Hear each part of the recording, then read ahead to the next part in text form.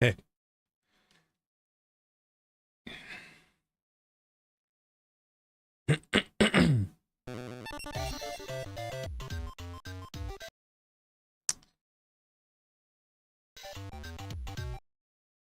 Trying to get full screen, there we go. Let's figure turn this down too. For let me. No. Give me a sec.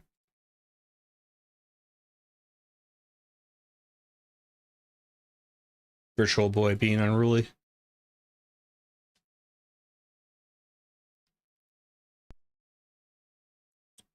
Let's go audio.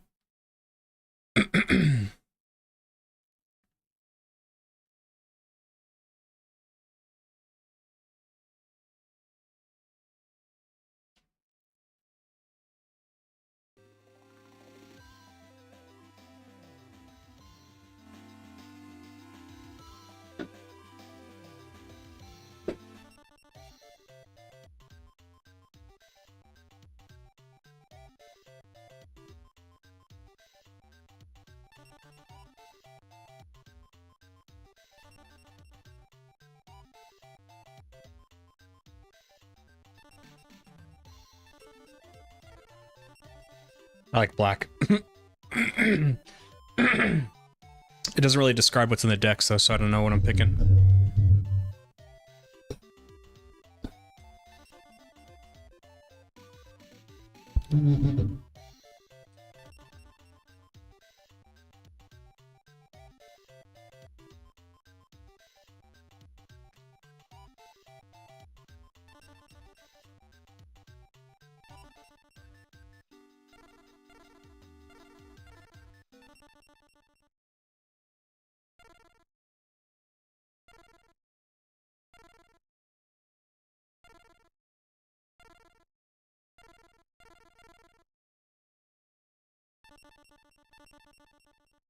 Bell of Destruction. Destroy one face-up monster card and inflict direct damage equal to the destroyed card's attack till life points. Both you and your opponent. Okay.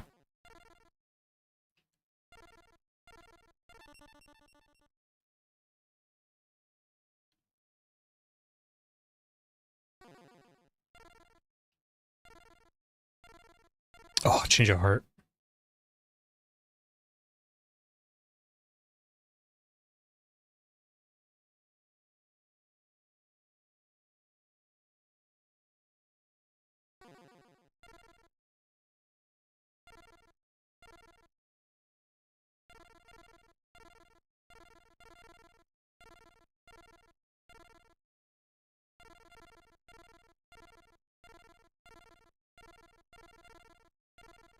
Jeez.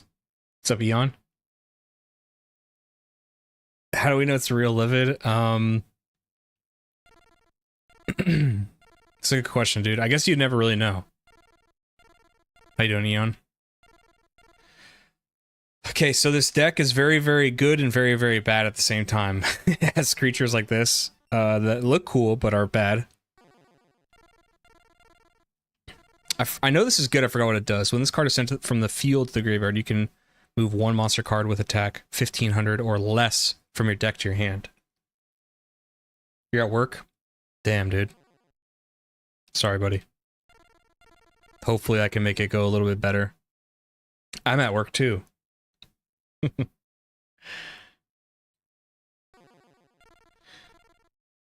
100 life points. Select one monster card from your graveyard, place it on the battlefield in attack position, and equip it with this card. When this card is destroyed, the monster is also destroyed.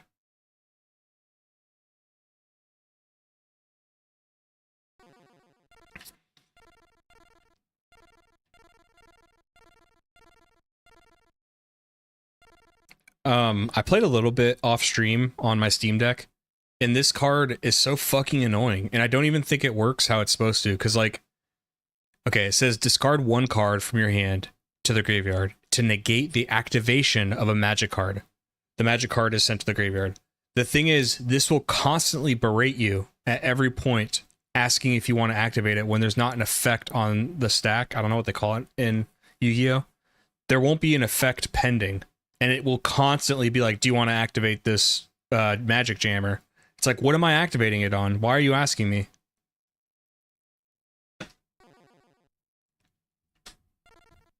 I like how I have the left leg of Exodia. That's it.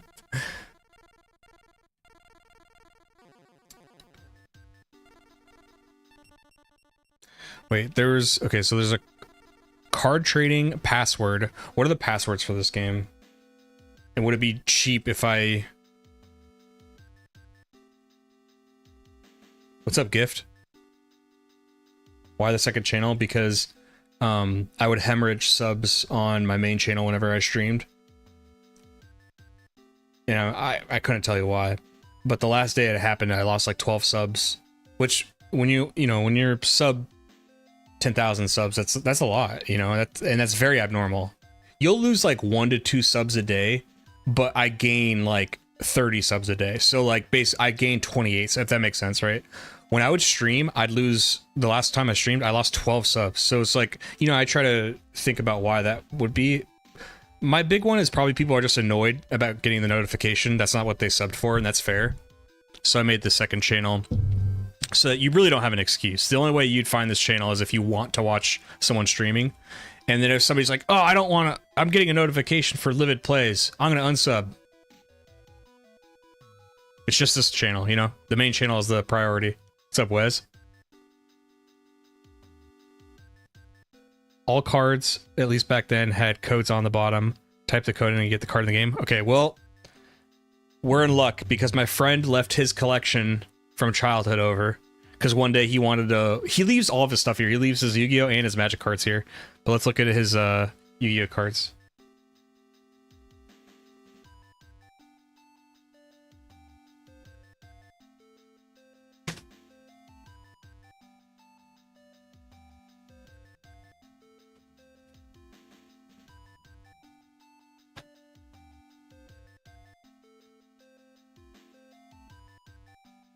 Okay, I couldn't find his binder, but I found 2. Grave Robber and Sword and Shield. Let's see if this works.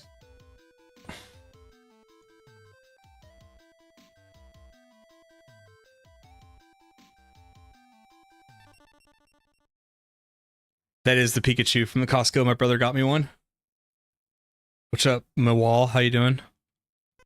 Yeah, my brother was like, are you home? I was like, yeah. He said, I have something for you. I said, okay. And then he comes waltzing up with that massive Pikachu.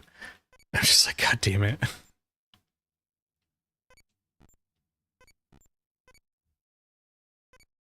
So it looks like it's 1 digit off. 3, 6, 7. Okay, I messed up. 6, 1. Oh, I didn't do 7. Hold on, let me back out.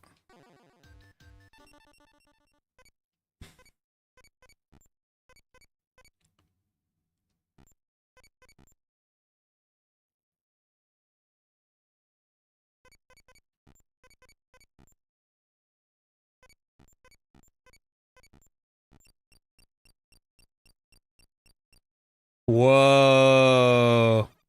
Whoa. That's cool. Oh, you're good, Wes. So the reason why I have these cards, these are not mine. My buddy likes to leave his Magic and Yu-Gi-Oh cards here, but he only has classic stuff. So as soon as I saw a code, I knew it would work. We should, you know what's? I feel like it's fair. This is fair. If I have the real cards, then I'm allowed to use the codes.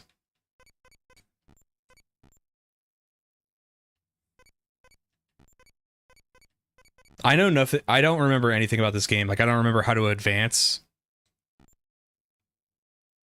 Nice. I should have looked up a guide before I started stream. The next one is Sword and Shield. Whoa!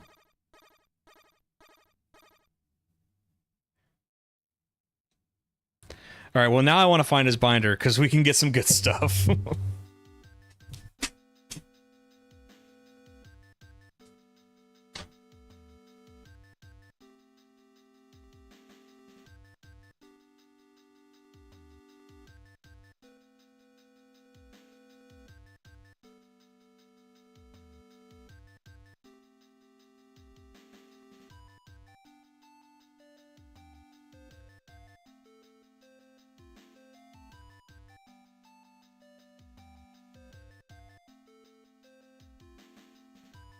Okay, so again, these are my friend Cole's cards from childhood.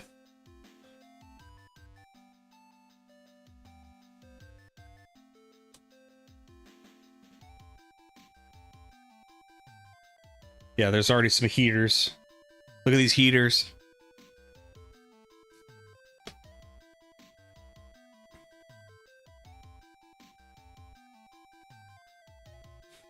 Okay, yes, kind of pay to win, but also somebody paid for them at some point, right? Why not use them?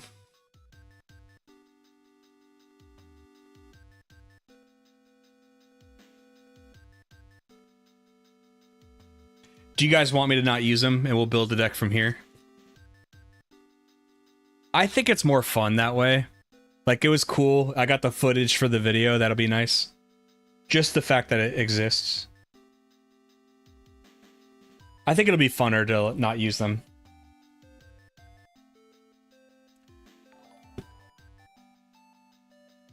Zero, thank you for the follow. Wait, why is it? Never mind.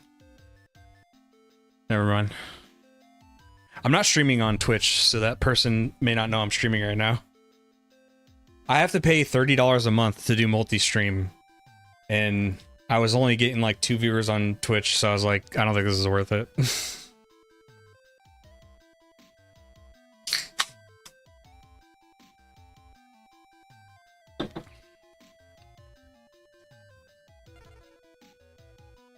Maybe if the deck builder becomes a problem, okay. So, I don't remember. I'm gonna just try to beat all of these at least once. Maybe it will advance. Hiya, I'm Tristan Taylor. I don't have that much experience, but I don't think that for a second that I'm a pushover. Okay. We'll see.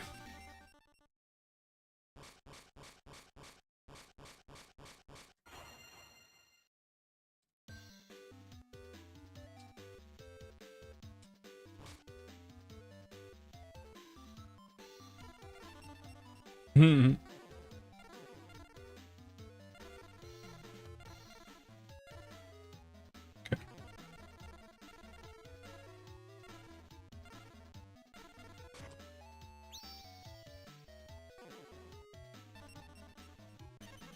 Yeah, $30 multi-stream. There's a really jank way you can do it yourself, but it's super janky and like, I don't think it's worth it.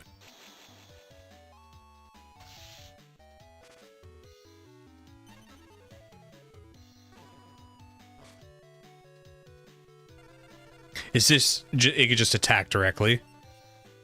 Okay. Kind of a bold move from the AI.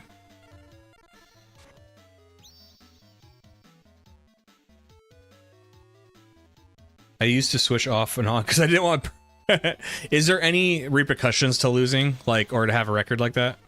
I 100% would do that stuff as a kid too. I used to do it in Pokemon, even though there like wasn't a record of it for the most part until later games.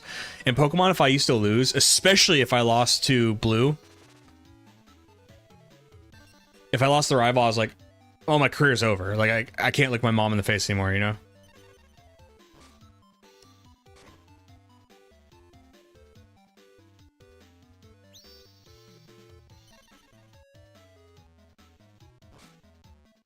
Left leg of the Forbidden One, cool.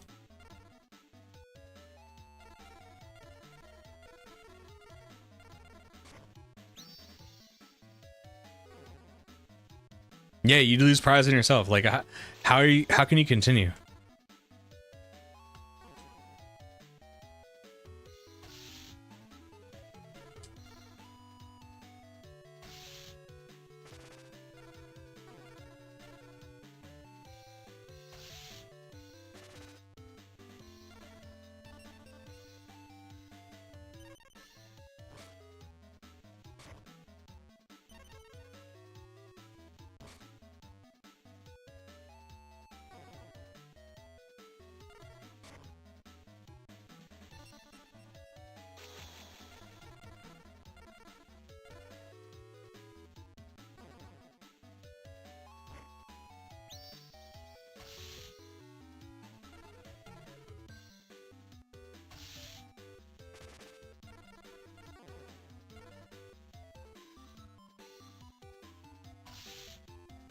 I guess I could have tried to go for the win there, but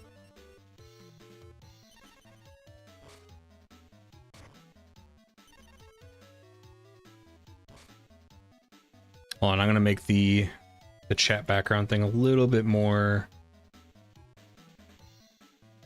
a little bit less occupancy. There we go.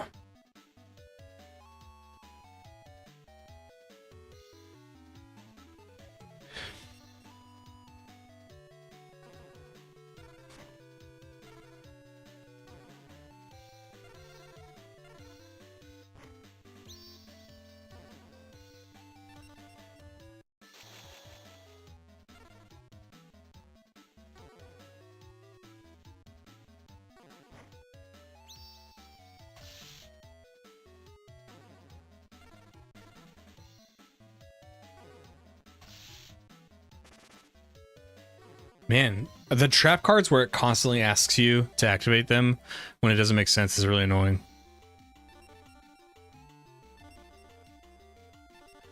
Alright. I don't know what's in these packs. I think that... What's this one's name? Elvish Mystic? I do like Elvish Mystic. I'm gonna choose the Elvish Mystic one.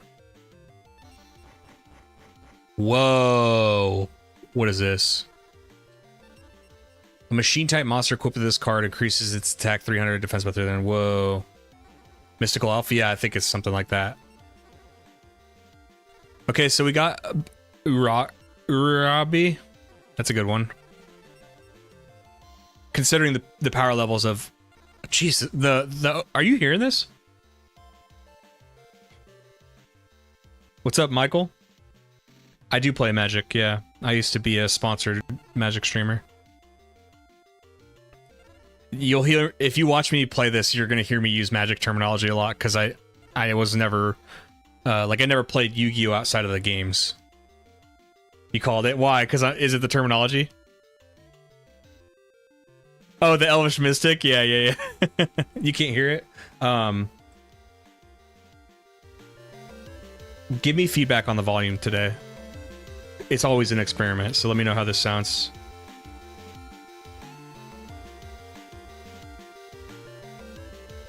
I like how you're like, the Elvish Mystic was too smooth, yeah.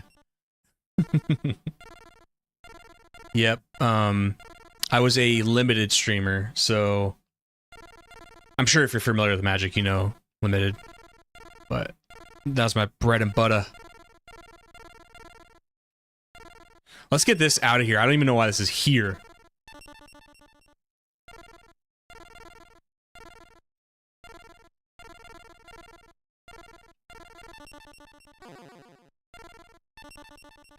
The deck creator is pretty smooth. I don't like that it's constantly going every time you're going up and down. But it makes sense. It's intuitive.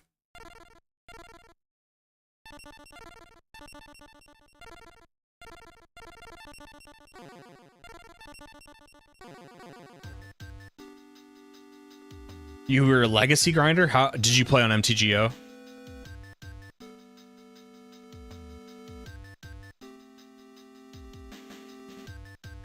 Is it too loud now, Wes, or do you like it now?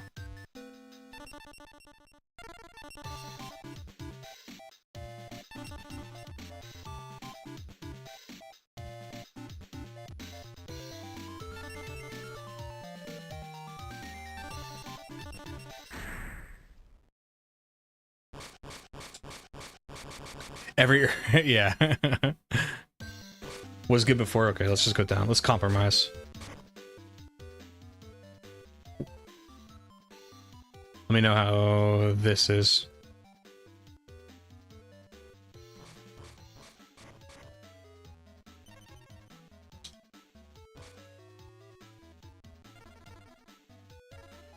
Ooh, Summon Skull. How does Sengen work again? When this card is sent to the field to the graveyard, okay. So I'm gonna do Axe Raider.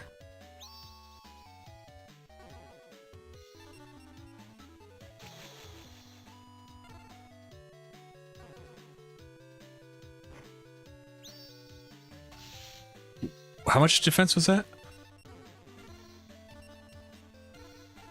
Ooh, 1600 defense. Good thing I did Axe Raider. Sad too. Just attack directly.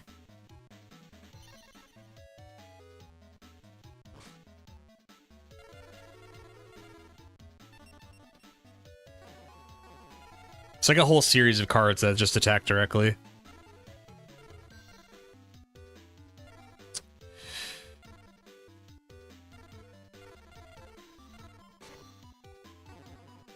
I'll sacrifice that to Summon Skull next turn.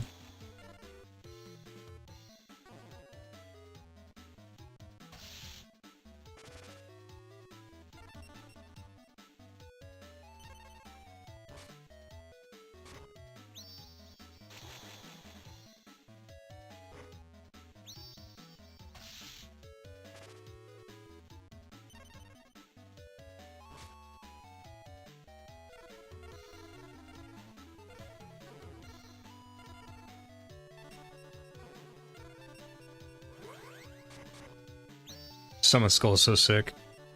How far in did you get in the Yu-Gi-Oh in general?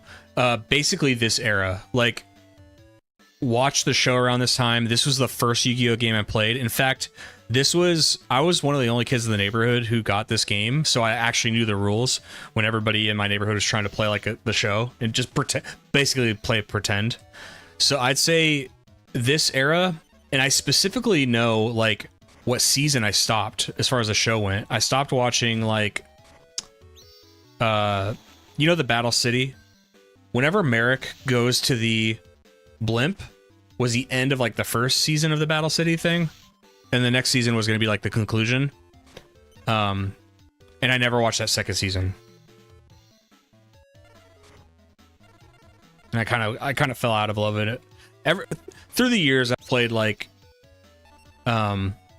anything with classic. So like Legacy of the Duelist, I think it's called. I played a little bit of that. Not GX. Yeah, basically. Before GX. Oh, look at Xaxes, baby. I did play the GX game a little bit. Oops, I lost. I'll ask Yugi to take a look at my deck again. Alright. Let's go with Dark Magician. Nothing...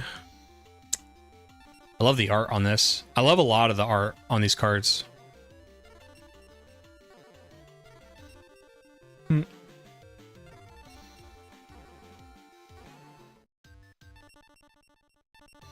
Ah, Yugi himself.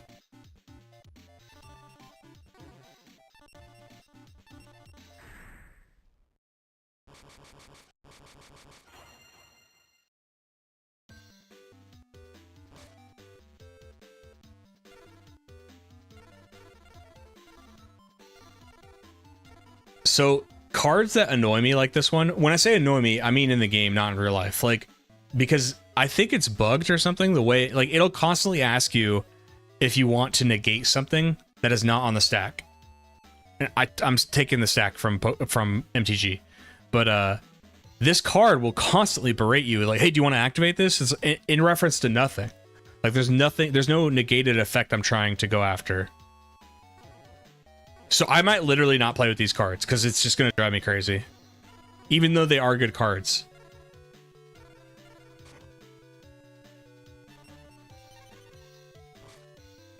Blackluster Soldier was beloved. When Yu-Gi-Oh! Aired here by me, it was on like the free open channels. The episode when they pulled up in the blimp was the end of my season and it just never aired. Oh, wow. You know, I might misremember this. Somebody might correct me. The only Gundam show I watched was G Gundam, and oh my god, I love G Gundam. And there was a second season that they teased at the end of the first season in the US, and then they never aired the second season. And I was so devastated, dude. They even like it was English dubbed, the teaser they were showing, so they must have dubbed it, or at least the teaser they dubbed.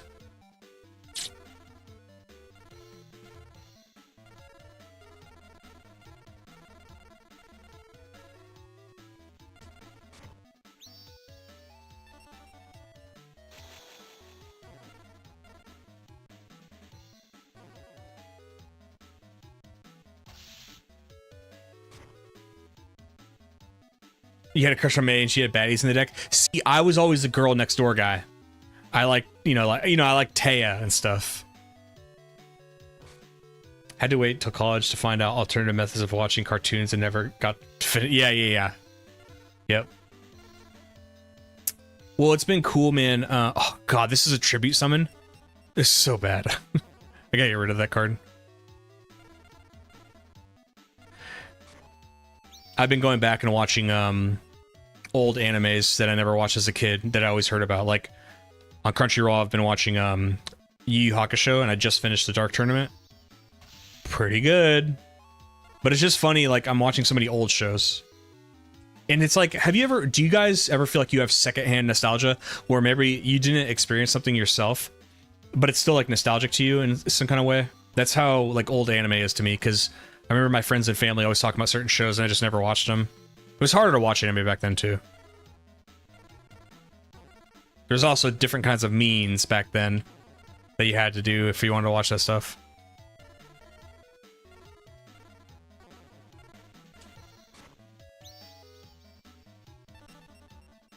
Dark Magician Girl changed the generation of men. I point to real life girl Topanga from Boy Meets World. That was the first girl. Well, hold on. In a completely innocent way, I liked girls from a young age because I remember liking the pink Power Ranger.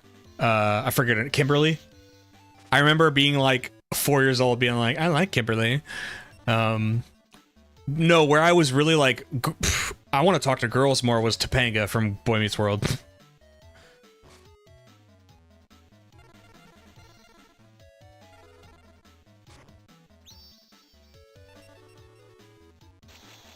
You didn't know what filler was as a kid, neither did I.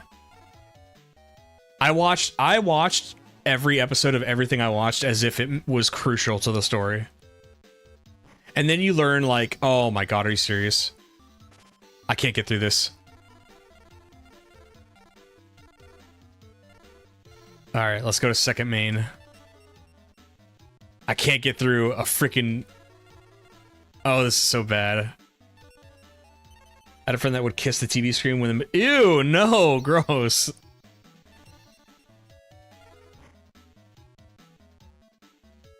Maybe I shouldn't have activated there. I should have got him on the crackback.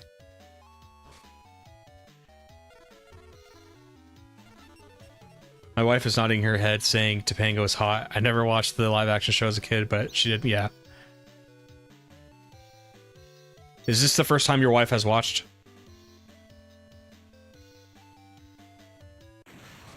Are you shitting me?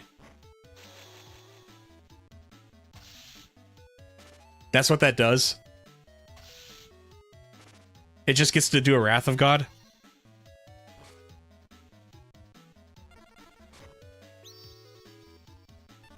The good thing is the AI gets so bold, like, because it untapped the mystical elf, which I would not be able to get around if it didn't untap.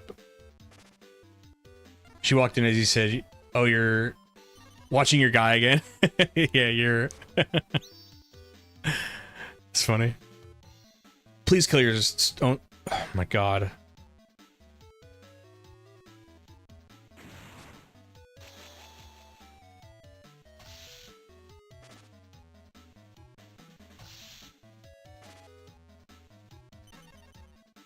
Time wizard. Fucking time wizard, dude. Come on, Yugs. I think I am battling Yugi too. Come on, Yugs. All right, knock it off with a time wizard. You've had your fun.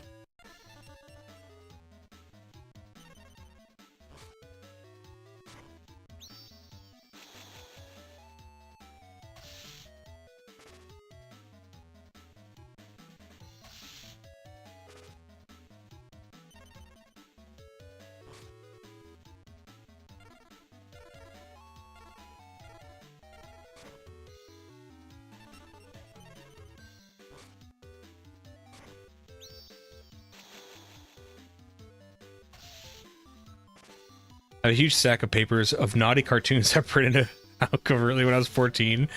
Oh my god. You were the kid who kissed the TV for the Dark Magician girl. That was you, dude. Okay, I might have to pull a mystical elf here and just grab, just to sustain me. I think I have to take this Aqua Mador.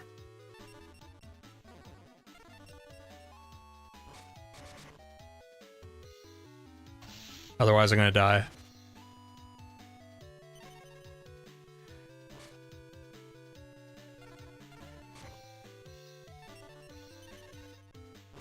They might lose if they attack me with something super weak.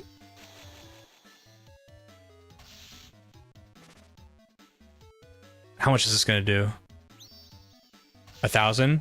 Okay, so I can beat them if I just attack little what do they call it?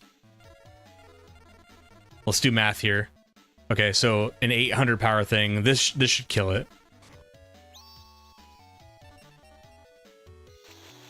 She turned a lot of poison to man. She's about okay. Fine. Chat has spoken. What about? Okay, let's talk about some runners up then, because I remember watching Space Jam and Lola Bunny. Look, I'm not a furry. But they made Lola Bunny very promiscuous, okay?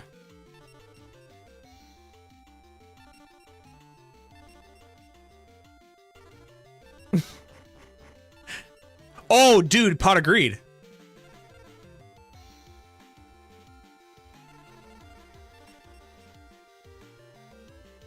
Flip, you draw one card from your deck.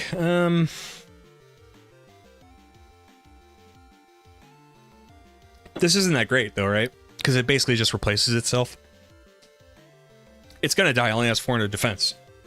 Let me turn that up.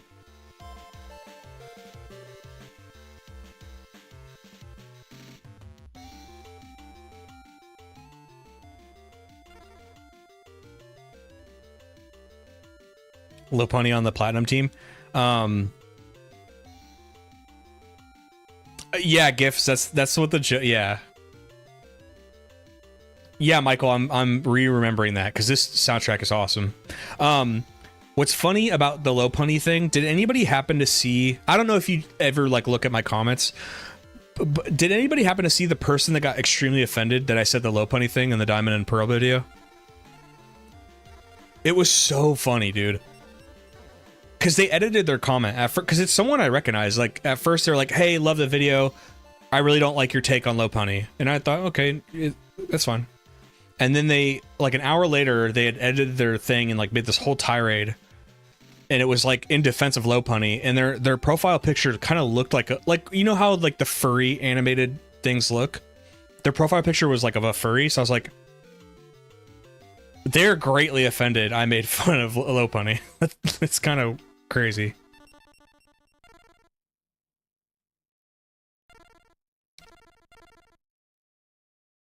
What was the take? I made a joke. And by the way, you know, there's social cues, right? I feel like 99% of people who watch my videos kind of know when I'm like joking or like going over the top on purpose. If you go back and watch the Low Punny thing, you can hear in my voice, I'm like, in Low Punny, this is a kid's game. And I like move on because my take was basically like, why does it look like, and I left it vague. I was like, why does it look like this? Like, this is a kid's game. And that's all I said. And this person was like very upset, and they were like, this video is such low quality compared to all your other content. And I was like, all right. And that was the crux of his argument, was the the Low Punny thing. I was like, that was like a throwaway funny line, or what I thought was funny. Maybe I'm an ass, I don't know.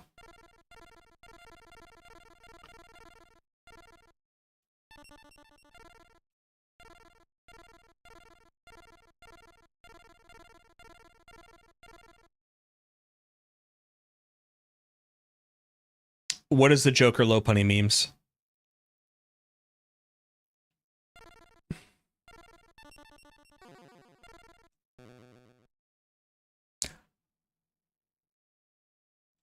Why? Is it restricted? Why can't I have... Can I not have 2 pots of greed?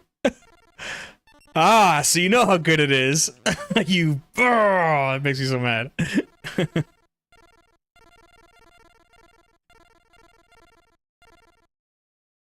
Oh, it's 1? Okay, dang it, dude. Even back then, they knew how good it was. Look up Joker Low Punny memes off stream, okay. There's a restricted list? Dang. Can I see it on here? I'm sure. Let me guess. Let me just guess.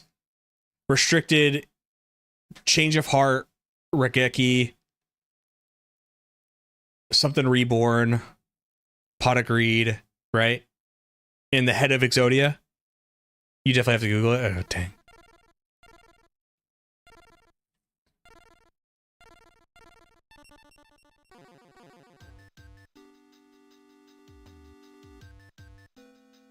You can't, like, mentally ill people get you down. That man likes loving it a bit too much to get heated over such a tame comment.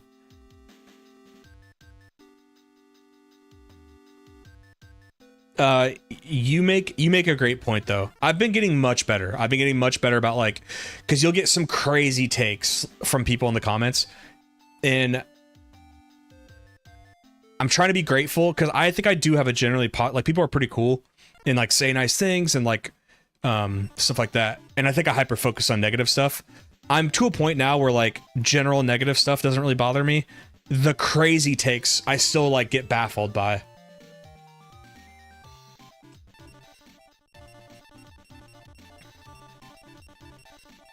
I thought that was just gonna keep going on forever. Dark Hole, Monster Reborn, Exodia, Jinzo. Oh, Jinzo. Okay. I kind of get it though. Jinzo like locks down a certain aspect of the game.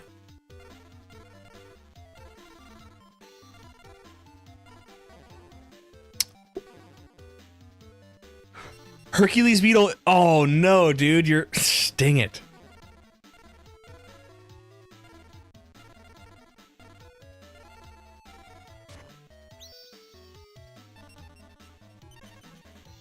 Yes, it stops traps from working.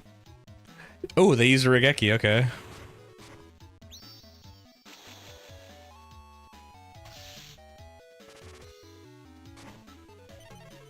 Gifts, that's exactly what my roommate said yesterday, because I don't know if I want to talk about it, but there was something that happened recently. Kind of similar thing with the logic of like what offends people about my content or something. And that's what they were saying. They were like, dude, you make content for free, like don't let irrational people like dictate how you feel.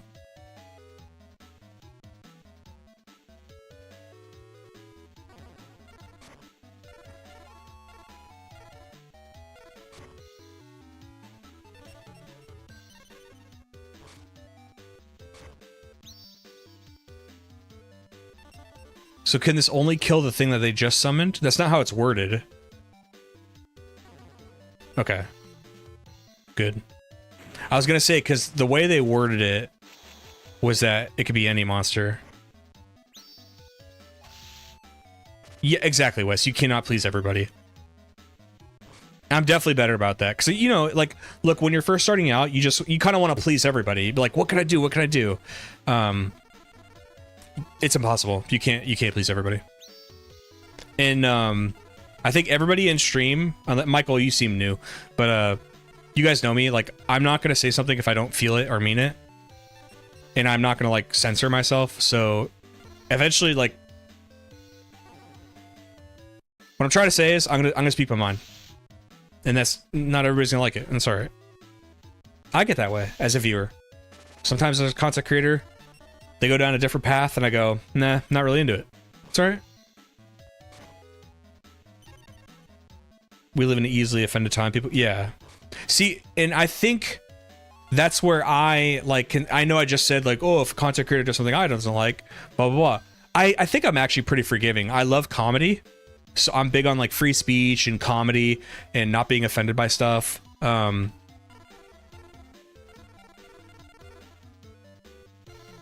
I trying to say?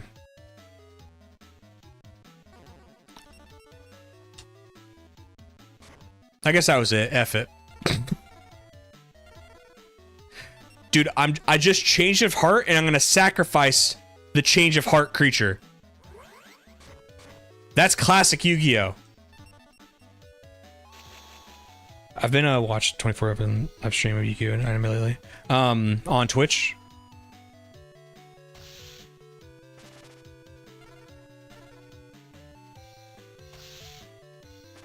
Yeah, gifts. I actually think that's why people might like my stuff, because it's hard for me to watch content in my space, because I'll just be honest, I'm like really competitive, and it just makes me want to work. It makes me want to like write a script or play a game. But when I do kind of like look at people who are in the same space as me, that's something I notice a lot, is like, in my opinion, I feel like there's a lot of cookie cutterness. Kind of like they're not really saying that their opinion, they're just kind of saying general information. I messed up. I was supposed to win the game right there, and I accidentally clicked continue. So now I don't think I can... Yeah, this is bad. This is so bad. Oh, on YouTube, nice. This is very bad. Like, I might lose now.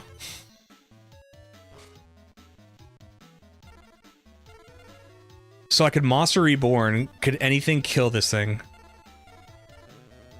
That's so bad. I literally won the game. Okay, I can Monster Reborn to get back this and at least defend.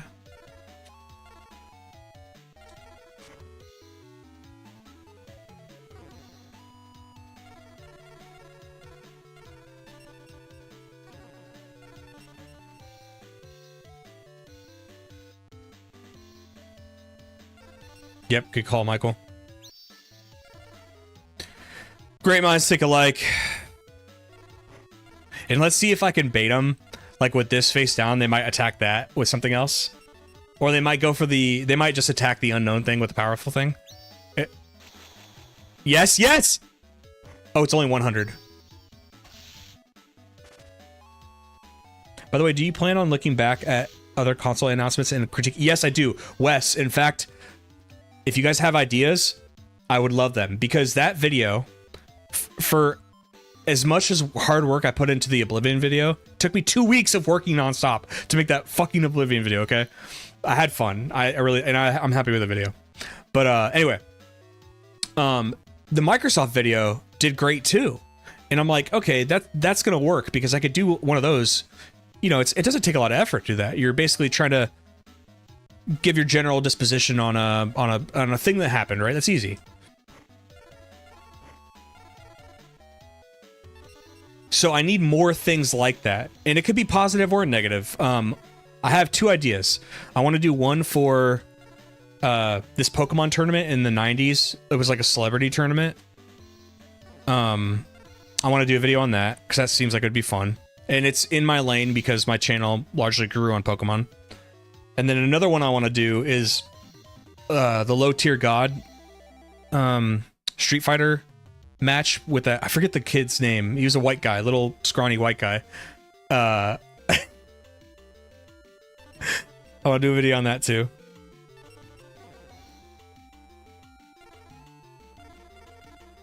And I think what the format is going to be is like, let the content speak for itself. So find like an announcement or something that happened in gaming history. Give my thoughts, but really I think the potent thing about it is going to be edit down so people can get to the crux of like what the subject is. Like, what is the narrative of the video? Get to that point, edit it so that you can see that. So like, for example, that Microsoft thing, I condensed from an hour and 20-minute reveal to like 14 minutes. Luckily for me, there was a bunch of nonsense in that press conference, so it's like, or that reveal, so it was very easy to do that, but I had to watch it fully. Please, PS3, please. It mirrors the Xbox One so well. Is there a reveal like there was for the Xbox? If so, put it in my Discord.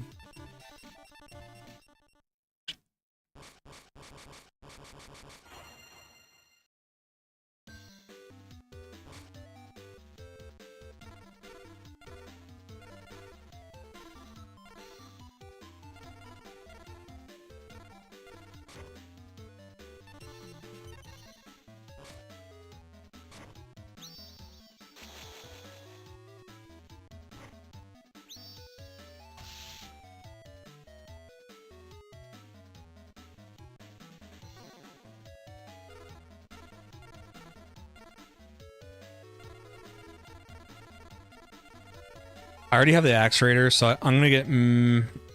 this one has more attack, so I'll get this one. I'm gonna get this guy in case I need to start blocking.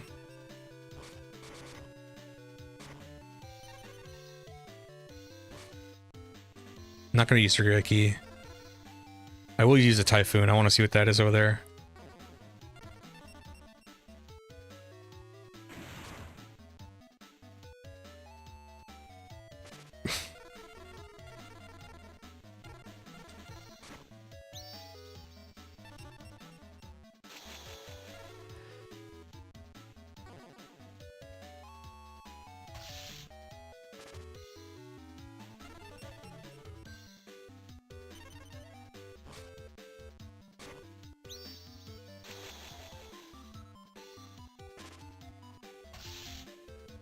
That's a good one.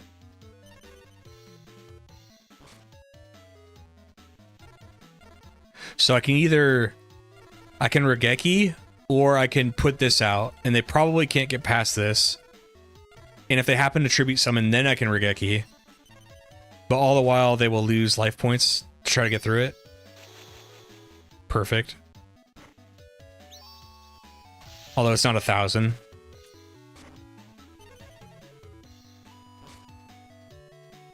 So...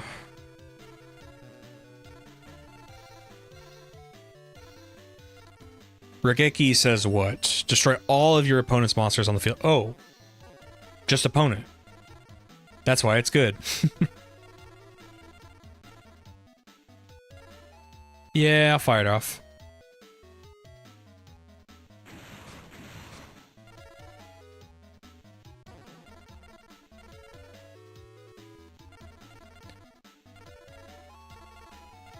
Alright, Magic Jammer is going to be extremely annoying from here on out, because that's how they designed this game. It's going to ask me constantly. So right here, Michael, if you're here, am I right or wrong with Magic Jammer? Because watch, so I played it, I'm going to pass.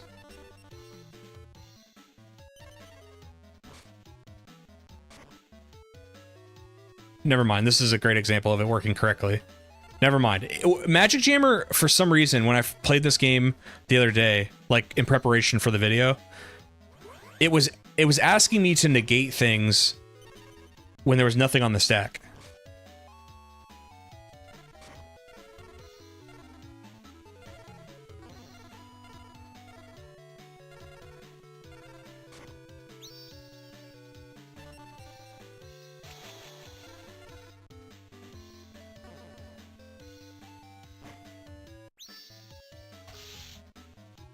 I'm positive there was another trap. There's nothing on the board. But it's not doing it right now. So, you know what? Cool.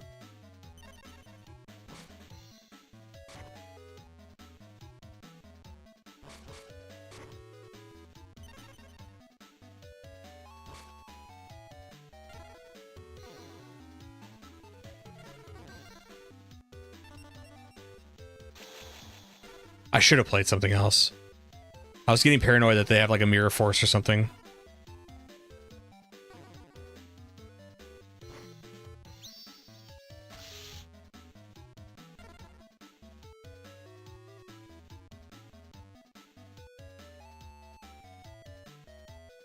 That's a good warning. That's a good warning, Charlie. Because I didn't know that. And to be honest, you know, that's such a good point, because I just watched like a Dark Side Phil video on, I think it was like June the King. Hopefully we don't have any of those types here, but maybe I shouldn't say it. I'm just gonna say people who like follow and like really go after lol cows, they're interesting too, I'll say that. How about that? Is that fair?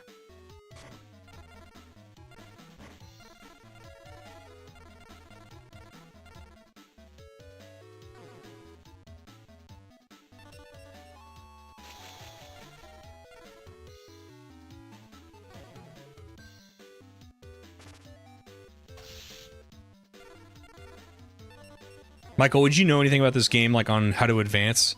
Because I remember as a kid, like, the more you beat the Duelist, the like, it'll unlock the next tier. But I don't remember how. I could look it up, but kind of.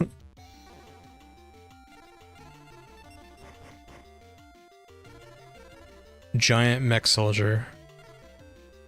Okay, I don't like anything here.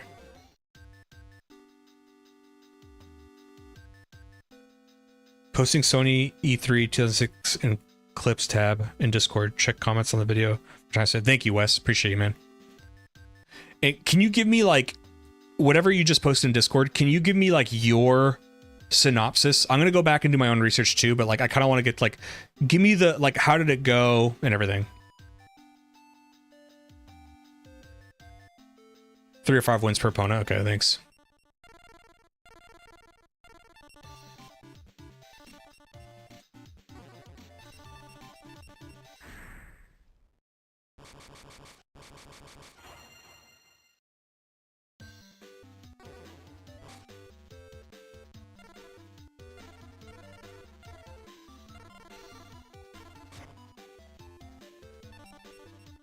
Some has special conditions. Oh, great.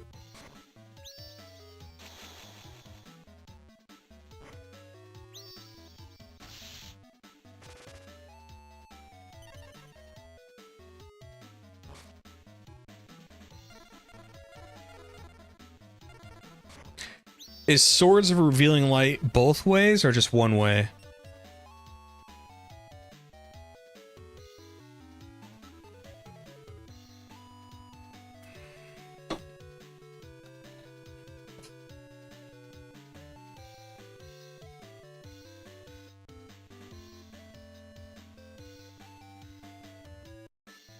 Okay.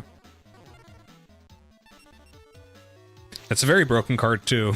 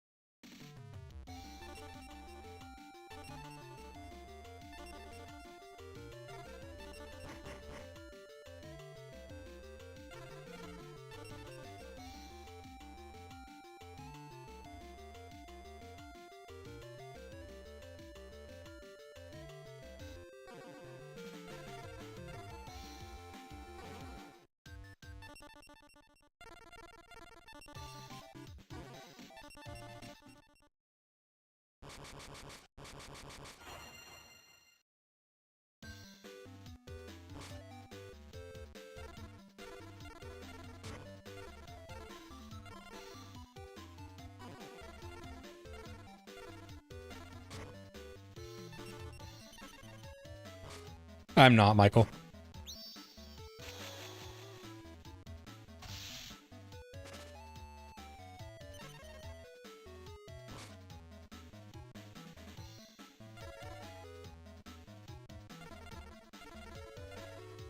Why did I do that? I didn't mean to put it in defense mode.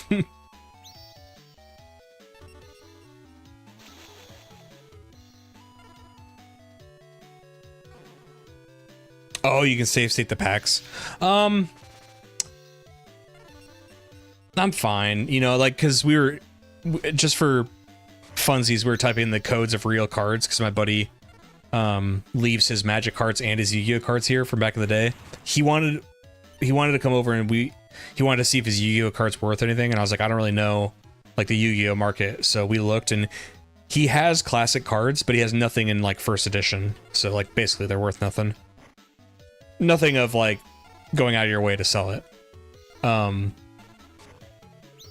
So anyway, we were typing in the codes, and I was like, you know what? It's kind of, for me, it's more fun to, like, even if you're going to get terrible cards, it's still kind of fun. Like, you know, it keeps that pack opening experience fresh.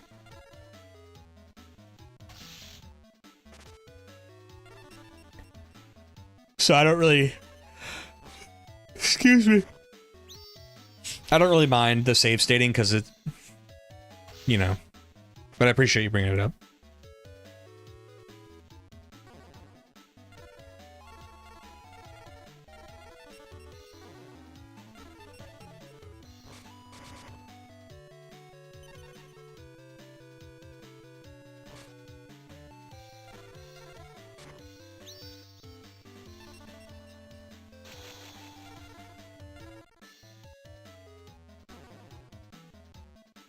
Got a Retroid Pocket 5. Definitely gonna play games like this on it. Nice, dude.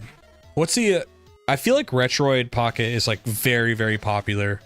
So many people bring it up every time I stream. What's the appeal? Is it just like a nifty emulator machine? Because I get it. Like, I have I'm sure the price point is very good. Like, I have a Steam Deck, very expensive, but I love my Steam Deck. Because it plays my Steam games, but it's also a emulator machine. Gave you a bit of an essay on Discord regarding the PS3. Apologies beforehand. No apologies. I asked for it. Thank you. I really appreciate it, man. You're not the only person to ask about that. A few people in the Microsoft video are like, "Oh, you should do one on the whole PS3 thing." The thing is, I'm not knowledgeable on it, so I gotta kind of, like, you know, kind of remember, or not never remember, but I kind of gotta learn, you know, because just like I said in that video, 90s I was Nintendo. By the 2000s, because I'm from Washington State, we had a lot of Microsoft employees. My mom was friends with Microsoft employees, and they were telling me about this new thing called the Xbox, and Halo would be on it. So then I became a Halo, or a Microsoft kid, and it's cool because it's like a local company, you know. Like, that's ours. And then they broke my heart on that reveal.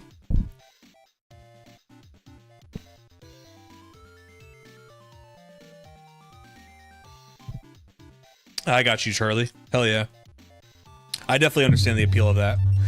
And we're getting closer and closer to... There's not going to be any more physical media, and the way that you're going to have to play old games is going to be stupid. So I totally get the appeal of people being like, let's look back, you know.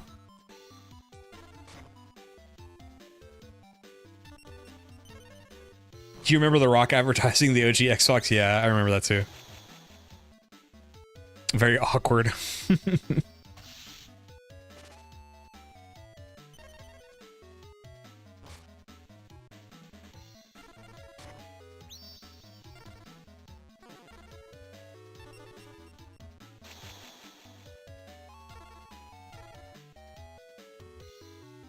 I'm glad I got mine before the tariffs hit. People are gonna get so boned. I have to disagree with the whole tariff thing. I think it's a convenient excuse because the tariff threat lasted for like 2 days and then they were kind of rescinded for 90 days. And then it's funny how all these companies are like, oops, sorry, we're just gonna have to jack up all these prices. It's like, but they really haven't gone into effect yet. So are they projecting that like they'll go bad or something? Like what I'm thinking they're doing is like using it as a convenient excuse to be like, you know who to blame, not us. It'd be different if like, you know, Trump announces the tariffs and then we're just in this like trade war with the entire world basically. I would give it to these companies that, you know, oh yeah, I can see how this would affect the prices. But they take, you know, it was announced, he took it away like 2 days later. There is no way that affected the 6 month down the road supply chain of jacking up, you know, what Microsoft going up $200 on their console. That's crazy. Oh my god, they're actually insane, dude. It does though. All right, break it down for me economically. I'm open to hear it.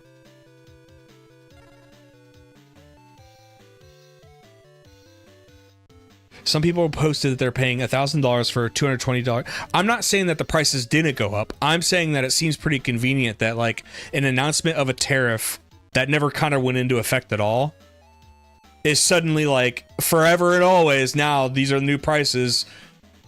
And I don't know, it seems like from a company standpoint, that's really easy to say, right? I think it'd be cool. What if I'd shut up if like Nintendo and Microsoft just gave me the rundown on prices. Like if you told me how much all the hardware costs, where's your profit margin? Because I'm not naive. They need to make a profit. I get that. Break it all down for me. Like be very like, tell me where are you getting the metal from? Like where are you getting the zinc from?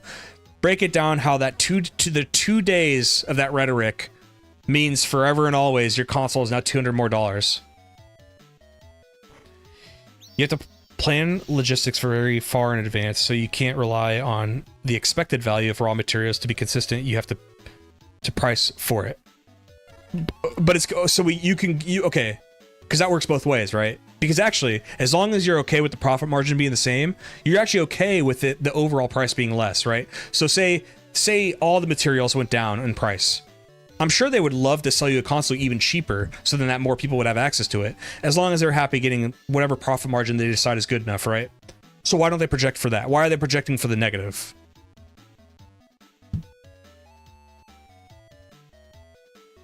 Unless the dollar took a major hit as a result, price increases is bonkers. I hope not. I want to get a Series X for GTA 6. Didn't the Series X go up by like $200?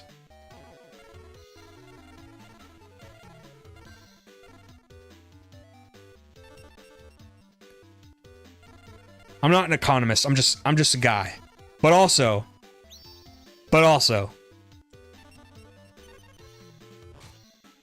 because no one puts products on sale, they keep the margin. Fair enough. I can kind of see what you mean on that. Like this is very anecdotal, but like I know a small business owner I went to high school with. He has his own game store, and he has made it very clear that he's fine as long as the profit margin is always 15%. So you go to GameStop, you sell them a game for pennies, they sell it for near full price, right? That's a crazy profit margin. It's like ridiculous. That's why people like hate GameStop now, or have for a long time. He is always okay with 15%.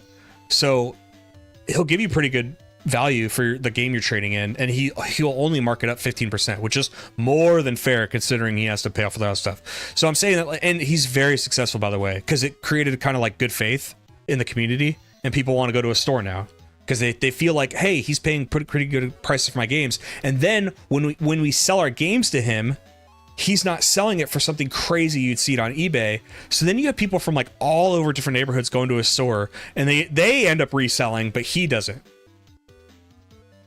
No, he really is a good guy store. But here's the thing is like, he does still make good money because he's created such good faith that like people are like, oh, okay. Because I could see Nintendo being like, I think at the end of the day, Michael, you're correct. But what I'm saying is, like, I think there's also a way to make money doing the good thing too. Is it all the money though? Is it all of it? No. We're scraping the barrel.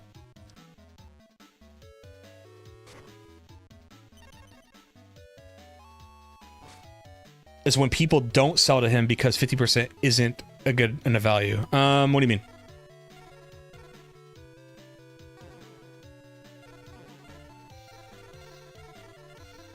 No. He's not buying their games for 15% of that game's value.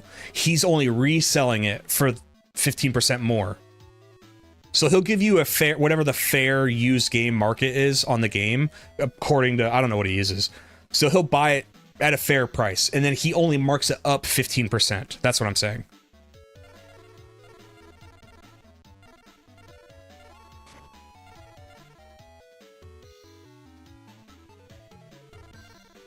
I don't know what he uses. Like, if we were talking, he buys cards too on TCG Player. I know he uses TCG Players for cards.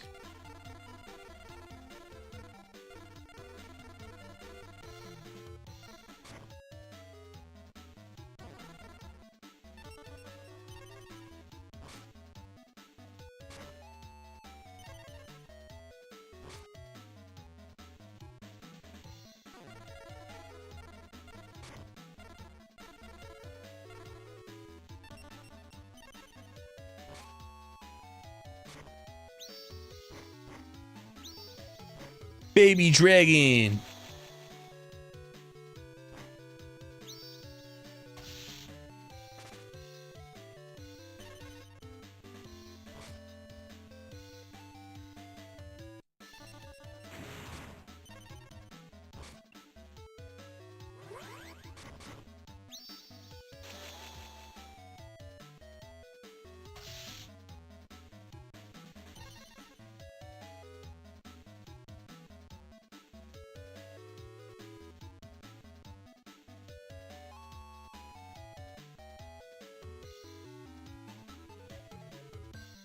I don't know, man. He opened his store at a very rough time in the economy, and he's doing pretty good, so I guess we'll have to see. I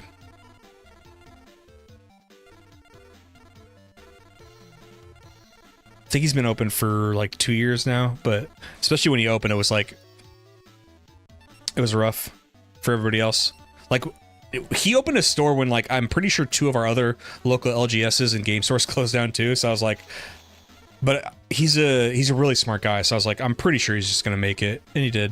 So I'm proud of him. Cynthia themed Pokemon cards. So, isn't there like a set coming out that has a lot to do with like older trainers and stuff?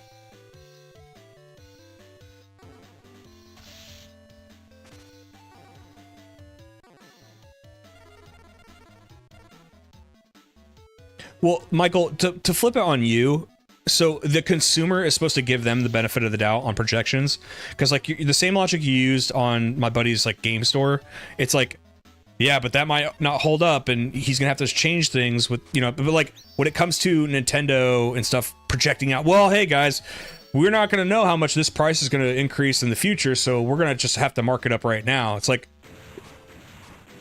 hold on, sorry, put that on hold. Does the AI randomly select when they're gonna do heads or tails? Because the last time I fought Yugi, he selected heads twice, got 2 heads. This time he selects tails and got tails again.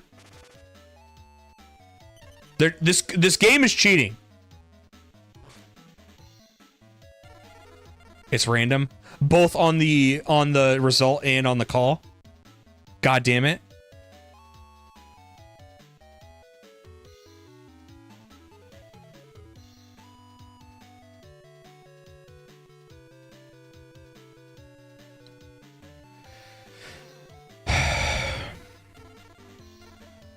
King of games.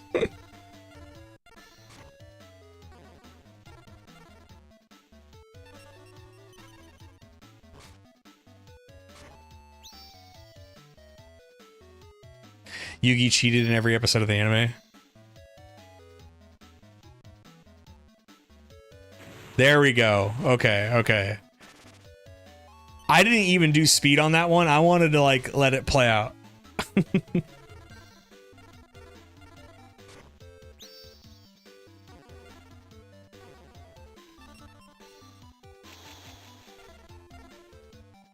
So Michael, when so the prices can never come down anymore because they've conveniently said that like the prices of materials went up. Even if it doesn't ever happen. So let's say, you know, it was a 90-day thing with Trump, right? They come back, they do a trade deal. So really we're talking 2 days of rhetoric, right? But then a trade deal was made. Is there any going back to the issue and being like, hey, it didn't turn out like we thought it was. We can decrease the prices now. I didn't say you said anything. I'm asking.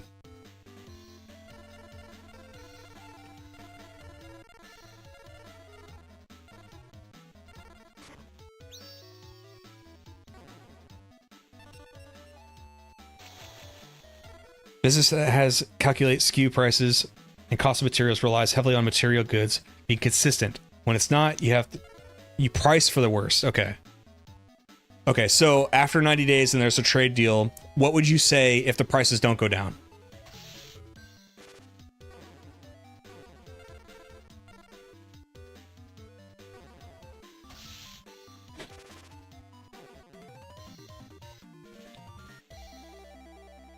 Because I'm tracking with you on the interim. In the interim, I'm picking up what you're putting down.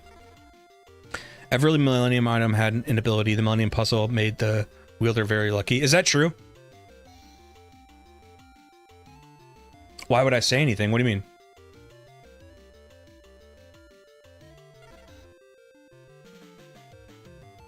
No, like what do you not, I mean, do you have a thought on that? So if after 90 days there's a trade deal, right? So then the tariff's not really an issue anymore as far as like Japan, US. But then the prices don't come back down. If after 3 months the tariffs come back, nothing changed. What do you...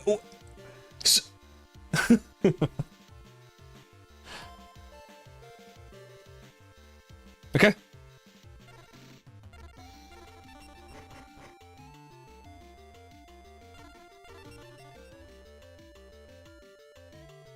Let's get Harp in here.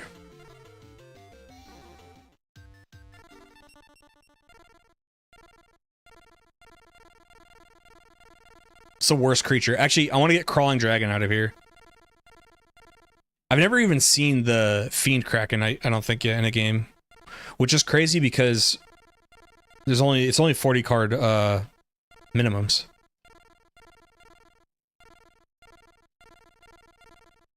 There's multiple cards in this deck I'm glad I haven't seen yet. Let's get rid of... I think this is like one of the weakest.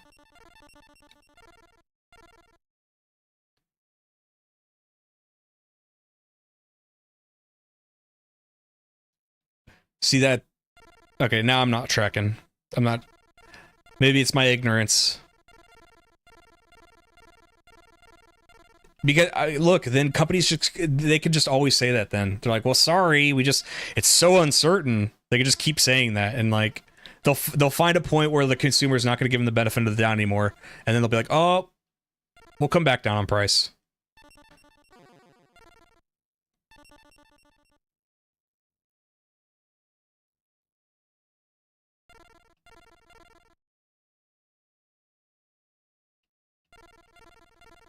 Well, hasn't been...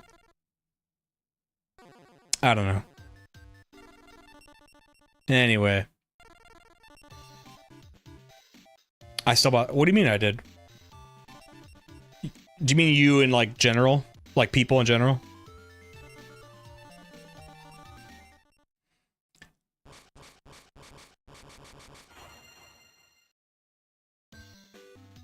Yeah, I got you.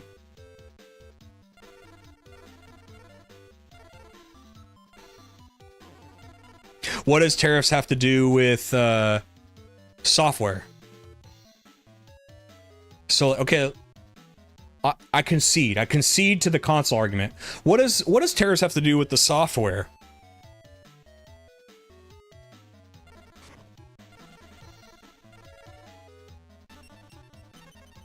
You know, like charging for a tutorial or $20 price hikes on games.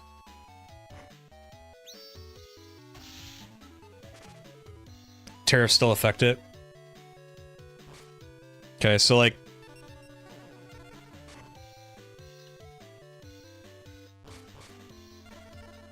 So you work in software.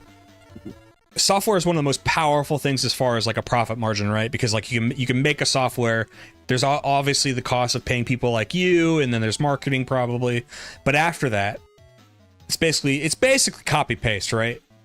That's why these big tech companies are so huge, because like the margins are absurd, right? I'm at least getting that right?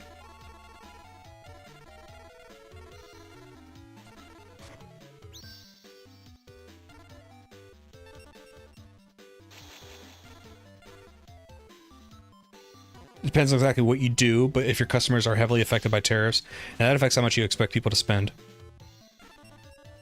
Trying to get more specific. If you're sort of, it's definitely not copy-paste. What do you mean it's not copy-paste?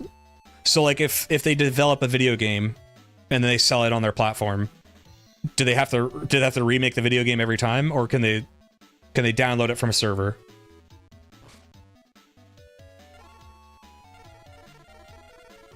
I'm being facetious. I know the answer, but it's like there's like one initial cost that's like very expensive, right?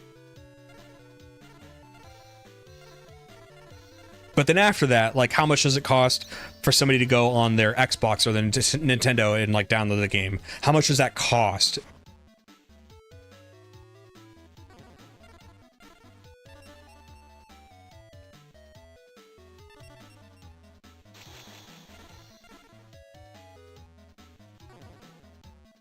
If it isn't a live service and it is supported. Okay, well, that's harder to justify to me.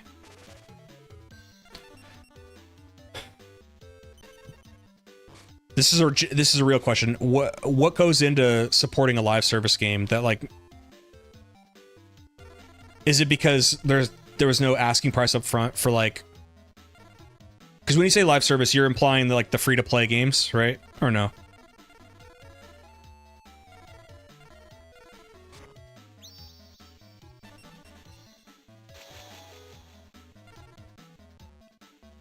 Okay, free to play. See, that makes sense because they didn't get their cost on the selling of the game. I get that part.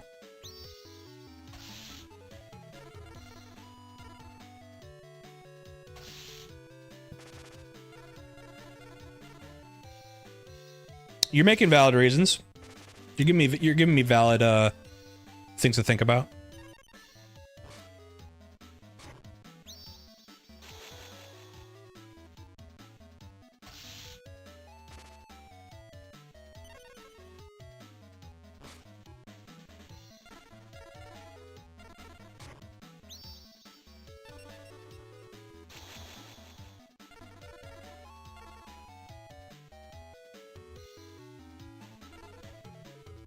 So, okay, but we're going to offset that cost onto the customer. So when a game doesn't work out, it's like, well, sorry, this other game do you mean it's not even like sinister like that? It's just like, that's just how a company operates. They're like, well, we had a loss here, so let's offset that cost over here.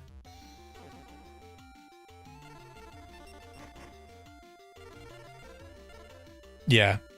I understand it from, because like, behind these are all stock books.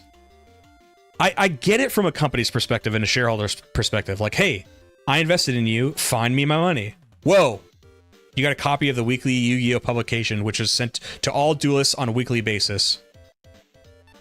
It's a vital source for cards that can only be found in this publication. Each weekly issue contains 5 cards.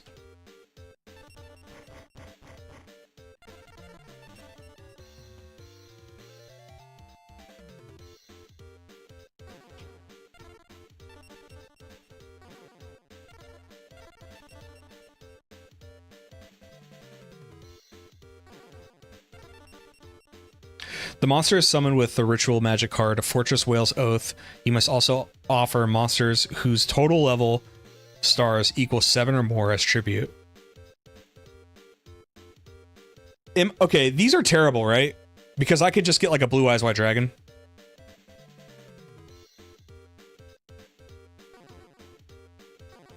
Like the fusion cards are bad, right? Yeah, okay. Like it would be different if they had like a enter the battlefield effect or like a static effect that was really powerful. That would make them worth it. But in classic Yu-Gi-Oh, it's like it's the same thing with creatures that are 4-star and less. Is like there's no drawback to having like a 1900 power 4-star card.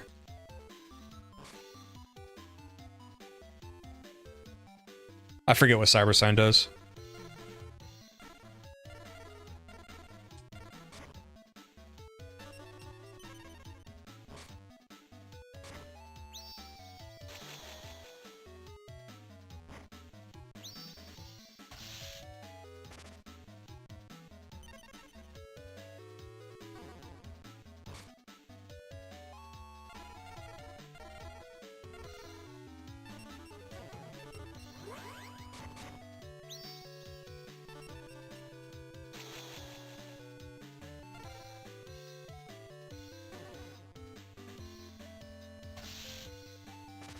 By the way, is that the hip way to say Yu-Gi-Oh? Is YGO? Is that the acronym the cool kids use?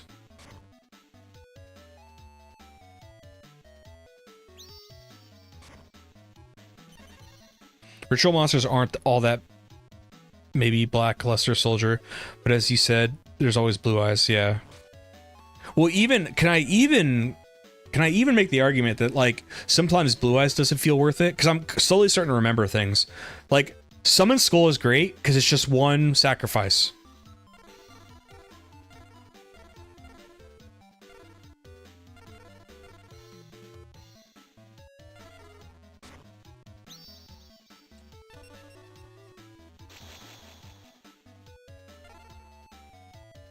YGO is just faster?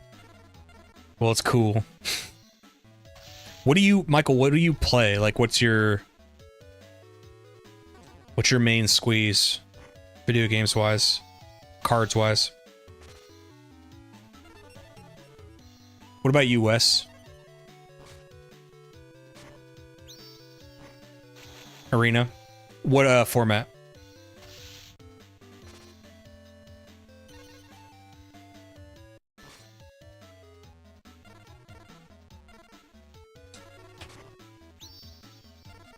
Been trying to get my girlfriend into Magic. She likes horror and stuff, so like, I think it was like that Duskmorn set. We've been trying to find stuff for her in there.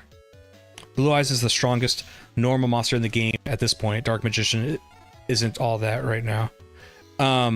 My point is like, because you have to invest so much for Blue Eyes, so much as in 2 monsters, but that's still 2 turns if you think about it, right? On a normal basis. Not Change of Heart or Monster Reborn. And then, like, a Regeki could destroy it. You know what I mean?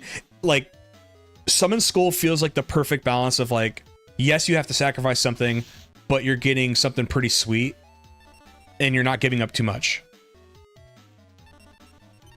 If MTG didn't get me with their Fallout cards, they're never going to get me. Wow! Eon, what do you think of my prediction? I think that they're going to make, Have you guys ever seen the leaked thing from the FTC of Microsoft plans for the next few years? Because it's pretty consistent. There's a few things that were canceled, but the Oblivion remaster happened, and then they had the year after that, they had the Fallout remaster happening. And the timeline got screwed up because of COVID. But now I hope, this is what I want. I want a Fallout 3 remaster, but I want Virtuous to do it again. Because I loved what they did with Oblivion.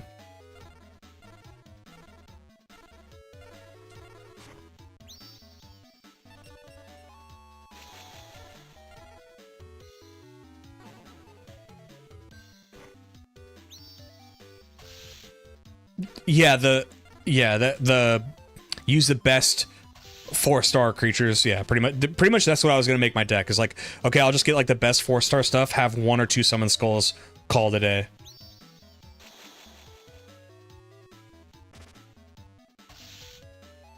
You have a lot of discipline, Wes. I mean, I will say I'm proud of myself recent years.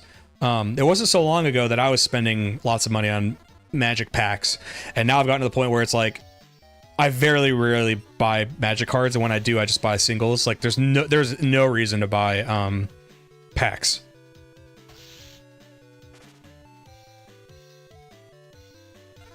A classic 1-to-1 style remake. So Eon, you've been playing since then. I was one of these. It's so funny. It's been 20 years now. Because like I remember when I started playing Fallout 3, I had older friends in high school. They were like seniors when I was a freshman. And they were like, you never played Fallout 1 and 2. That's real Fallout. And I was like, whatever, dude. Yeah, I mean, it doesn't make sense. And that's why I feel bad. Like, I get the allure of opening a pack. Trust me. It's why I like playing this. Like, it's just free, right? So I do this. I guess Grandpa wants to talk to me. Have you managed to reinforce your deck? Yes. Did you know that you can now select a new booster pack? Select it when you've got the chance, okay? Whoa. See, like, this is still not worth it to me. You can get a 4-star for more attack. There's like, was it Voice Raider? What's the 1900 one? Increase your life points by 300 points for each monster on the field, regardless of position. Toon Alligator. I like the Toon series cards. These are cool. Destroy one magic card on the field. If this card's target is face down, flip it up, face up. If the card is a magic card, it is destroyed.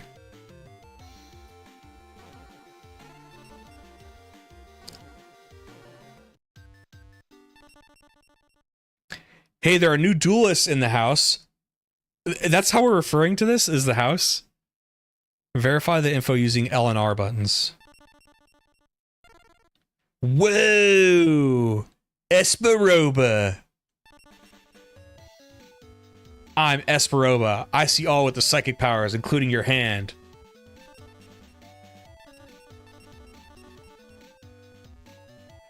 Quinn, I'm just not paying for the multi-stream thing because I have to pay $30 a month for the Twitch side of it. Well, I could do one or the other. I have to pay $30 if I want to do both or more. So, Quinn, I kind of decided just to do YouTube. Although I feel bad because I do have new followers on Twitch. I don't know. I'm always changing what I should do. I'm not sure.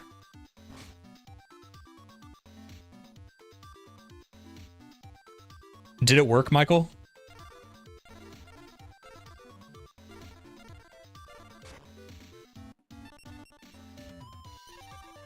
How you doing, Quinn? You been climbing any rocks? It did work? Nice, dude. Force Raider go to? Yeah, for sure.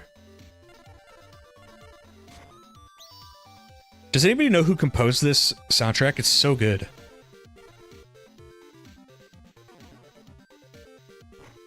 You didn't like Fallout 3? Dang, dude. I like Fallout 3, but I like New Vegas better. It didn't always used to be like that. For a long time, I liked Fallout 3 better.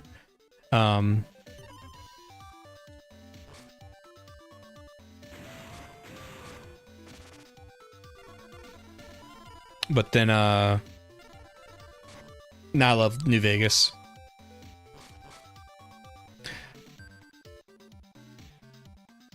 Four days in a row and had... What are you talking about, Quinn?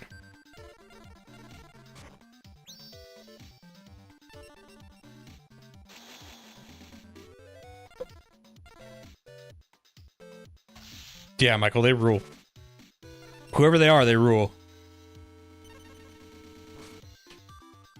Like, as a thing of people love Fallout 3 more, power to them because they saw something that I could not see in that game. I know what you mean. You know what I'm like that with? I'm like that with Star Wars. It's funny because I'm actually gonna play a Star Wars game here soon. A small one. We're gonna get our feet wet, and if that video does well, I can do more and more Star Wars. But old Star Wars. It's like I don't love the prequels. I don't, and I definitely don't like the sequels. And people act like, oh, you're like you know, their online discourse is always crazy, right? They're inferring what you think about politics and all that stuff like that just because you don't like a movie.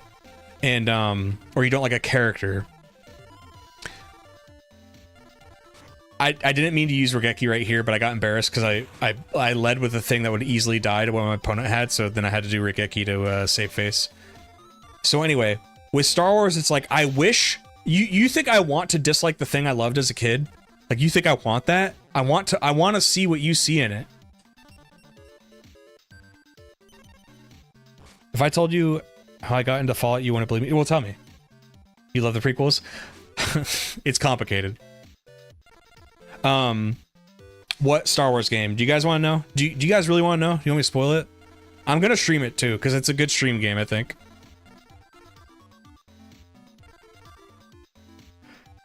Okay. If you guys want to see it, let me know. I actually already have the intro. No one felt like telling George Lucas he couldn't write dialogue. Can we guess? Yes, you can guess. Hold on, no. We gotta establish rules. Everybody only gets one guess. And I'll give you a hint. It came out... Give us a clue? Okay, fair enough.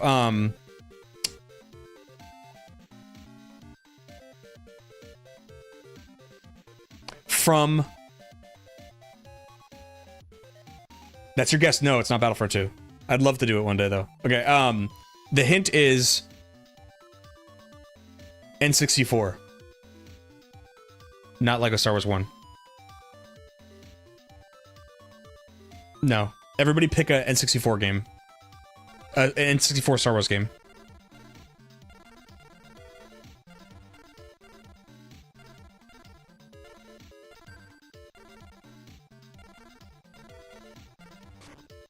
Not Shadows of the Empire.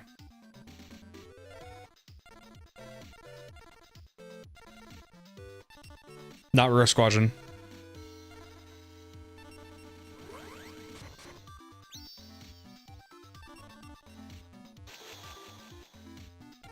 Let me win this duel and we're gonna watch something cool.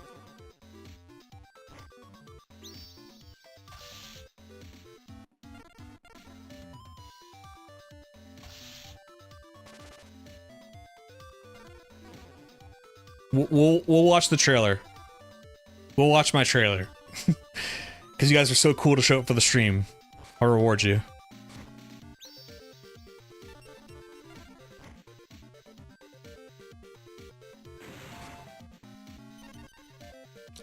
Listen, I gotta give it to myself here. I think my trailer rules too. Because I took a little bit from... Oh, God, why did I do that? I took a little bit from the movie it's from too. For some of the sound effect.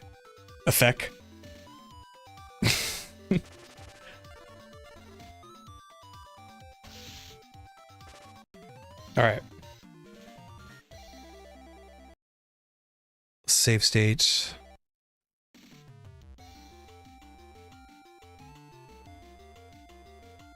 Give me a second. Kind of have to remember how to do this. Okay, there we go. Just give me a second.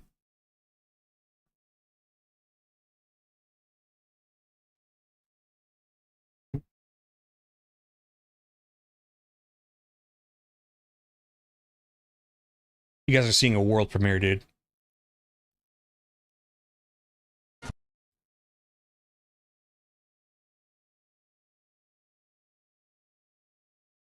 It might be spoiled. I don't want the spoil. Oh, it's gonna...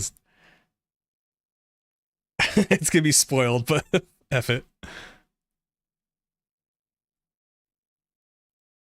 Okay, is this gonna show it? Hold on. Yes, okay, here we go. You guys ready?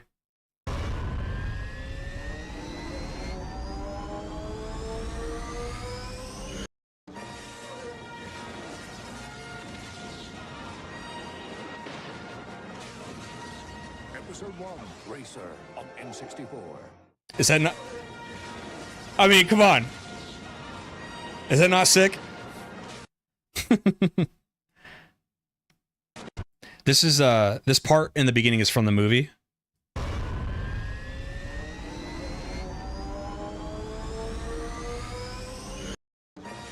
Dude, that fucking rocks! That beginning part is when they're like revving up the pod racer.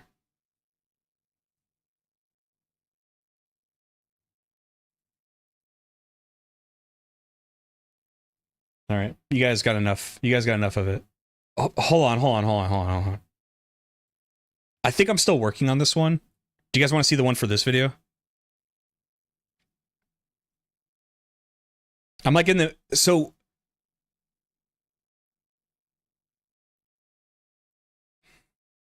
I need like today's footage to work on this one a little bit more though. And this one's gonna be this is not as cool. It's gonna be a very simple one. It's time to duel. And then it's very simple. In the background, you don't see it right now, but it's gonna be, I'm gonna narrate over it. In the background will be gameplay, and I'll just talk about it. Because sometimes I like funny, cool, or whatever intros, but also sometimes I like just like getting to the chase. I can't imagine this video is gonna be that long. So I want the intro to be quick too. Like I don't want 10% of the video to be the intro, you know what I mean?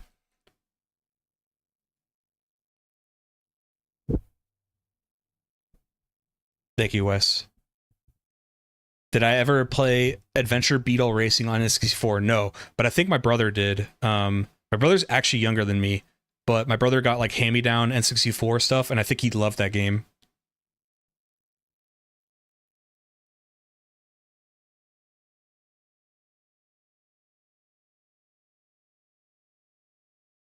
Michael, it'll depend on how this video does, and I hate saying that. I just want to play what I want to play.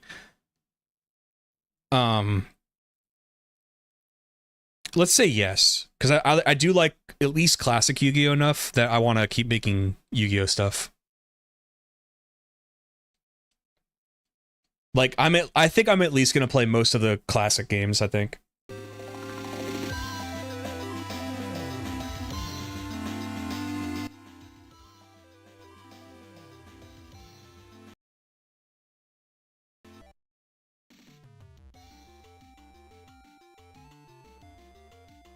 Forbidden Memories.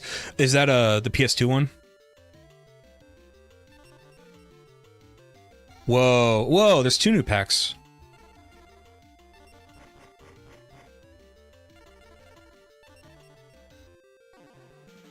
This guy's name is Little D. PS1, wow. Little D.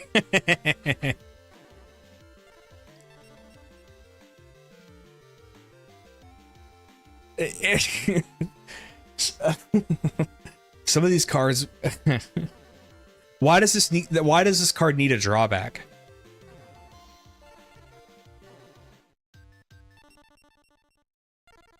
It's a card game RPG, but the music is so good. Okay, which one am I thinking of? That's like heavily. It's like one of the most popular speedrunning games, where like the rules are still crazy because they didn't figure them out yet.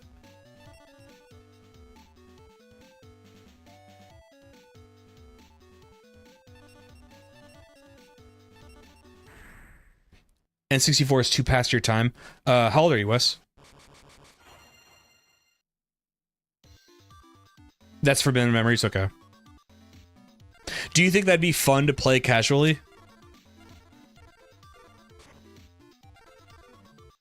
The Pokemon speedrunning community is full of cheaters. I do feel like I see videos on that a lot. Like the most classic cheater.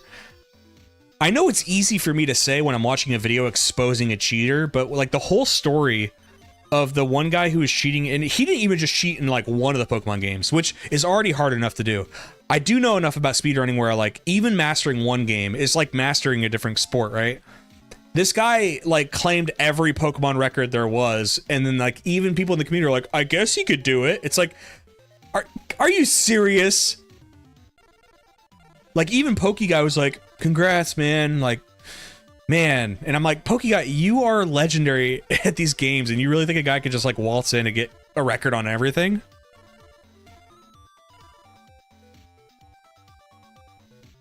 It's a fun game to stream. If you play the vanilla game, it's rough.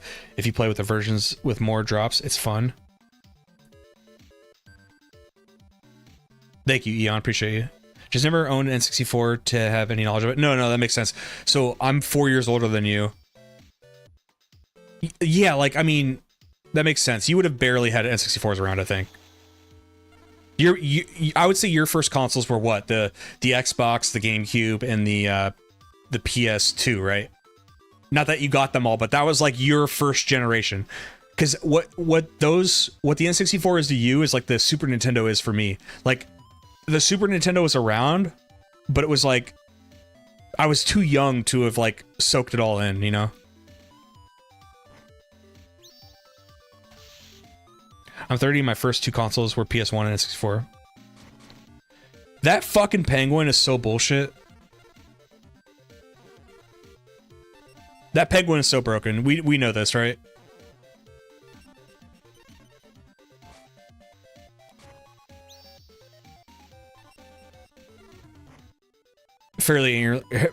Family heirloom consoles, yeah. It's a cherished memory, but I remember being very young, and one of my mom's friends was babysitting me, and he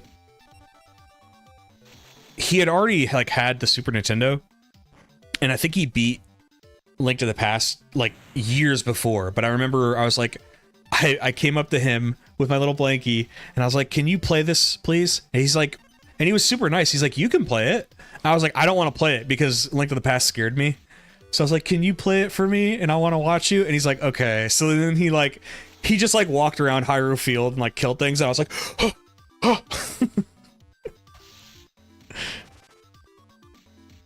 My grandparents just had N64 for me and all my family and my cousins to play, yeah.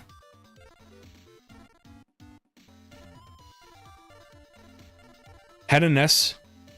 All the Chinese bootlegs NES, while my brother had a PS1 and got it when he got a PS2. My bro never trusted me with the newer console. Only started sharing with me when the PS3 came out. Yeah, so I had an older cousin who was like that, and he was right to cut me off because I don't know if anybody here has ever heard me talk about like my absolute addiction the first time I played Vice City on my cousin's PS2, because I'd never played a game like that. I'd never played a game like Grand Theft Auto before.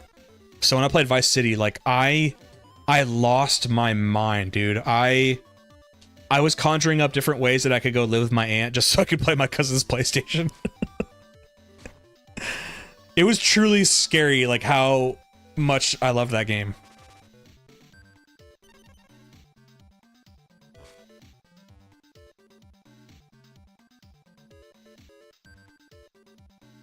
I'm convinced that our generation, being the first to legit enjoy sitting around watching one friend play a video game, is why Twitch and YouTube make money. Yeah, I don't know where that comes from. I think some of it is social interaction. People like to communicate with a streamer, but even lurkers, I think they also just like to have something that they like to have the comfort food of content going on in the background.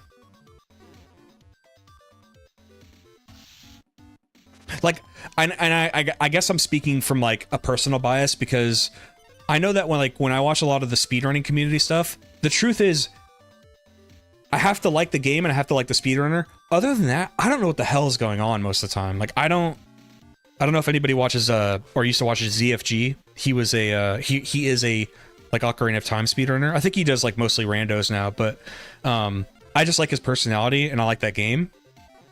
I can't do the tricks. I wasn't playing Ocarina of Time like every day like him. It was just comfort food. Like hey, I like this game. I like the streamer. I can just have it on for hours.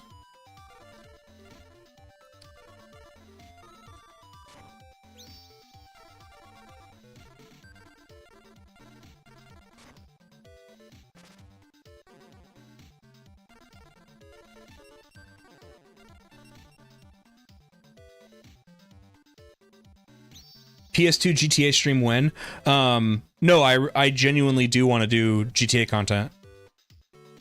I put it private, but I made a Tommy Vercetti video because I was kind of trying to test the water, see if people would like to do I want my channel to be everything. I want to play whatever game I want, right?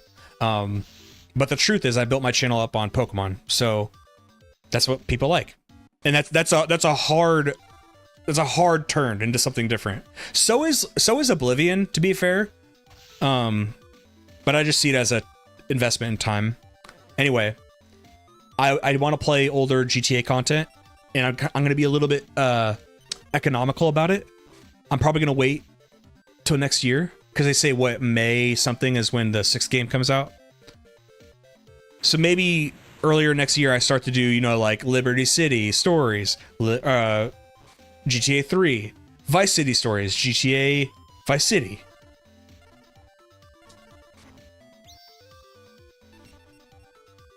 I agree with you, Michael. Did you ever play the PSP games like LCS and VCS? I don't know what those acronyms are, but I had a PSP and I loved it to death. I think on my PSP was modded though. I know my PSP is modded, but I think I mostly played it for emulators back in the day. I could never dedicate myself to one game like that. I agree. So that's kind of like I was telling my roommates this the other day. It's like I know enough about YouTube now. I know how to like get my channel to get views and blow up, and like basically you could just do drama videos all day, right?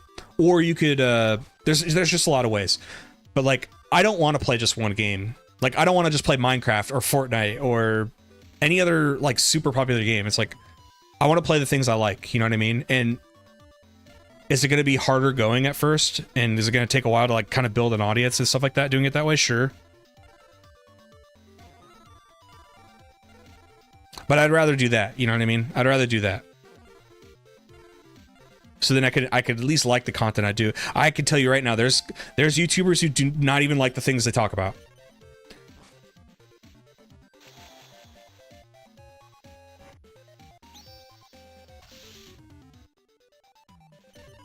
Yeah, Michael. The only thing is like those games are smaller. The Vice City story games are smaller than their like official counterparts, like or they're all official. You know what I'm saying? Like Vice City and GTA 3 are bigger than the story versions of the game, but they're also prequels. So it's like I want to play for my own benefit.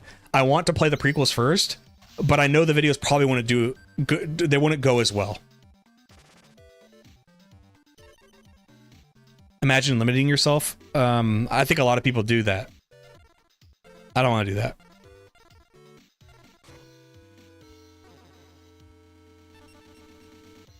Which is sad. Yeah, I know. It's one of those. I have to stand on what I say, and it's like I remember this month I was like, hey, like I want to do some non-Pokemon videos this month, like for me. And I told myself, it's like, all right, you're not gonna get as many views, you're not gonna get as many new subs, and you have to be okay with that. And I'm like, this is like an internal dialogue. Like, oh, I'm okay with that. And then, you know, the Oblivion video comes out. And it's doing, I think, decent for not being Pokemon. But I'm like, oh, I worked so hard on that. So I went to Costco today, by the way. Just got reminded of something. Let's just talk about all the embarrassing things in my life. I went to Costco today, and I got 2 bags of candy. Why? Because I have a local, we call it the Hoot Owl. The Hoot Owl is a gas station, and I spend too much money there. And I'm like, okay, like, I don't want to spend money there anymore because it's expensive. It's a convenience store, right? And so I go to Costco. I'm like, I'll just get the candy here. I'll get my sugar-free energy drinks here. You know what I mean? So I get 2 bags of candy. I'm like, okay, this will last me 2 months. How do I know? Because I don't sit there and gorge candy. I could get 2 little pieces of candy, and that'll be enough for the day, and I'm fine. So I go through the checkout lane, and the woman goes, "Oh, do you have a bunch of kiddos? You must have a bunch of kids, don't you?" And I'm just like, and she has like her little helper doing the bags, and it's a young woman, and they both look at me and they're like, right? It's for the kiddos, right? And I go, I have a nephew. He's got quite an appetite. And they're like, oh, that makes sense. And then I messaged that to my girlfriend. I'm like, this lady just embarrassed me in the checkout. And then I said, now I have to give my nephew some of the candy to like make it not a lie.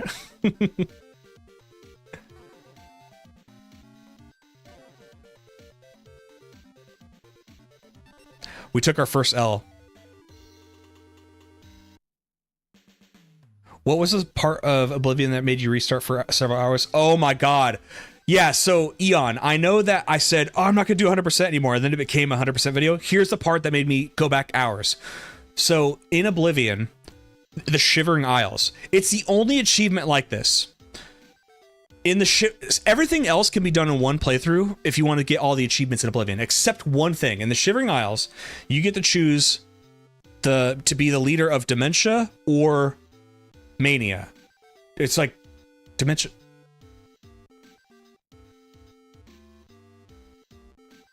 It's Mania and something.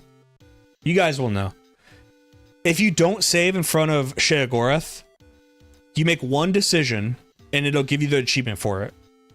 If you did not save in front of him and you keep playing for several hours, that's it. Like you have to restart or like go back to a way earlier save. Like, and if you're not making constant hard saves, your autosaves will save over each other, right?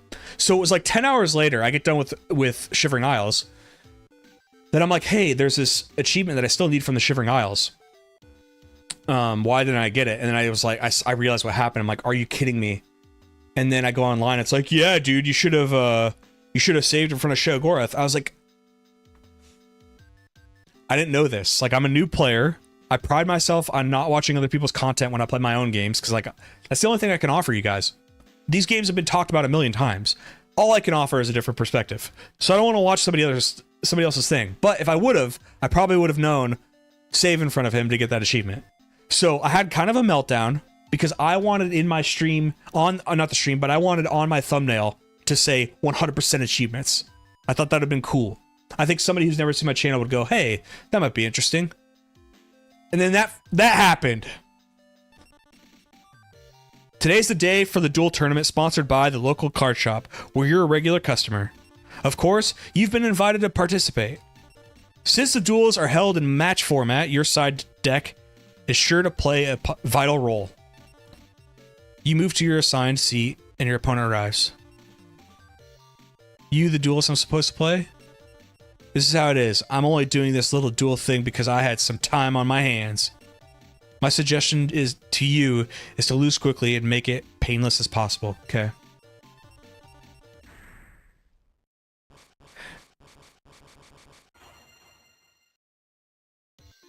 I'm sorry, Wes. I'm sorry. That's not... I didn't really reveal a spoiler there. In fact, I helped you. If you want both achievements, when you get to the church with Sheogorath, save. That's all I'm saying.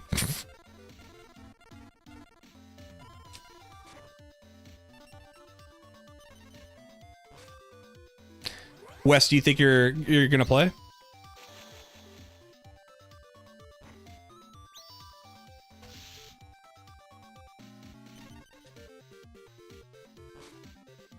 Oh, now I get trap hole. Now I get trap hole. Thank you.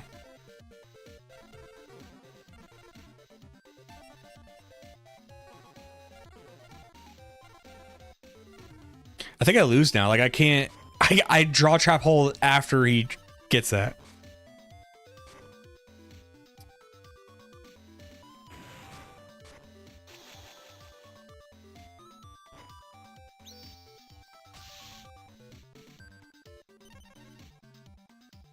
That's where you buy a third bag, yeah.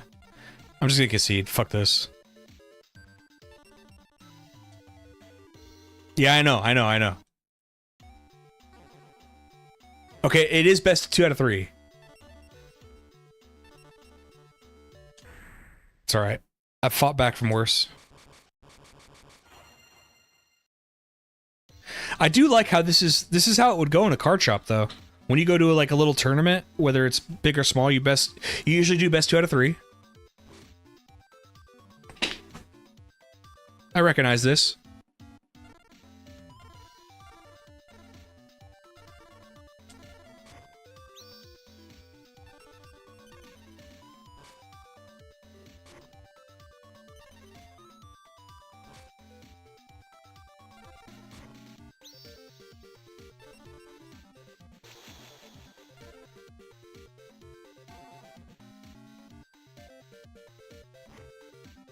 Probably never finished an Elder Scrolls game before.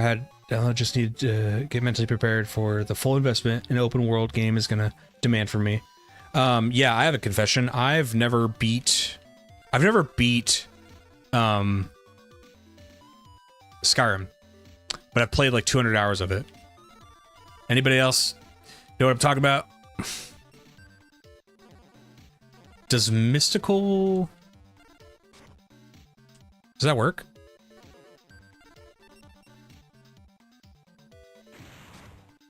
Oh, it does work. Wow.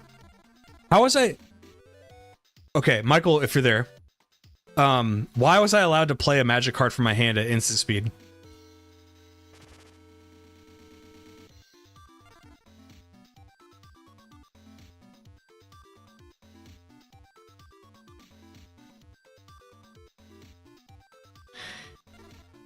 It's a quick play.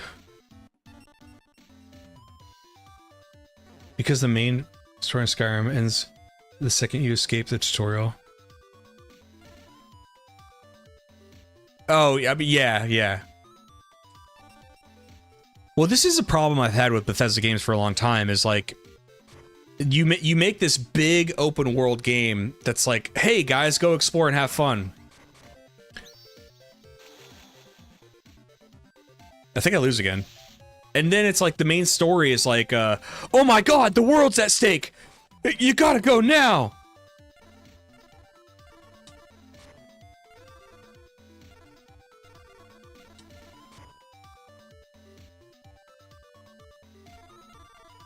So then you feel like, well, should I go save the world or should I go and have fun?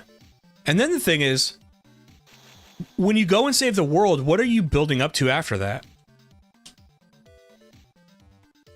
To me, the way I like to play those games is like you explore the world, you have some fun.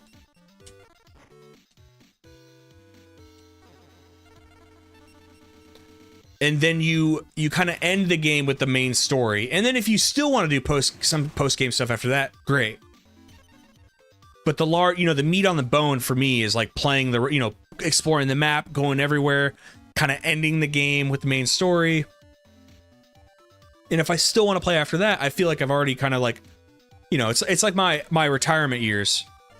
It's like Michael Jordan with the Hornets.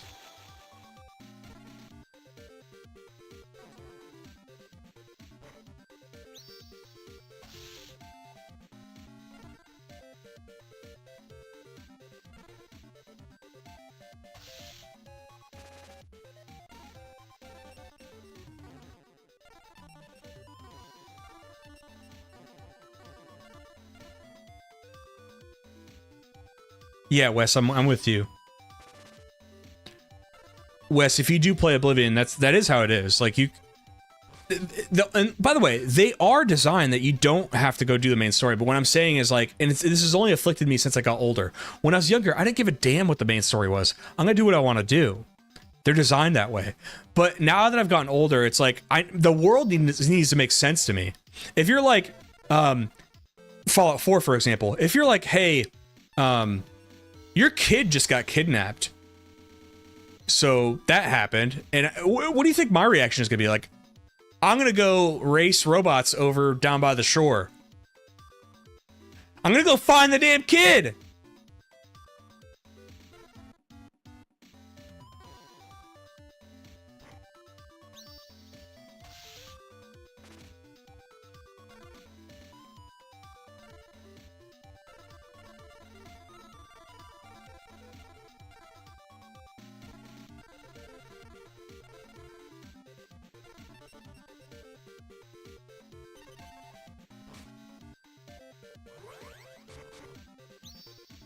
What is it, Megatron?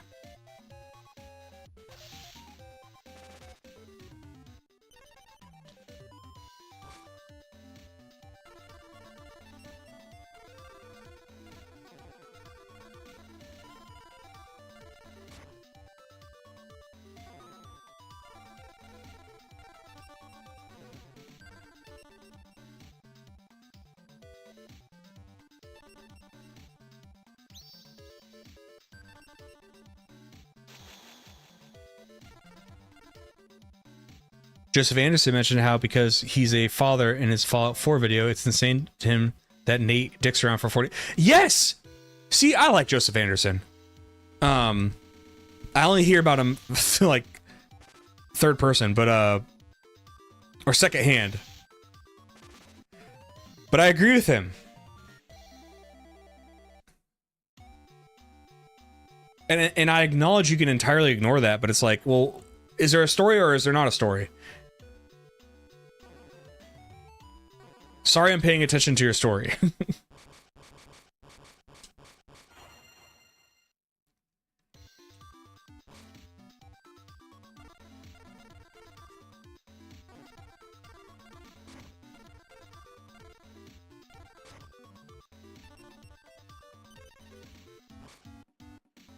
There's a reason people get quick start mods for Bethesda games. Fair enough. I think I used to do the one for Fallout 4 because it would bug me so much when I would play it. Like it would just, and it's something simple as that is basically making me skip the vault, plopping me in Diamond City, and I'm like a trash man or something, and then I can just headcanon why I would not be a trash man anymore or something. You know, like, I get it.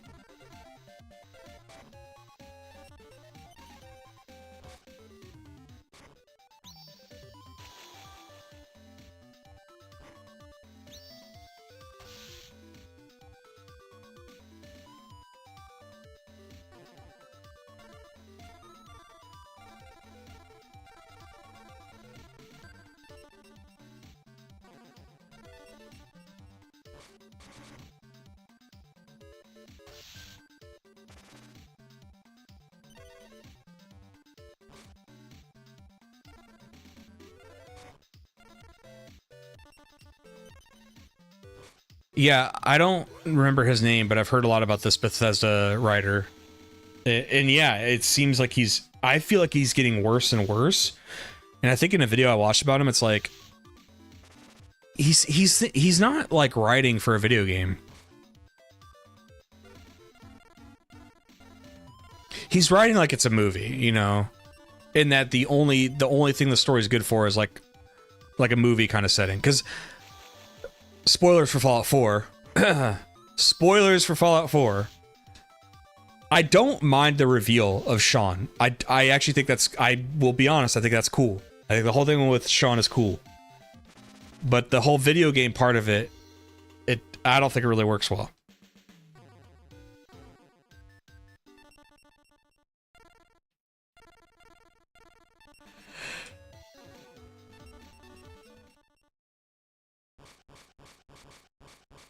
Wes, I personally like settlements in Fallout 4. I think it makes exploring, it gives exploring like another aspect that makes it enjoyable. So like when you're out exploring, now so many of the things that you're finding can be used in settlements, right? So it makes exploring and excavating and that kind of thing, it makes it feel a little bit more rich to me. And here's the best part, you don't have to do it. So if your problem with Fallout 4, if one of your big problems is like, I don't like settlements, you don't have to do it. You don't have to do settlements. So for me, it's like, there's not really, I mean, you can still critique it, but it's like, if the game isn't forcing you to do it,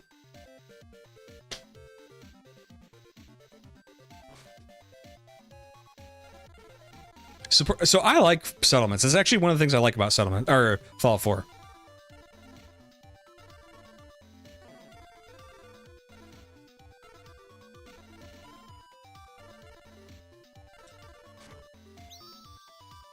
Mad Max did settlement building better. Is that the Mad Max game everybody talks about that it was like nobody paid attention to it, but it's actually awesome?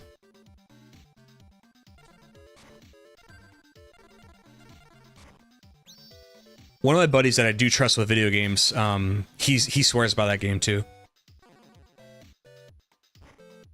I hated that you have to go out and build settlements up with food and defense like, bro, it's your home.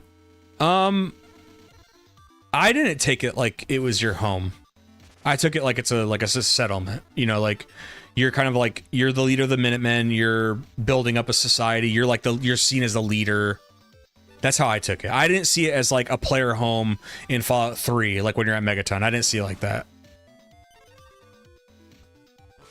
Here in your defense, is there any option to just have a player home in Fallout 4? Isn't there like Diamond City you can buy a player home and you don't need to do any of that?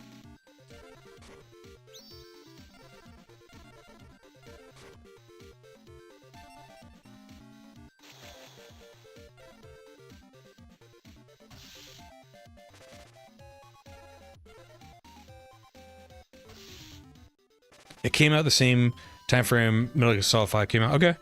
I'd like to play it. I think it's still on Steam, right?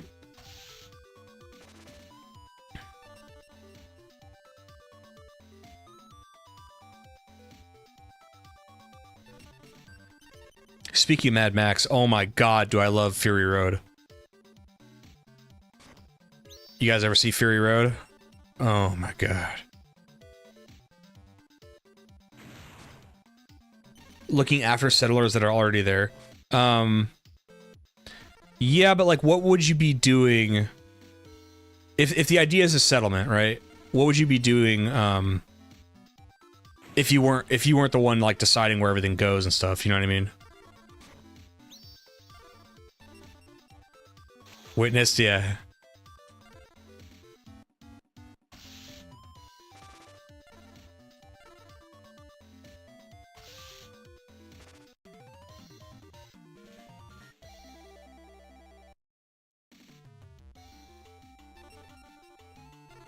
Want to hear something funny about when I saw Fury Road for the first time in theaters?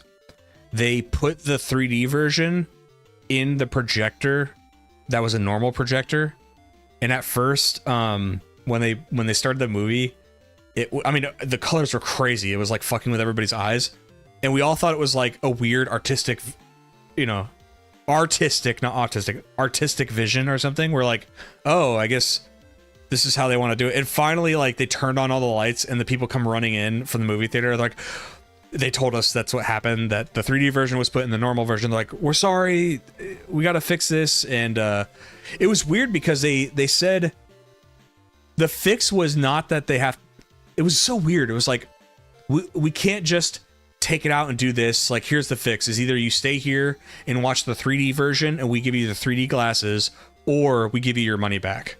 And then me and my buddies, we didn't want to watch it in 3D, but we had to watch it in 3D because we wanted to watch it. It was like a very popular movie when it came out.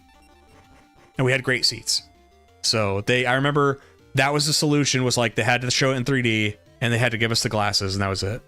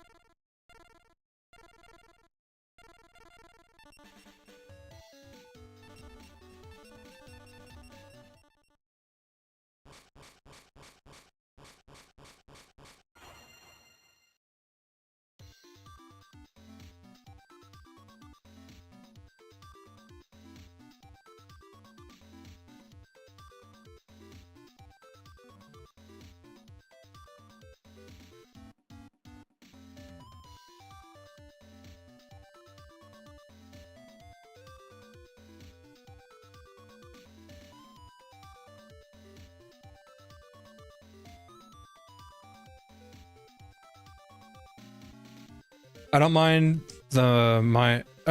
the assisting them when they're under attack, but surely they can build up their own means of defense. I know I'm clutching at straws. It's just I would like have NPCs be more proactive.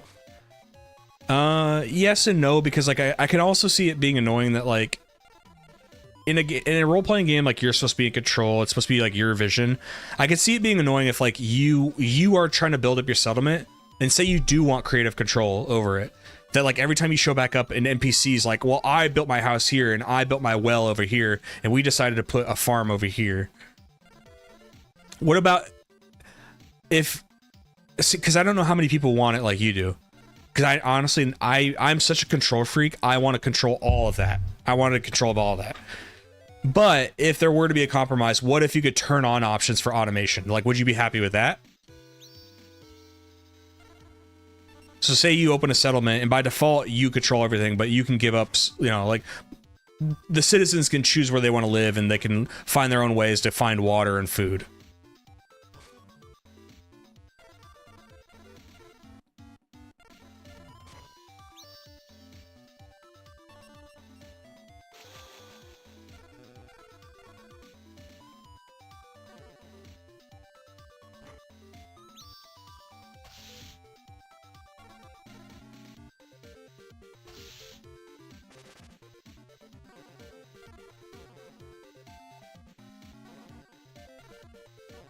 Dang it.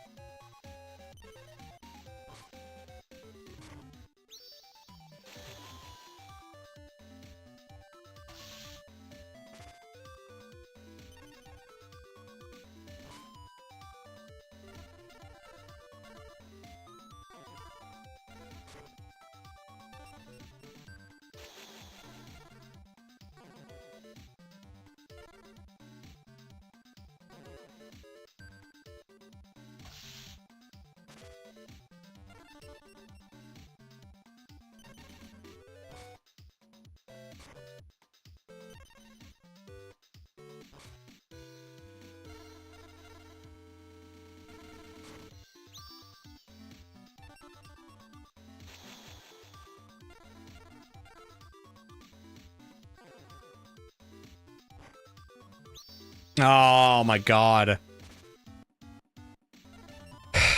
The thing is, like, okay, I'm reeling back my little thing about, like, you know, I want to build my deck and make it even stronger and stuff, because, I'm not getting anything good out of these packs, dude. I'm not getting anything good.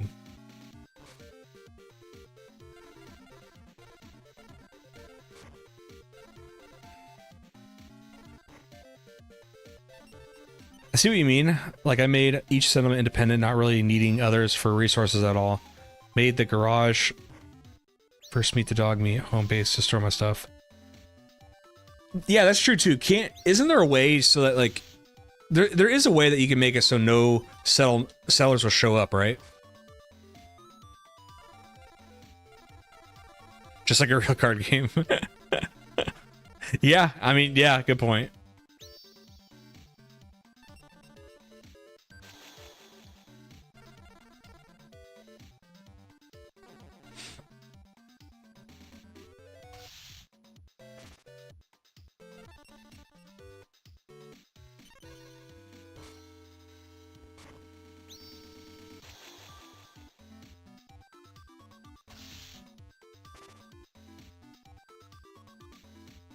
Mystical Elf is holding down everything.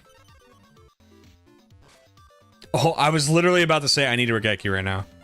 I might get a little greedy with a Regeki. Because I'm still in a place where, like, I don't like my creatures.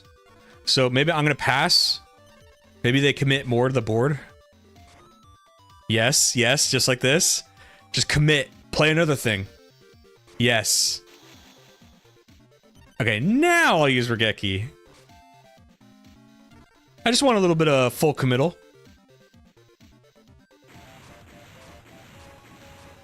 What was that?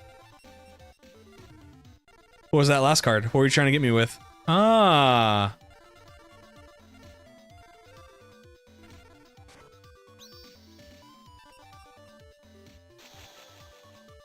No radio broadcast keeps them away. Yeah, so you still get a player settlement if you want, you know? I liked interlinking my settlements because it felt like, I don't know, I'll say I kind of roleplayed a lot where I was like, you know what, I'm rebuilding society, okay? The Minutemen are like, the state troopers.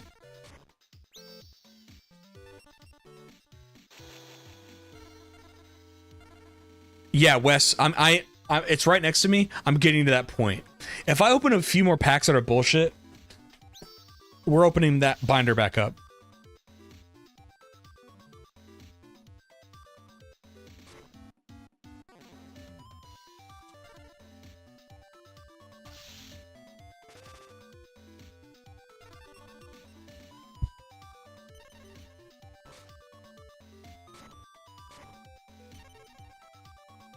The first packs all suck. You know, I've been choosing the new ones, but they also seem like they suck too.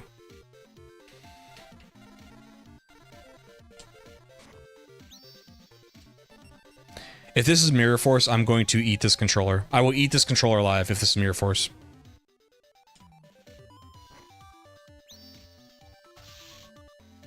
Oh, God.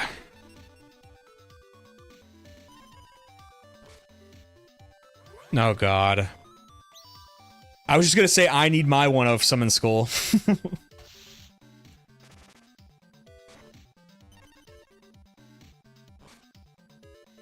I mean, sure, singing, but...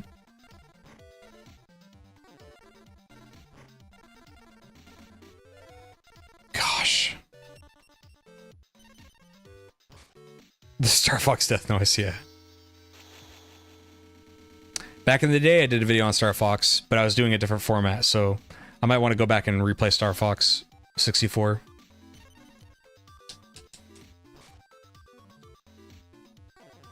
Well, I lose.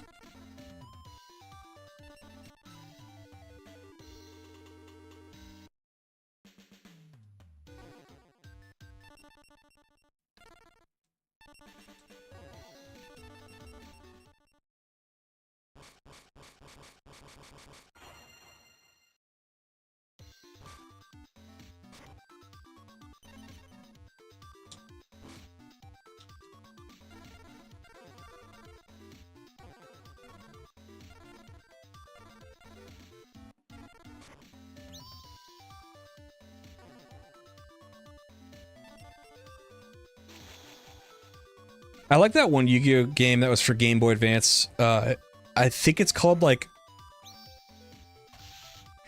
It's one of the RPG ones where you walk around Battle City, and you're playing as like a...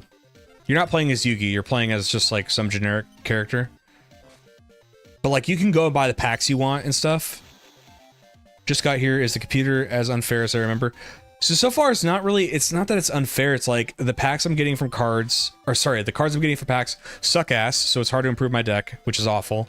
And then, other than that, I don't really feel like it's cheating yet. I just feel like my cards suck. Sacred cards. I think it's the sacred cards. How you doing, Sacred? Are you guys doing anything this weekend? Does anybody have plans? Because you know what I planned on doing? Hanging out with you guys. Oh god, is it going to keep asking me this a million times?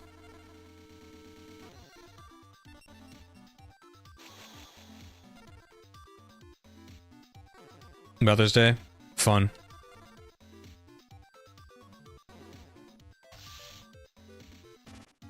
Yeah, my brother's just texted me about Mother's Day, so I'm sure I'll be busy that day at least. Let's see what he said. I don't mind sharing with you guys.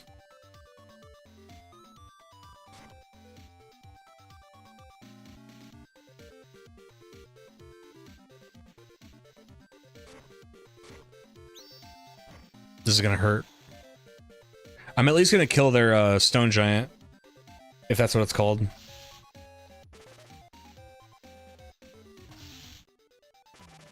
What's Expedition 33?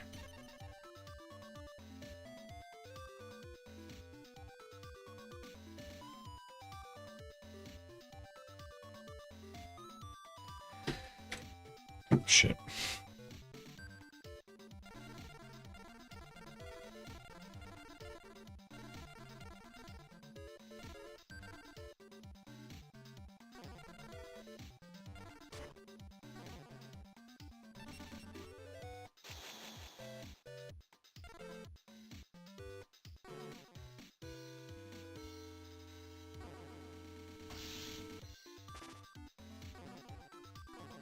New RPG that came out a couple weeks ago. Cool story so far. Nice, dude. Dang, Wes. Hope it all works out, man. Yeah, in my state, I don't know. I'm very fortunate to be in a state that, like, very few natural disasters, no hurricanes, not many animals that want to kill you. Washington State is pretty, like, cool for humans.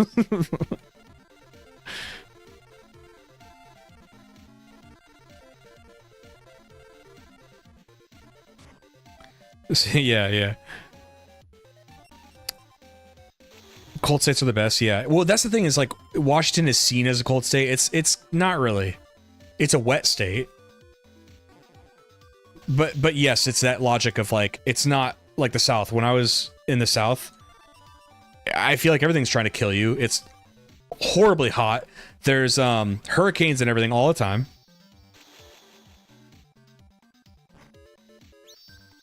They even, like, it's not just hurricanes. There's tropical depressions, which are like a little bit less than hurricanes,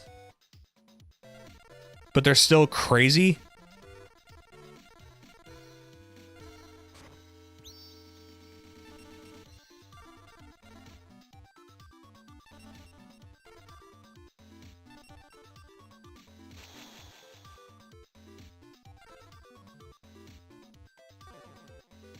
It's nice when we actually have seasons. Yeah, that's what I'll say is, like, Washington, it feels like we have summer, then we have wet, a little bit of winter, wet, and that, yeah, those are the seasons. You do a snow and that's it. Yeah, that's good dope. None of those crazy stores here in the Midwest. Oh, fair enough, yeah. What about tornadoes? What state are you from?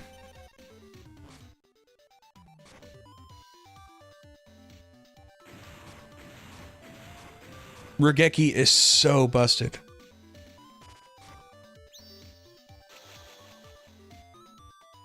I keep losing on like the last turn too. Like I start to come back around, and they get me.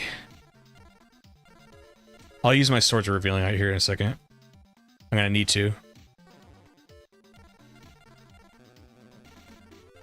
Oh, is this all I can get? That's not good.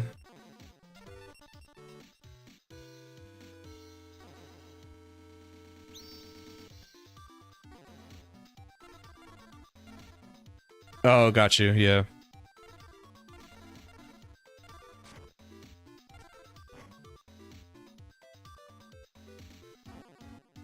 No big critters in your mountains? No, not really. Like, I think there's technically grizzlies, but they're so, like, you never see them. Like, I've never even heard people talk. I really have not heard people ever talk about, like, grizzlies. I think black bears, but black bears are, like, really, as long as you... Black bears are really not that bad. Mountain lions, sure, but mountain lions are kind of the same as, like, you just can't... You can't mess with them, and they're the kind where, like, if you yell at them, they go away. And even then, it's like you still have to kind of go in the deep wilderness for that stuff to happen. It's not like if you're even near a mountain, they just, like, come waltzing down to hang out with you.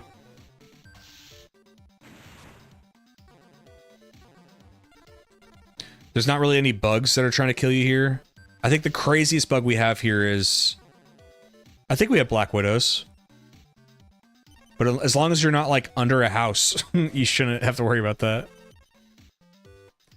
Last one I remember was maybe an hour north of... for me, a few hours ago. Shouldn't you have Belle walking?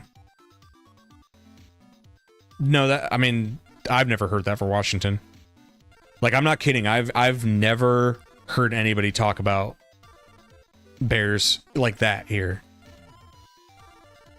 I think in my area, in my part of Washington, it's always been like if you go on off the unbeaten path, like watch out for mountain lions. That's about it. Mountain lions don't spawn in and chase you like Red Dead Redemption 2. No. I mean, they'll get you, but they're kind of like you can't turn and run from them. If you like yell at them and throw rocks at them. For the most part, mountain lions will... but if, like, kind of like with bears, if they have cubs around, if they have younglings, they get stressed.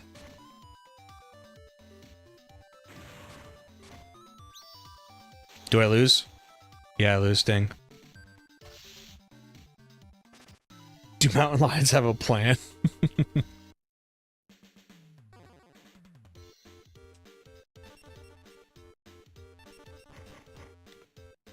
Pumpkin King of Ghosts.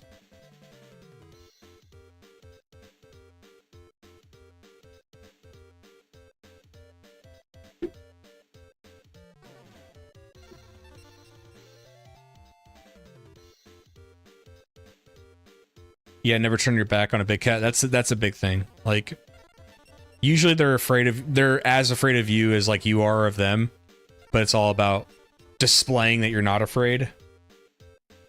Because that's the game they play. Okay, I can at least add Giant Flea. I can do that. I can get rid of that. Well, I guess I could add this.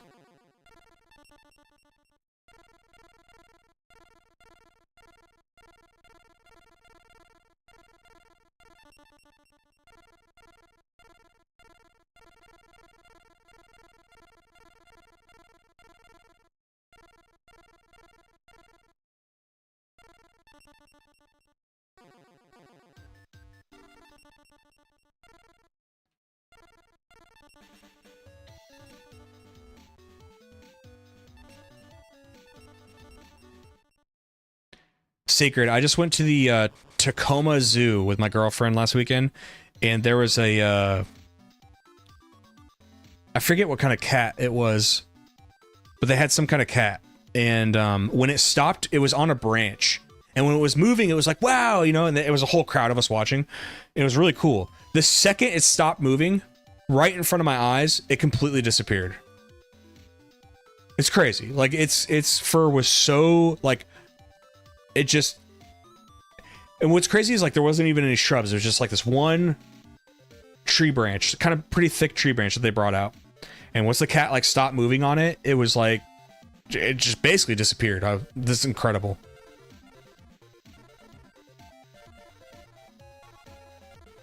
And I have good eyesight, okay?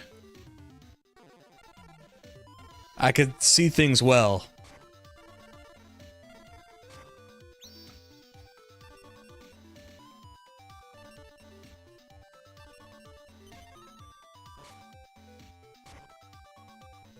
Darn it.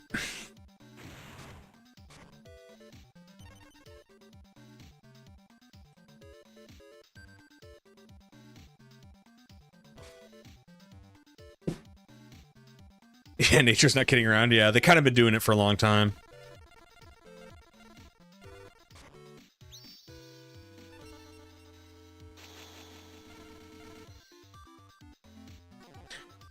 I don't know how long it's going to take for humans to evolve, but I don't think it's going to look good.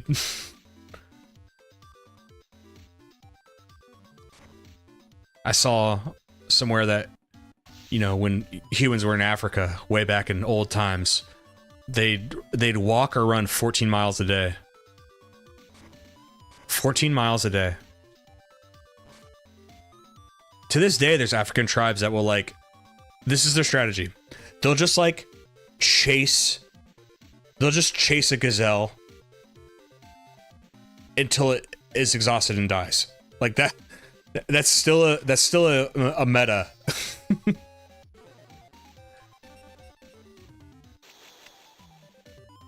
My neighbor's dogs are going ape shit.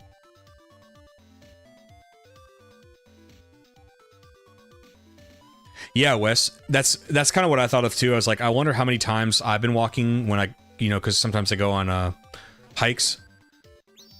I wonder how many times I've been walking, and there actually have been mountain lions or such and such cat, and they're just letting me walk by, you know? The 100 guys, one gorilla. I've been seeing that talking point. 100 guys could beat one gorilla, right? Like, it would, at some point, the gorilla would get exhausted.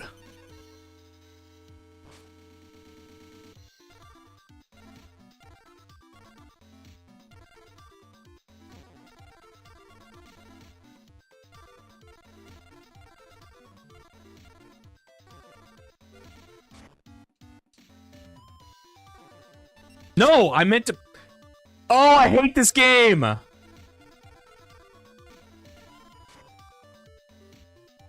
Should have been coded better.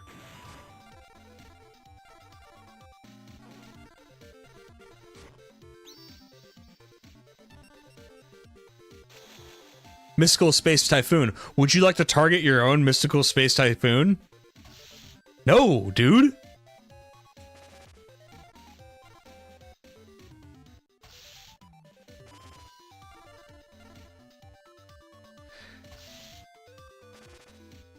The remake has a rewind? Dang, dude. Okay, maybe I should buy the, whatever collection.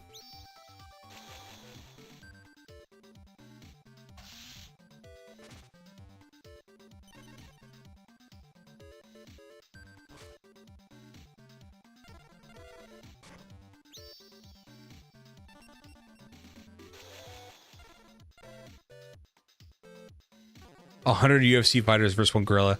I think the gorilla could probably take out, like, 3 of them. Then I think it would literally get tired. Like, I think that would be the only difference. Because gorillas are just... I think the strongest human couldn't take on a gorilla. They're too... I mean, have you ever seen a silverback? You ever just look at those things? It's just a slab of muscle. The gorilla would be running away. I disagree, dude. They're... Get wise to gorillas, dude. Let's go add this Neo. Neo, the chosen one.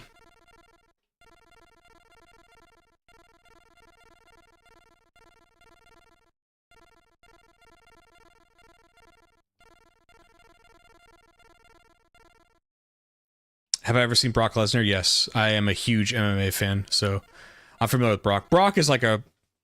Okay, could Brock take on a gorilla? I still don't think so. I still think a gorilla would literally like snap his bones. Because check this out. You ever see Brock Lesnar versus Cain Velasquez? Look up that fight. So, you don't have to necessarily be as tall, but what if a thing was bigger and more muscular than Brock? Because Cain looks like he was half Brock's size.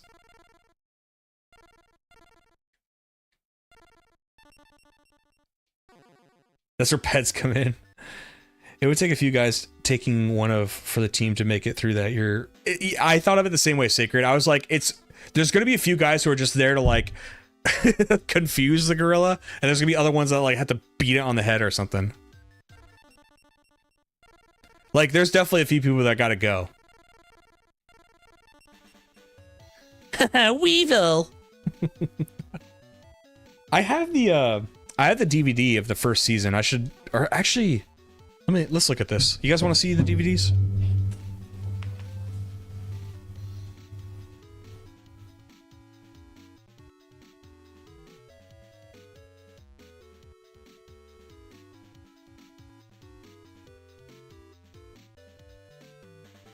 This is back when I was still buying DVDs. I don't know what's in here.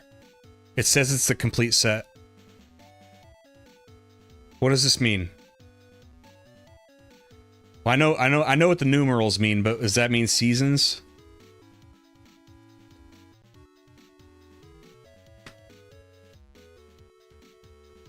God, this is still the era where they had to make fucking... This, you know what? This is still the era where this might just be one season. This really might just be one season still. Because have you ever seen the old Dragon Ball DVDs? That I do have those too. I have the pre-Kai Dragon Ball DVDs. And it's got everything, but it's like 2 episodes per disc. It's absurd. And that's so bullshit. It looks nice. The reason why it looks nice is I'm pretty sure I bought this brand new at like Best Buy in 2013. I probably bought this Best Buy 2013 in Pensacola, Florida. How do I know that? Because that's when I was buying a shit ton of DVDs. And you know, it's funny. I was on this whole physical media crusade even back then, because that's why I was buying it. Like, Netflix was a thing. Amazon was even selling seasons of stuff on Amazon. But I was like, no, I want to like watch it when I watch it, not when they lose the license to it and I have to buy another subscription for something. But unfortunately, it was still an era of physical where this isn't Blu-ray. So like, and I don't know, I'm not the tech guy, we know this, but I feel like they just like the whole thing of, look at how many discs this thing has over, oh, we can't fit that many episodes per disc. I think you could fit that many episodes per disc. You know why? Because I have Lord of the Rings. Now, the extended cut of Fellowship of the Ring is 2 discs. That's like 3 hours of movie, right? So how could these discs only hold like 2 episodes of Yu-Gi-Oh! Or Dragon Ball? I think the Dragon Ball, they're more egregious. I think the Dragon Ball ones have like 2 episodes per disc. I'm losing my mind over here.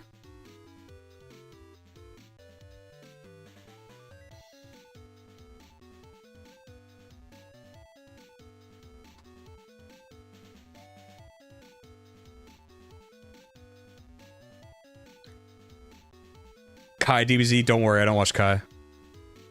You know what's really cool? My roommate has been we call me his uncle, I call him my nephew, but we're not blood related. But like, my roommate is my best friend, and he's been showing his son Dragon Ball Z, and they've been watching it every morning before he goes to school, and the corruption has worked. He loves Dragon Ball Z. They are in the middle of the Goku and Frieza fight right now. And Frieza has survived the Spirit Bomb. It's pretty cool. Based, yes. Did a Google, that's the complete original series. Wes, meaning it's just the first season, or it's all the way through Battle City and stuff like that. It's the same thing, to be honest. Nice. He hates losing. Yeah. Is he like his father?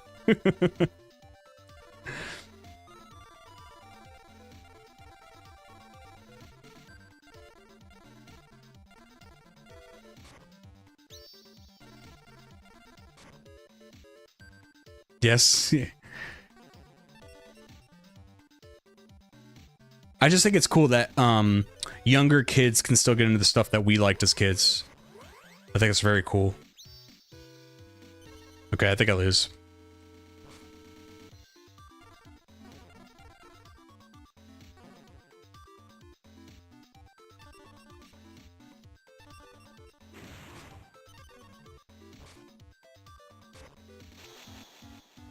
I wanted to quit.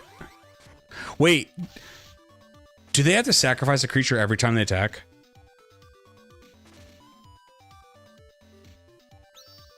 Okay, I knew it did so. Oh, it makes a token. Okay, okay. Oh, perfect. I have Hercules Beetle. So I can steal their thing. I'm going to attack. Wait, I can't attack. Hold on, and it passed the turn? Why would it pass the turn? Why would it do that on its own? What about my second main phase?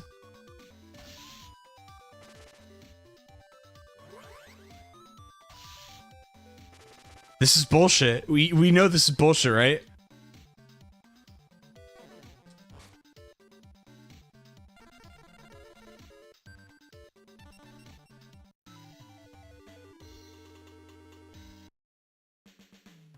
Your son has recently gotten into Digimon. How? Thank you, by the way, Wes. Appreciate you. How does your kid get into Digimon? I didn't lose. I surrendered, yeah. I remember watching the first season of Digimon and really liking it, and I think I just didn't stick with it. But I remember what Digimon did that Pokemon never could, as far as an animated series, is like, man, Digimon like dealt with like really heavy stuff, and had a really like emotional end to their first season.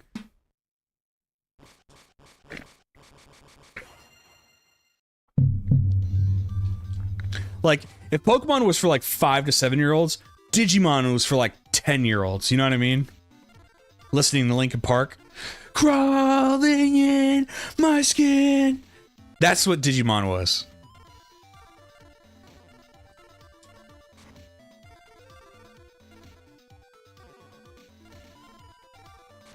Oh, the intro caught him. Nice, dude. Good job.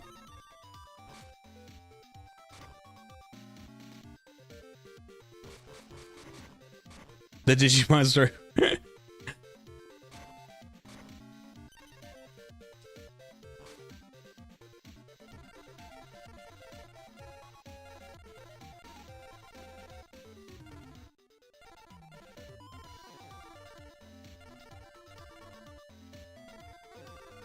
I don't want to use my summon skull just yet.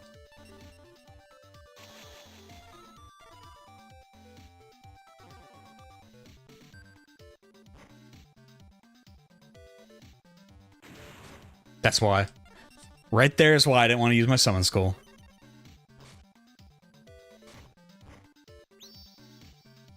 God damn it.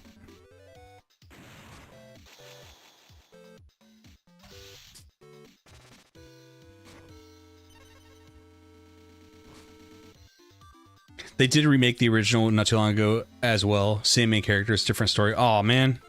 Why different story? Like, is it better, you think?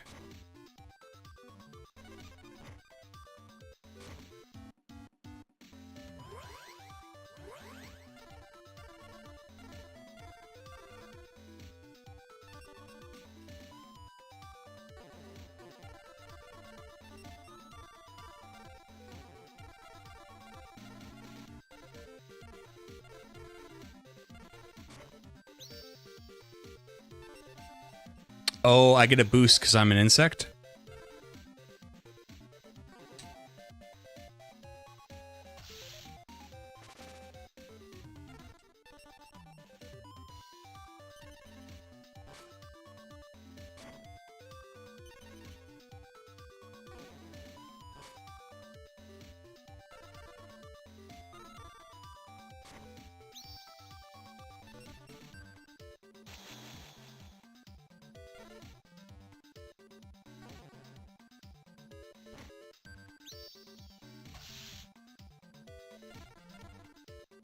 Hold on, doesn't that parasite do something really annoying?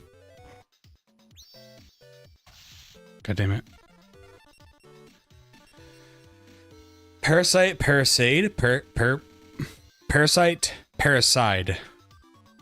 Put this card face up in your opponent's deck and shuffle it. When your opponent draws this card, it has a special summon on the field face up in defense position. Your opponent's life points are decreased by 1,000 points, and from this point, all of your opponent's face up monster cards are treated as insect type monsters as long as this card remains face up. Okay, it's kind of cool.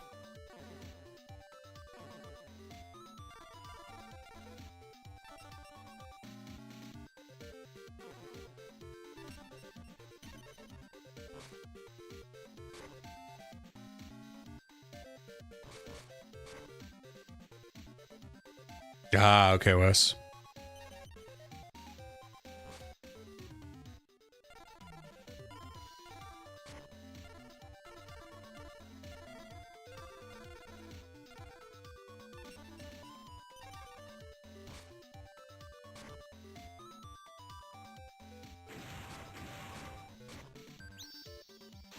Cool.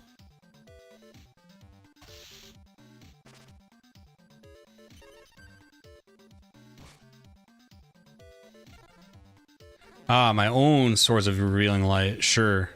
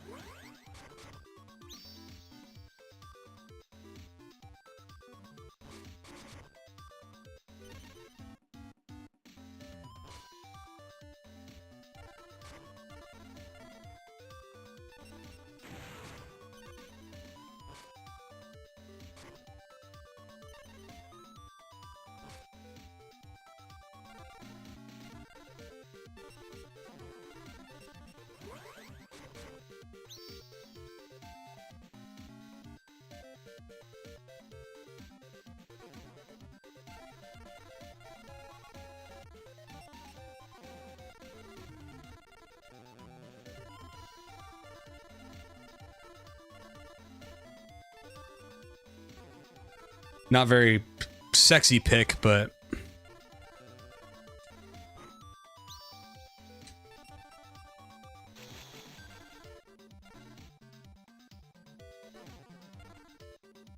wait. I'm an idiot. I'm an idiot.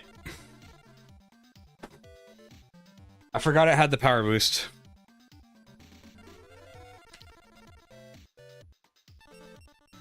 Dang it. Shut up.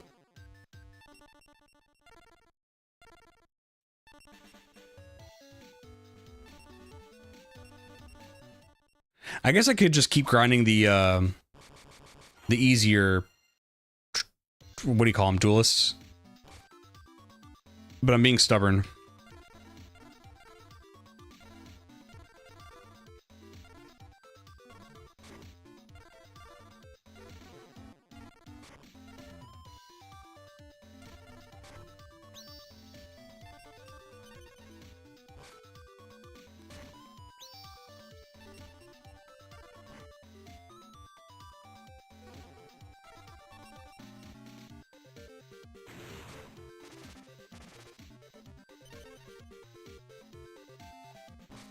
Well, I still would have been in a bad spot because the other thing had 2,600 HP. So like,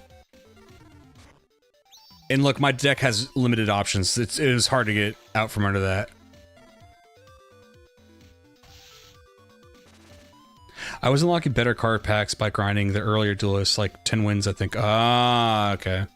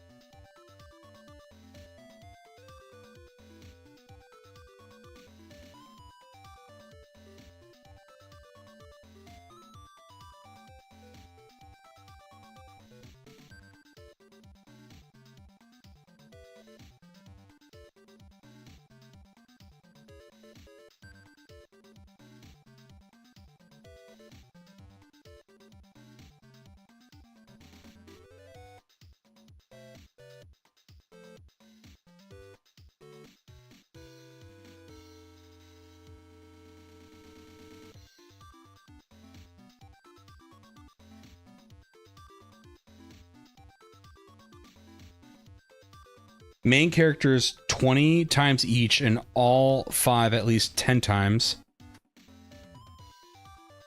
Can you break that down more? So if I went back to the first screen and I beat them 20 times each.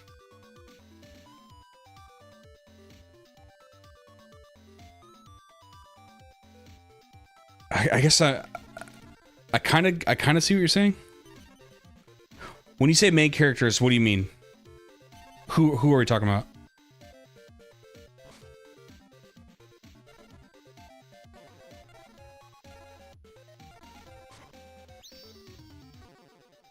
Okay, Yugi and Joey. Okay, and like Yugi, not the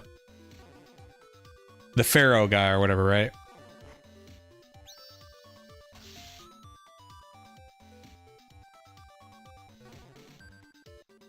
I guess I could have negated. Dang it! I could have negated that effect.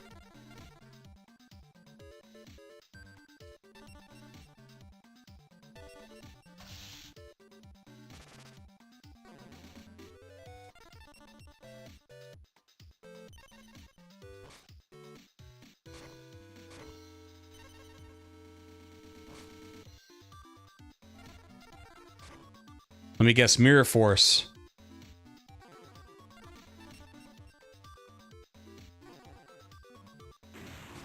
What was it?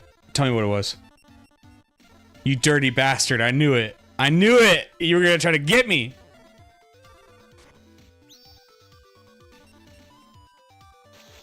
Follows that pattern for the rest of them though. 20 each or 5 each? What do you mean? Is it always 20 each?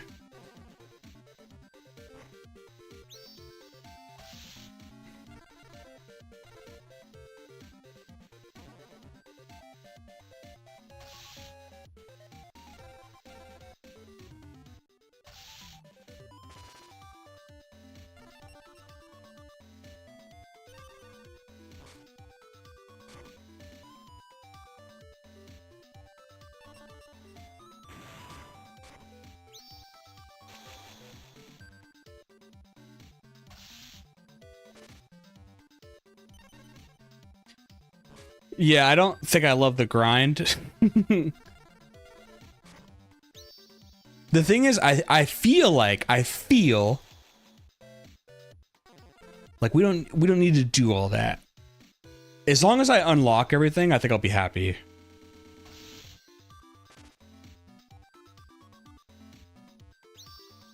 What the hell was that? Is it gonna just keep spawning them? Are you joking?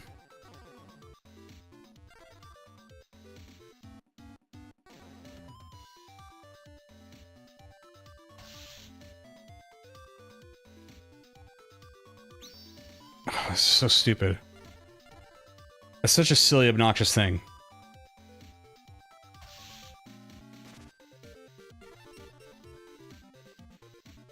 I can save state too, yeah.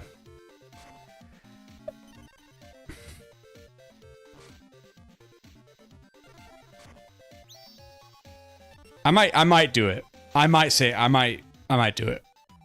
Cause it's just so stupid, like getting 5 cards that do absolutely nothing when you open a pack is like, come on, like I'm not progressing this game.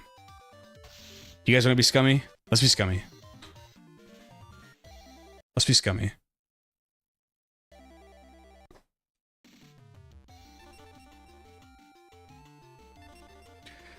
Is it here? Where is the RNG? Like, do you think it's before the pack or like back in the duel? Let's do 2. So this one is right before we pick.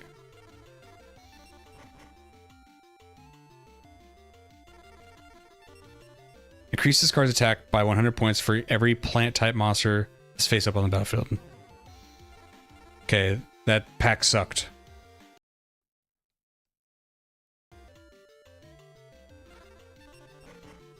Okay, yeah, it's you can save state right before you pick the pack.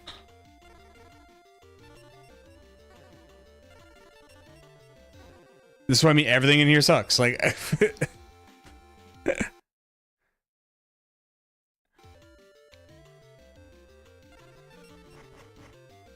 Gust fan. No. Oh man.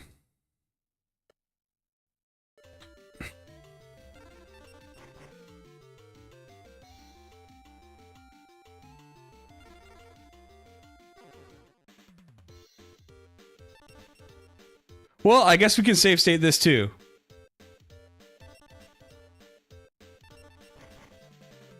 So another Swords of Revealing Light. That's not bad.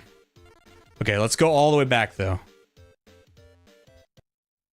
I'm still like I'm adamant. I want a good thing in this pack.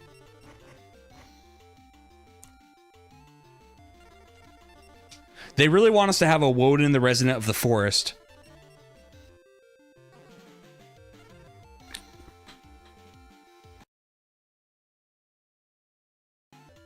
Seven-year-old me had to grind since it was a while until I got another game. Yeah. Like, we're definitely, especially as adults, there's so many different games I could play. You know, as a kid, I was like you, though. Like, I loved this back in the day. Like, I loved this game back in the day. Even with the grinding. I was like, okay, so I play a lot. Who cares?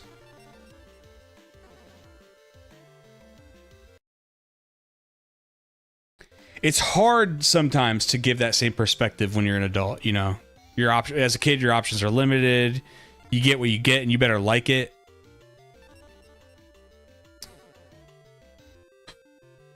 Maybe this set just sucks. I'll give it one more shot. One more shot to give me some good stuff. Every single time I've opened this pack, it's been a Woden. Okay. These cards suck. As a kid, I used to ask kids with good cards for... See, but I like that. I don't think that is even cheating. That's like... It's kind of the Pokemon thing where you're like... You're interacting with people. And that's good. God. Just dreadful.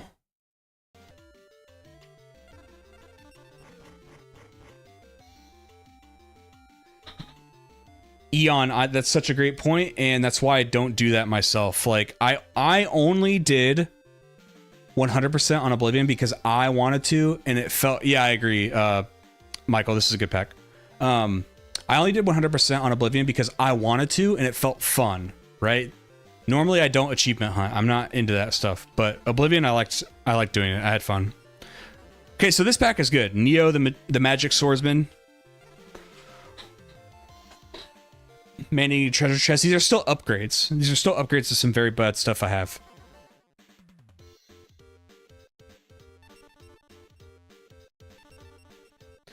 Save again for the magazine pack. I wonder if this will work. Let's see if this was too early or too late. Alpha the Magnet Warrior. Oh, the Magnet series stuff.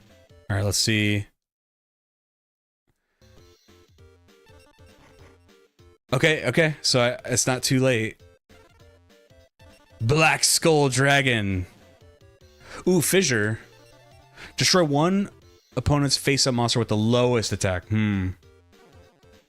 I think Fissure might be good to take. What do you think? Yeah, I agree, Michael. I think Fissure is... I'm happy with that. Because if they only have a summoned skull, that's their weakest creature, you know?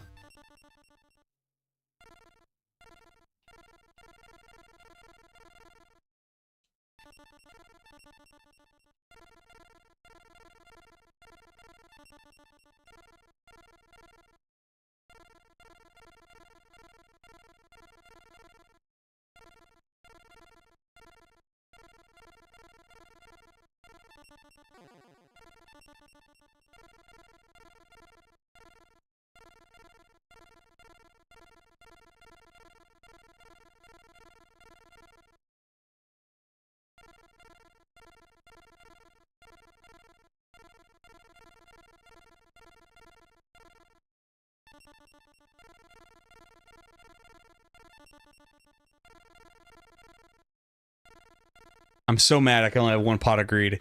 I mean, it's fair, but... Because the deck would be so busted if I could just add all this stuff. Multiples of that. Wait, I have another trapped hole. Are you... How did I not know that?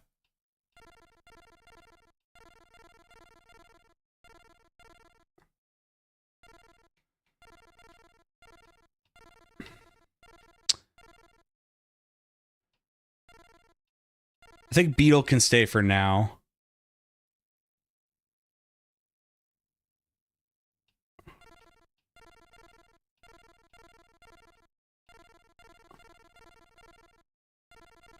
This is terrible. So is this. Okay, that should be good for now.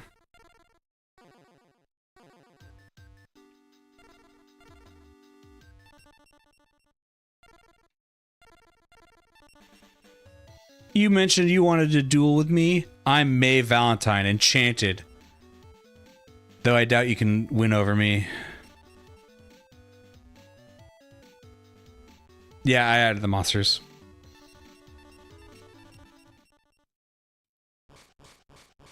It was the second Neo in that 1600 chest.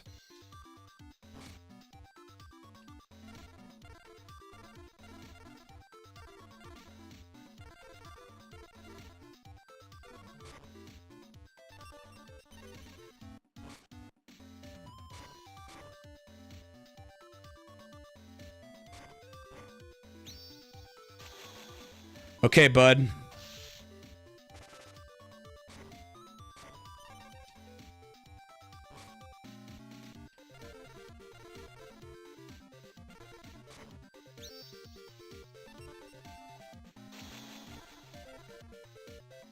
I should have... I don't know if I could do it with my second main. Oh, give me a break, dude.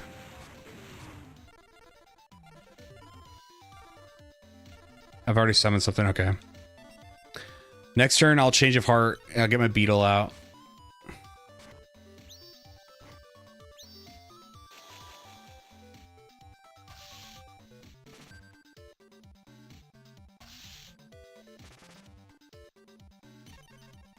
Well, okay, so I can steal the crown, kill this, and I can sacrifice the crown.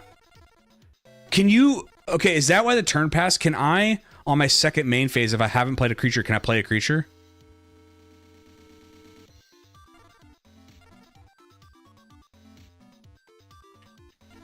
What's this ability? Yes? Okay, thank you.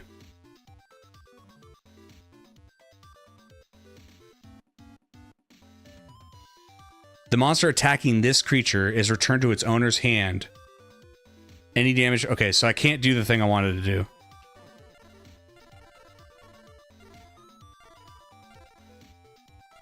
So what I could do is I can change of heart it. The stupid... This one. Change of heart that. And then I can Hercules Beetle. In set mode. And then I could fissure. Does it matter? Yeah, I'll just do it now.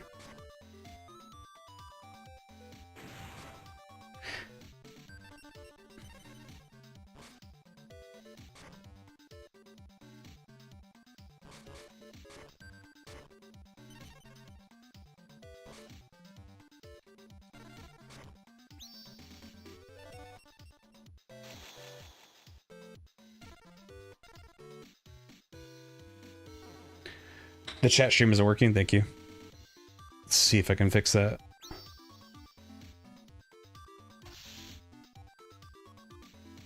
Could someone try saying something? Please and thank you.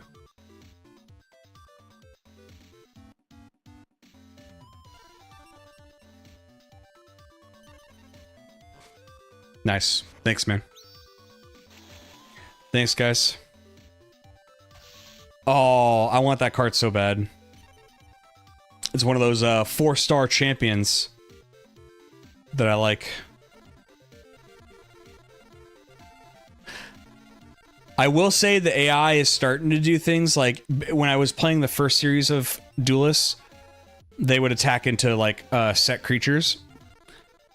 But now it's like the AI is like, well, we know there's something there. We don't want to attack it.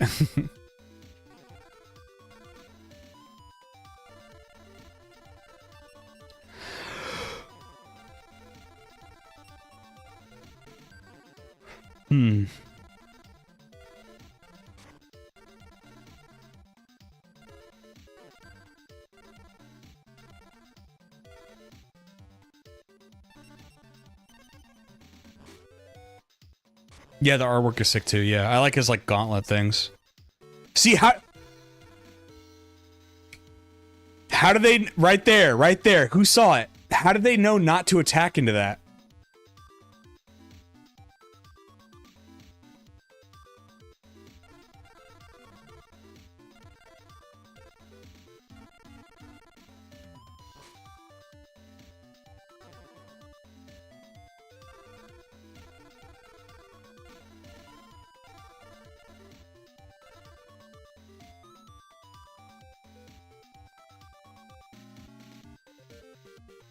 I don't think that's a thing in this game, Sacred.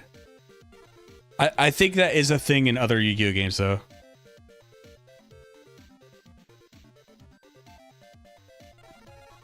Don't lie, Eon, you just want me to talk about MMA again. It's okay. It's okay. We can talk about MMA.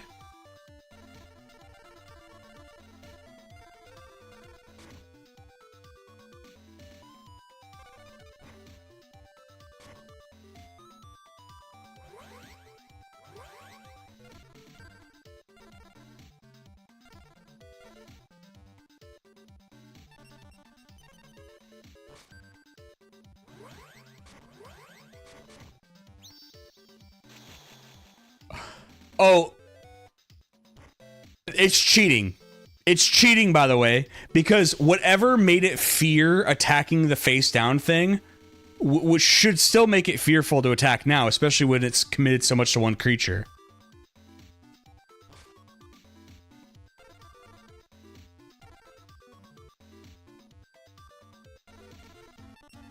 So you're saying you got the confidence to attack into it suddenly when you evolved it into this thing?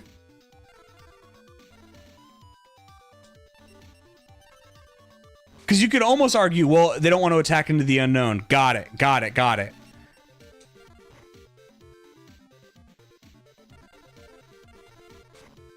But then why does that logic change when suddenly they either match or could defeat the face down thing?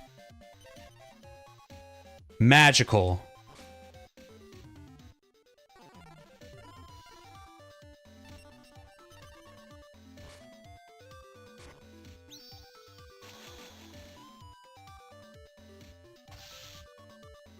It's fucking bullshit. That's so bullshit. This game cheats.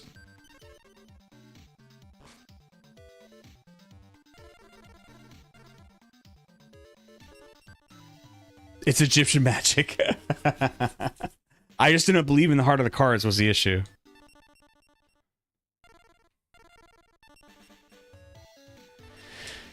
Oh my gosh.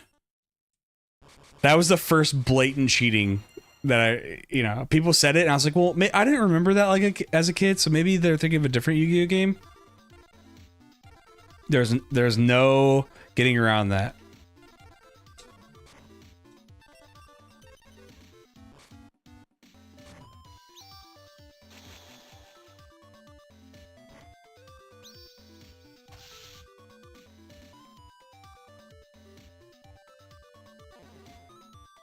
Believe in the code card. You know what? Here's the thing. I'm not feeling so, hey, I want to build up my deck anymore. I'm feeling like, you know what? If you're going to cheat, I'm going to cheat. And maybe it took 25 years, but these cards, they're going to get used. You're right. No, you guys are right. You guys are right. All right. We're not gonna just let the machines win like in the Matrix, you know what I mean? Okay.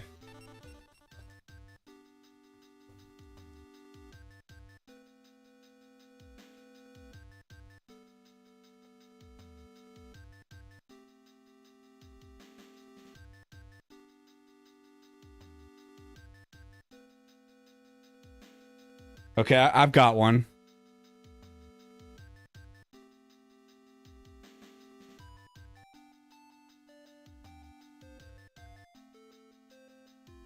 Oh, I am pulling on my IRL cards, dude. What are we talking about here?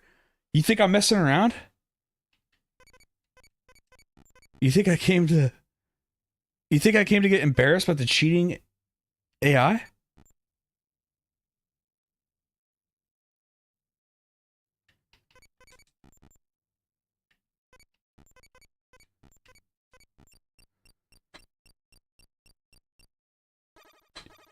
Yeah, you're damn right. You're damn right. It's a man-eater bug, baby. You want to know what's next? What do you think is next?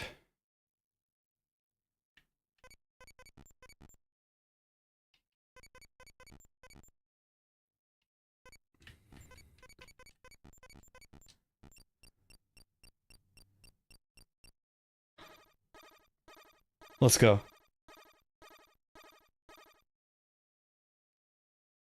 Don't worry. Don't worry, there's a lot where that came from. What's next?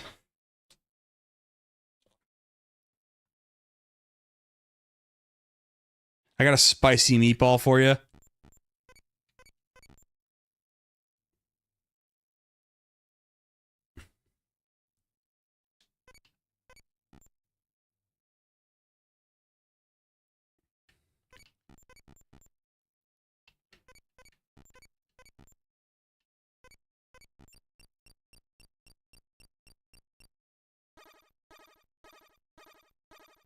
Yeah, that's right. Jinzo, baby.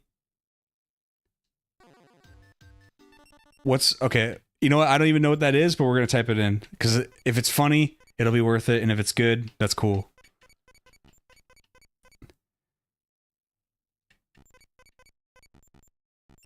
What is this?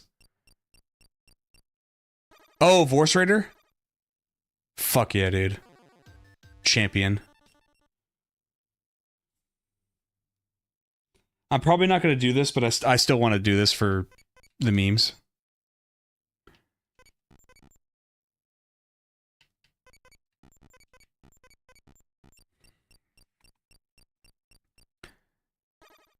Oh, you did too?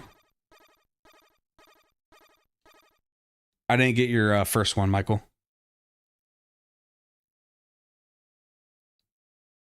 My friend's binder has pathetic cards in it. I have a funny. Back when Yu-Gi-Oh! Was big, I think I might have talked about this kid before, but because I had this game, I knew the rules to play Yu-Gi-Oh! And the neighborhood bully wanted to challenge me to a game of Yu-Gi-Oh! And I was like, well, I know for a fact he doesn't know how to play this game, so I'll play against him. So it was so cringe.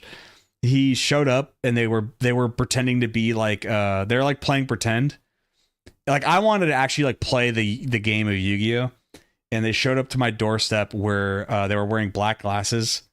They thought they were like in the Kaiba Corporation, and then like the bully kid was like, "Heard you want to challenge me," and then he snapped his fingers, and his buddy next to him opened up like a cheap briefcase with cards.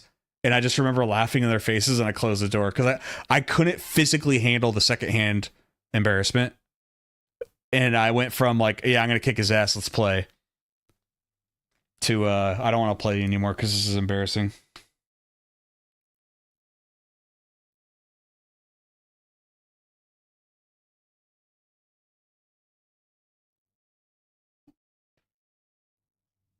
They committed to the bit, yeah. It was very... I still kind of was like wincing telling that story. I know we were just a bunch of kids, but it's funny. So hold on, if I haven't typed in a Regeki or a Change of Heart, will it let me do it? Credit for them to play in the part, yeah. But I do remember when we did that kid, because he was the neighborhood bully. If you watch my Diamond and Pearl video, the guy Carlos I talk about was his brother. I was best friends with his brother Carlos. His brother was named Mikey. Mikey was the town bully. And not when I say town bully, it was like he picked on other kids really bad. He didn't really pick on me or like Carlos. He picked on even younger kids more than that. And I do remember one time we did play. Well, one time he stole my Yu-Gi-Oh! CD on Christmas morning. So I was so excited. I went over to Carlos's house with my Yu-Gi-Oh! Music CD. And it's funny because Mikey was known to be a thief. So I knew I had to write like my name on the CD or else he'd take it, right? Sure enough, he did take it. He stole it Christmas morning. And then their mom was like awful. She like every time he got caught stealing, she'd defend him. So he stole my CD And it was like, I wasn't even stressing. I'm like, Mikey, it literally has my name on it. He's like, yeah, okay. I was like, show me.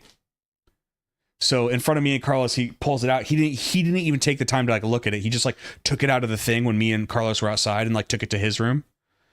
And then when he took it out, it said my name on it. And then his mom was like, you could have wrote that at any time. And I was like, you know, I went and got my parents. My parents came over and they're like, give him back his fucking CD. And then Mikey's mom was like, fine, but he totally didn't steal it. It's like, right. That's why you're so cool with it, with giving up something you paid for. Okay. Carlos' older brother going to double hell. Yeah, he's also the kid that he, I don't know if I ever told you guys about the Trunks action figure, but he also stole my other friend's Trunks action figure back when DBZ in America was at its height. And when they caught him stealing it, they were like, he was playing outside and there was like there was a container of wax, like for candles. It was like a big like thing of wax. It's like I don't know how you describe it. It wasn't in like the little glass. It was a jug of wax. And for whatever reason, it was melted. I don't know if like his sister was experimenting with something, but he gets caught with the Trunks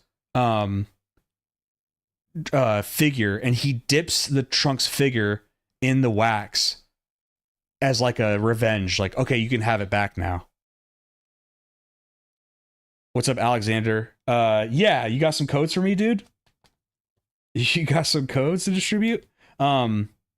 Michael, when you said the first one was Gemini Elf, I can't see where you posted the first code. How you doing, Alexander?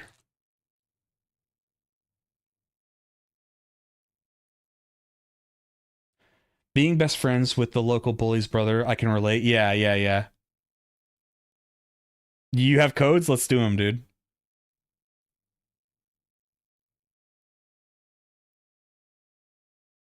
I think everybody in chat, if it's...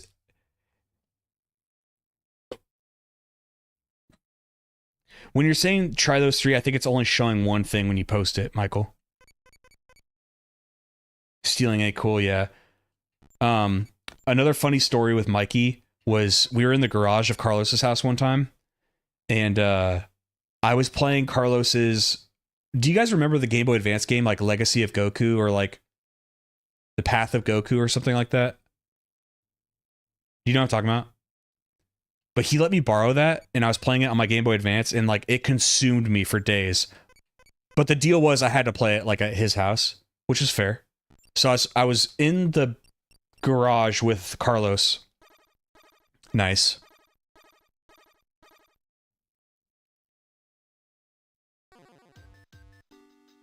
The best and worst UC games, yeah. And then Mikey was in the, like, do you guys know how some garages have like a little crawl space above them? He went up there to do something, and I remember he fell through the ceiling, like through like whatever little ceiling of the garage there was. He fell through it and like landed, and like all I did was glance over at him and just make sure he wasn't dead. And then I was like, and like went back to playing it, and he was so mad at that. He was like, you didn't even like try to help me. And I was like, you were fine. You stole my fucking Yu-Gi-Oh CD, dude. Like, you're fine.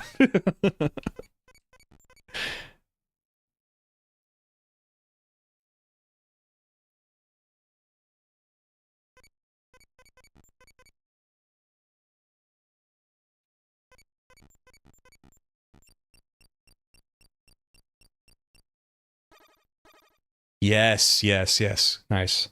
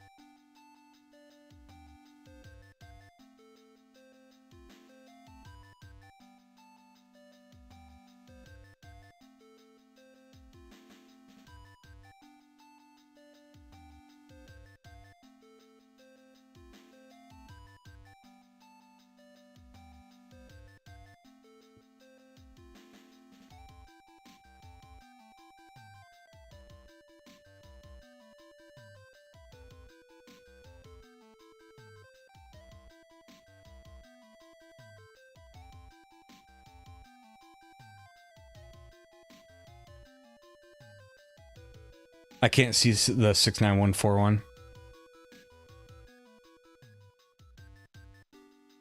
I don't see that in chat.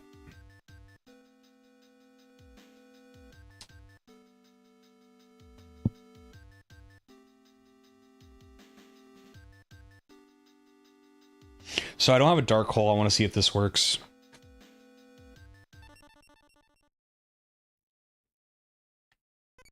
There's something so cool about getting to do this. Again, these are not my cards. They're my buddies. But it feels cool that they're getting to be used again. You know what I mean? Isn't that cool?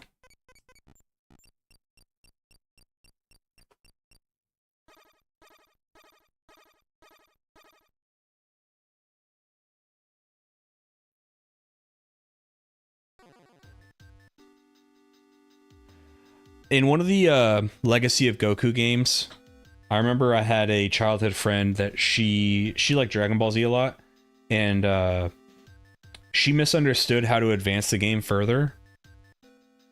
And hold on. My chat is not updating for me for whatever reason. This is my fault. This is my fault. I had a different thing on chat, so now I'm seeing more messages I didn't see. I apologize.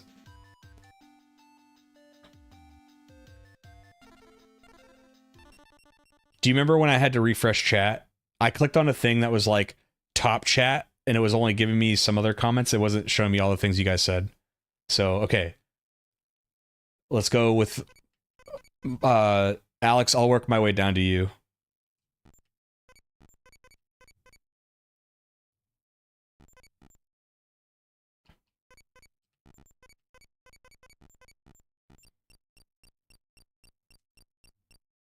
Nice. Did I do the 0731? I kind of lost where I was.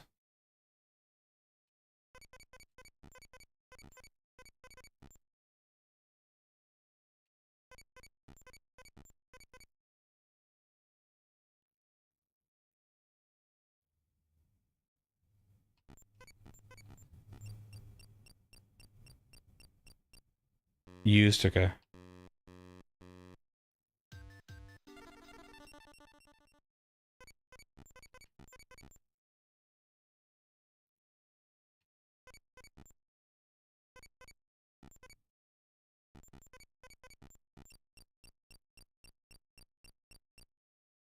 Okay. It's all good. Now to Alex. 9759.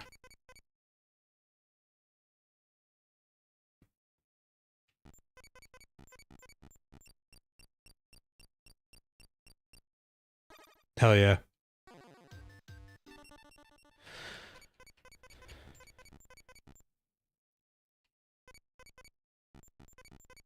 Oh, I missed something. 51345 51345 46.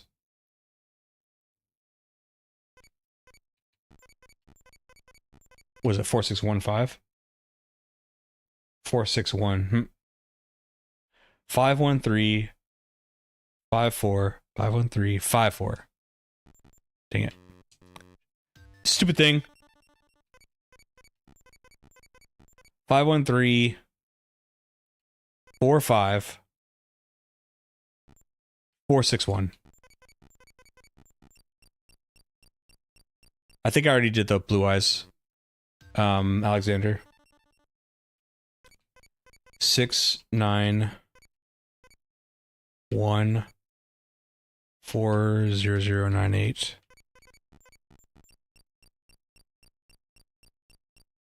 Okay. I don't think I've done that 771. 71107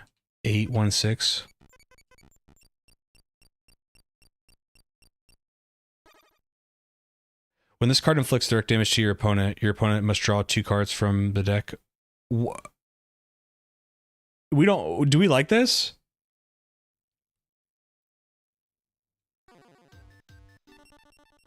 I don't like giving him card advantage. Yeah, I don't like giving him card advantage.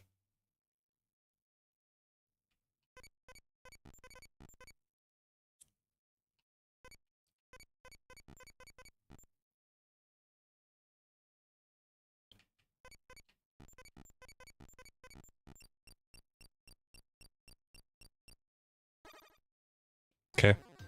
I do like that.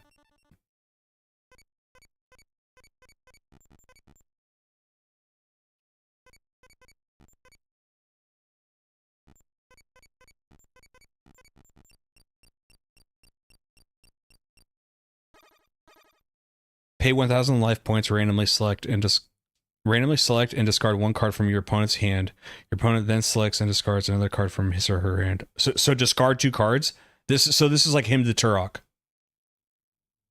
This fucking rules.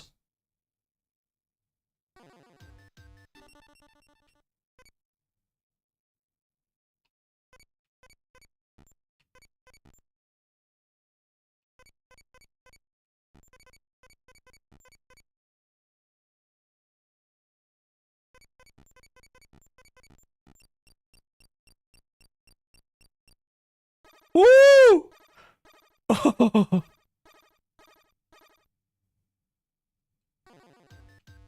I vaguely remember what Magic Cylinder is. I remember it was like really wordy.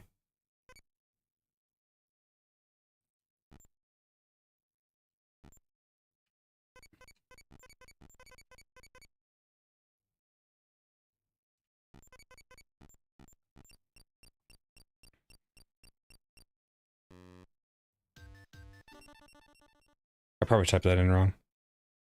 622 79055.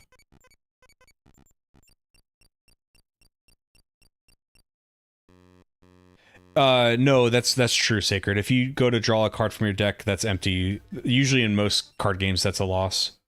It's calling like getting milled out. In Magic, that's what they call it. It didn't used to be a term for the longest time. Like, you know, people that played the game just used to call it mill. But then Magic finally made it like a real thing. 857-42-772. No. There we go.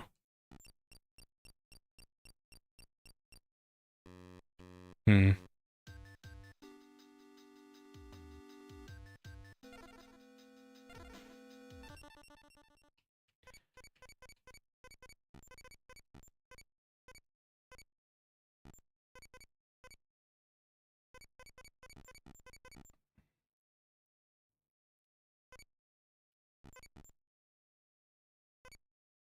Seven, 8, 6.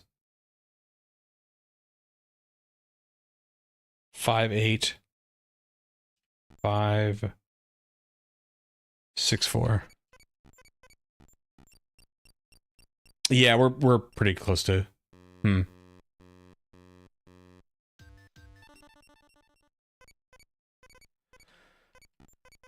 Yeah, we're pretty close to being good. I agree. Thank you guys for all the codes. Appreciate it. So at this point, what I want to do,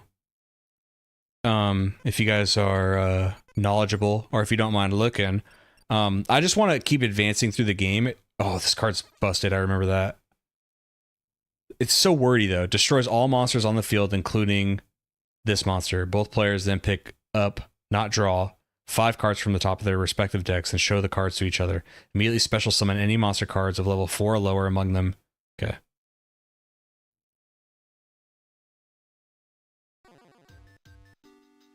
I agree, another summon skull is help. Let me... Throw me a summon skull code, if you guys don't mind. If you guys wouldn't mind throwing me a summon skull. Just one.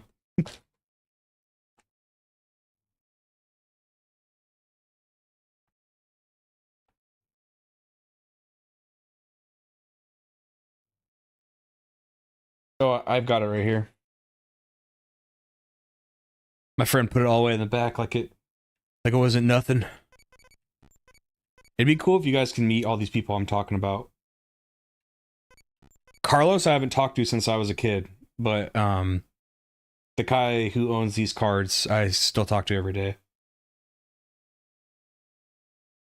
Like, I've been wanting to do a retrospective on the first Smash Brothers. I think that'd be pretty fun. And it would be cool if I could play with my buddies, you know, on stream.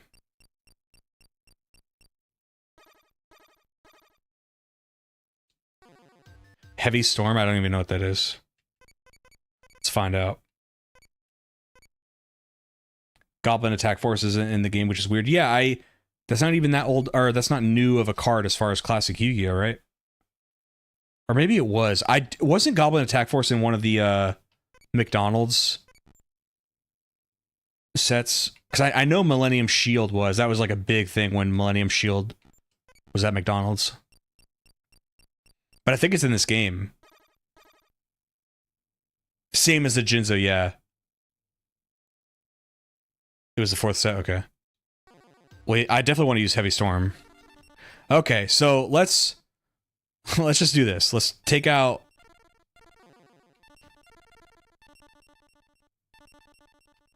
Let's take out a bunch of stuff that, like, on its face looks bad.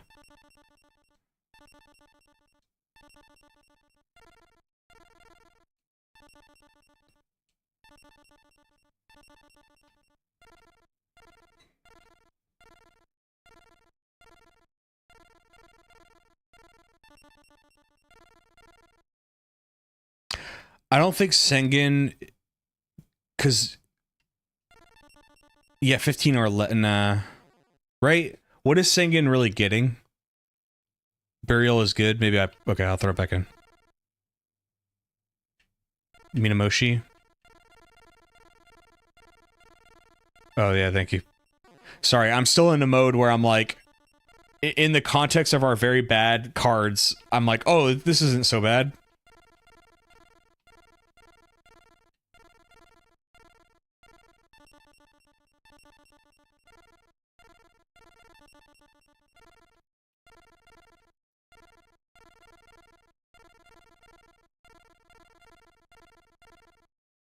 For now, we'll put in Blue Eyes. I gotta admit, though, I'm not that high on double summon, or double sacrifice things in this game yet. Do we like Dispel?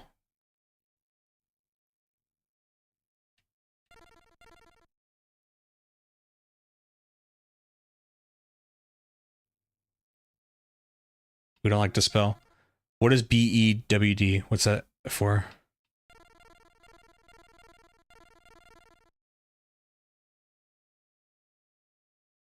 Oh, Blue Eyes, right?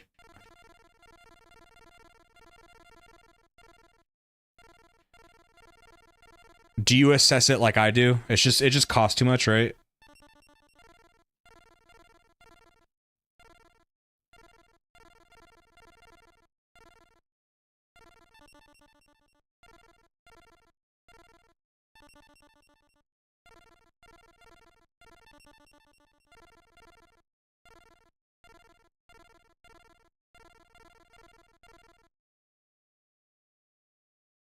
Yeah, would you do you like Summon Skull though? Summon Skull to me, its attack is just so high for that like it kind of cuts that barrier where I'm like, you know what? Okay, that sacrifice feels good. Like that feels a little bit worth it at that point. But like because I've seen my opponents in this game use like, I'm gonna sacrifice 2 creatures to put a 1750 attack power creature out. I'm like, why? Oh, Lajin is so good.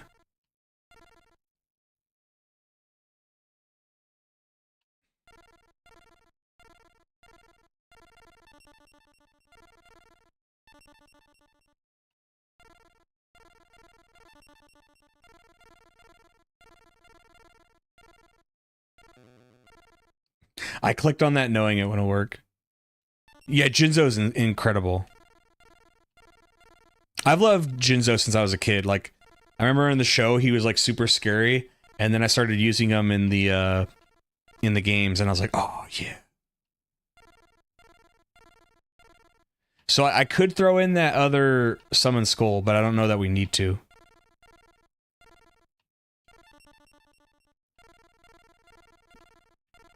And then do we like this? When this card is sent from the field to the graveyard, you can move one monster with defense 1500 or less from your deck to your hand. I mean, that wouldn't that work with some of our good 1400 power or 4-star creatures?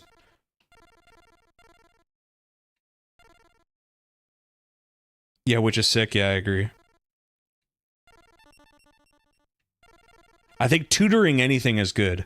Like, that's just good. Well, hold on. Tutoring for good stuff is good. I'm going to throw in another Summon Skull. This might be a little bit too fancy-pantsy. I'm definitely no expert on the meta, but what I was doing on replay of this was saving Change of Heart for double summons if I could. Yeah. I love that strategy too. It's kind of like a Magic the Gathering when you do...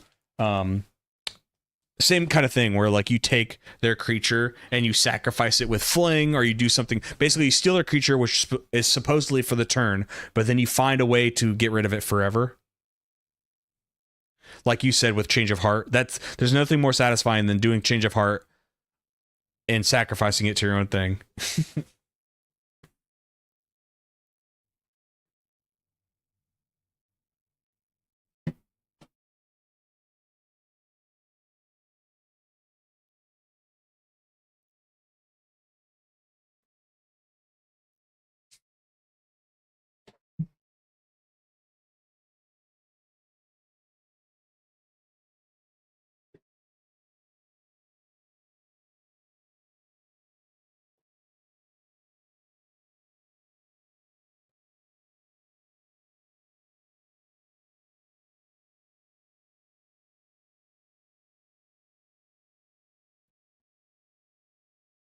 Okay. I think we have a deck.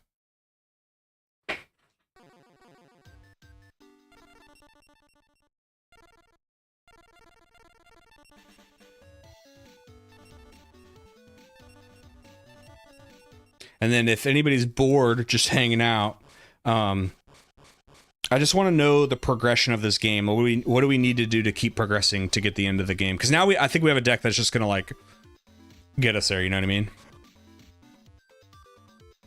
So I don't think we need to like unlock every pack. You know what I mean?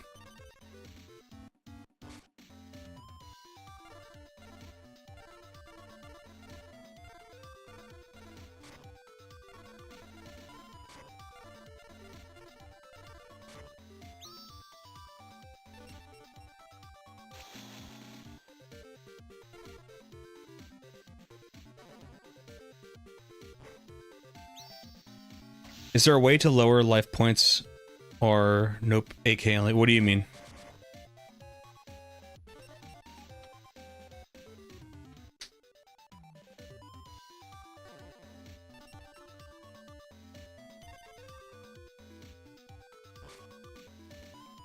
Oh, Eon, do you mean like we both start out with 4K instead? I don't think so. I think it's always 8,000.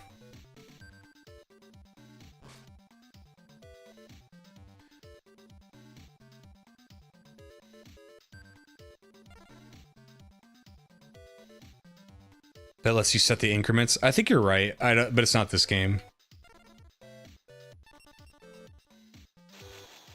God damn it.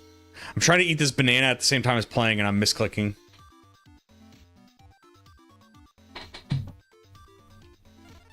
I'm sorry.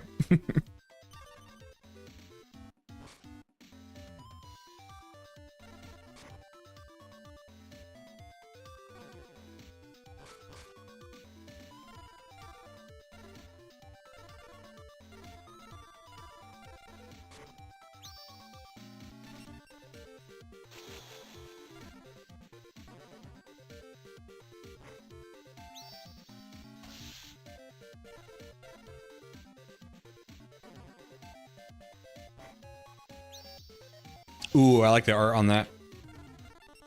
Look at this one. This one's cool.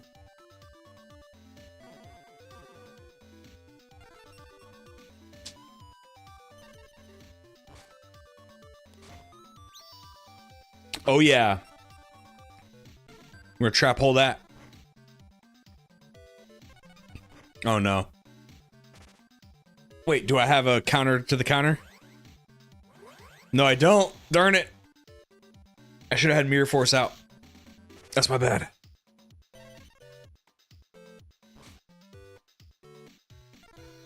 Premature burial.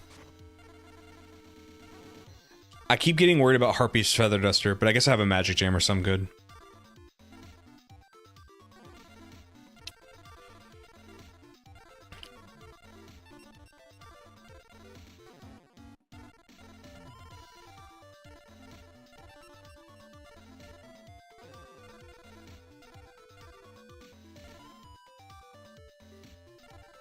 I mean, I guess I could sacrifice Lajin.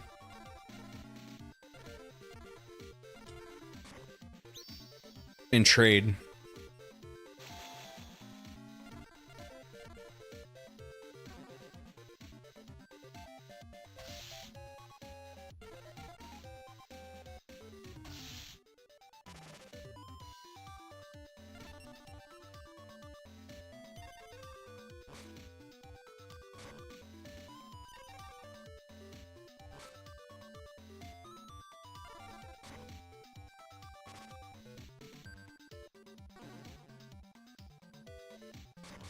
Hell yeah.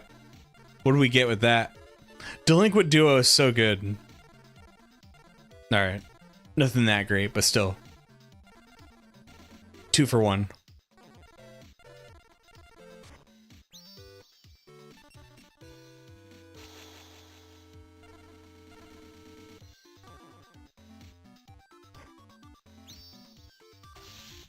What's up, Kaizaki? How are you doing?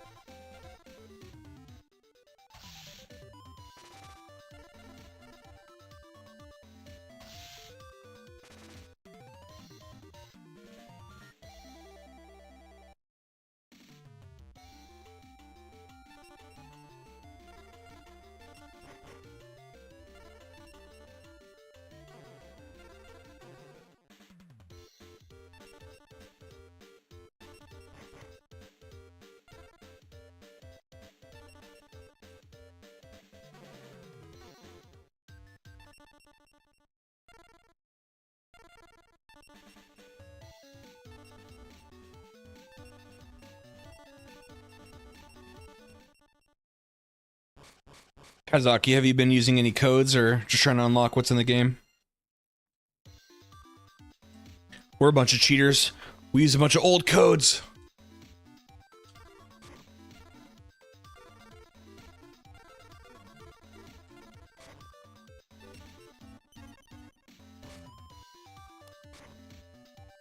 Do I prefer to go first? Yes. I like going first.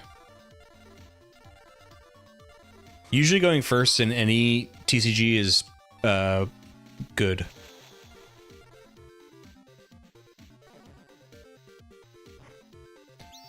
I think I've heard somewhere that it's like different in Yu-Gi-Oh now, right?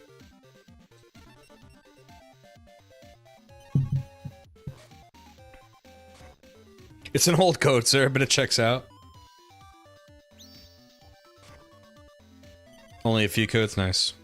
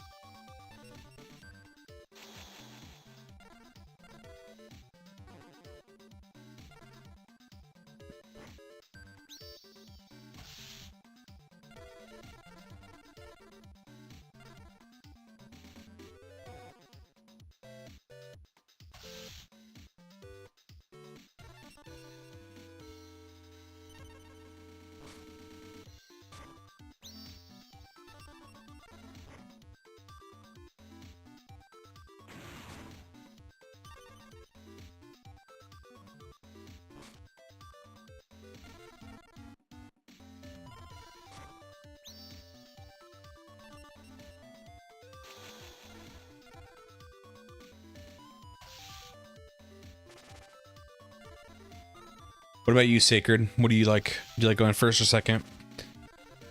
Like in Magic, there were certain times where you want to go second because, like, if you're a combo deck, you're trying to see more cards, and if you go second, you draw a card, versus if you go first, you don't draw. But if in the case of like an aggro deck, you definitely want to go first.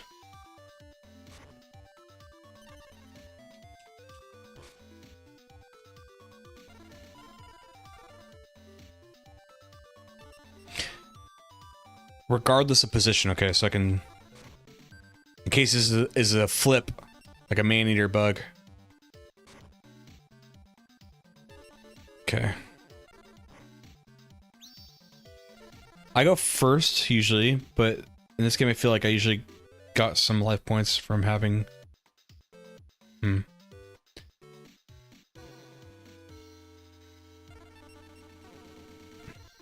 I got you, Sacred. With Yu-Gi-Oh, I do kind of recognize that, oh, I accidentally switched this to defense mode, goddammit. I blame you, chat.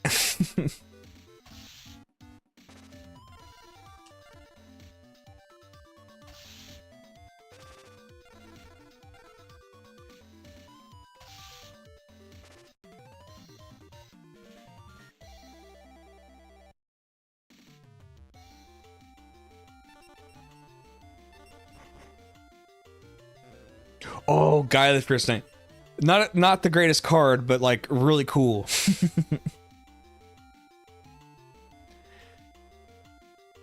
Like this is crazy. This is a 2 summon, right? You have to sacrifice 2 things for this, and you don't even get a summon skull.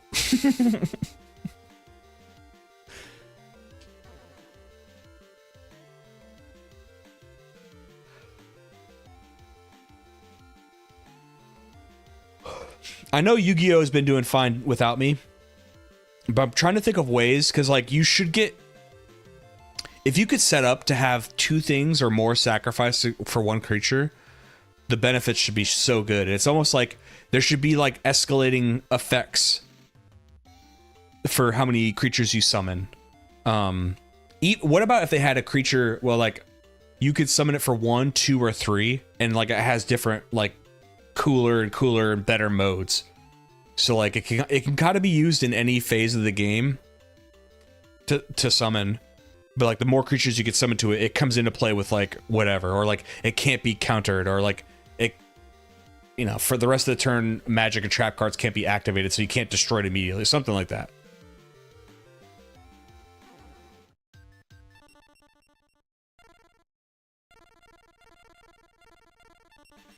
Like you can carry on special effects of the cards you... Yes, yeah, exactly, yes. Something like that. Like, if you made sacrificing more valuable, I think it would have made more sense. I know we're talking about old Yu-Gi-Oh! Too. Like, the game obviously is developed from this. And I'm almost, like, pondering in, like, a fun way. I'm not, like, critiquing. I'm like, they could have done something like this or something with sacrificing.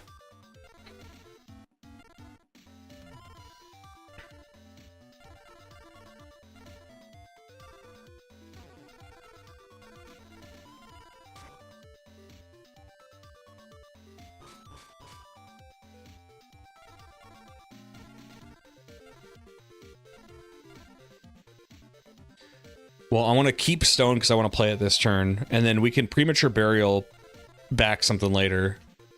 So, like, I'd rather, like, I think Sengen and, like, Lejin. Wait, I didn't play... God damn it!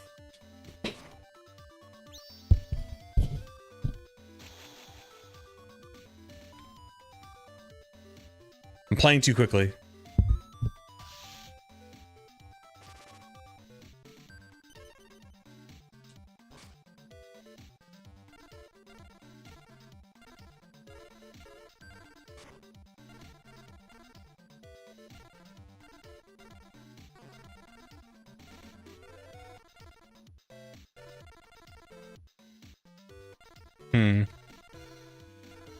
I think I'm gonna do this.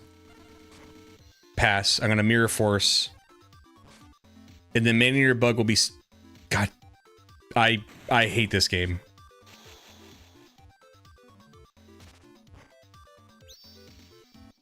It'll be really interesting to see what they put face down like that. I'm very curious what they put face down. Lucky hat? No, this is the unlucky hat. This is the silly goose hat. Don't even ask.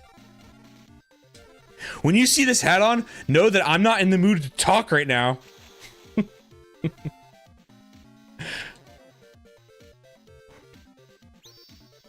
Oh, and I mill cards, yeah. Well, that's good with my premature burial. Did you mill anything cool? No, just all my good spells that I can't get back. Very nice, very nice.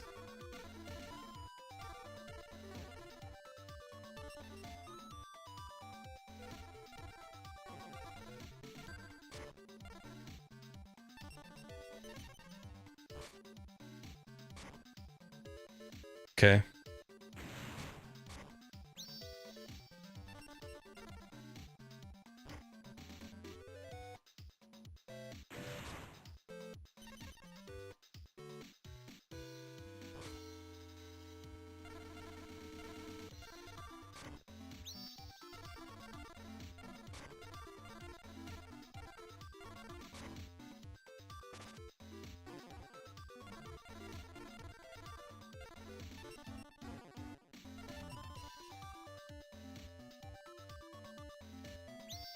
Yeah, that was a great idea, Alex, until the computer knew what I was doing and avoided it. But I was thinking the same thing you were.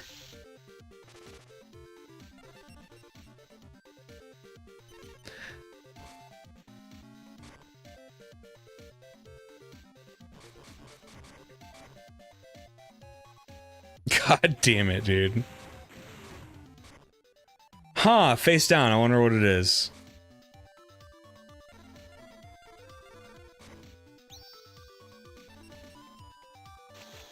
How did you know to play it face down? Okay, fair enough, fair enough. That makes sense.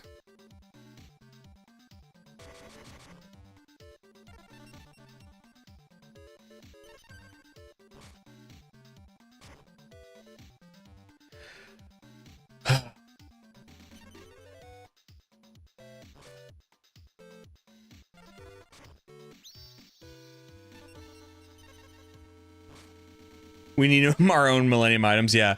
Whatever, like, Millennium item gives you cards, I guess, we used.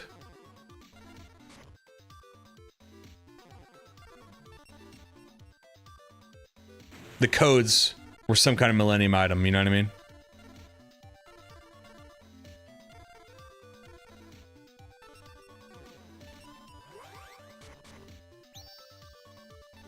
I don't really remember them, Alex. Can we list them off? How many were there to begin with? Oh God.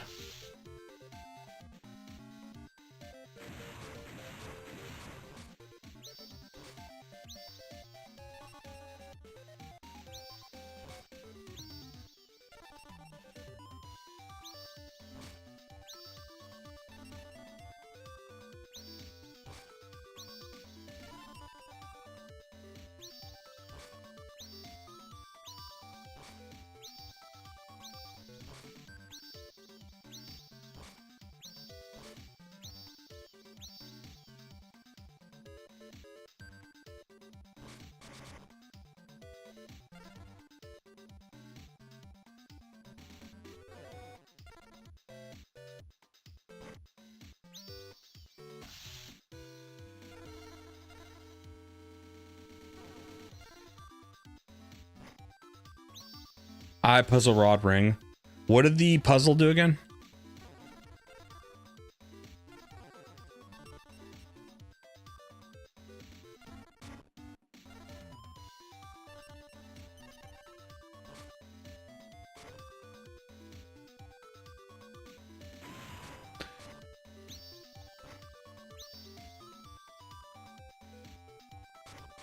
Puzzle had the pharaoh, okay.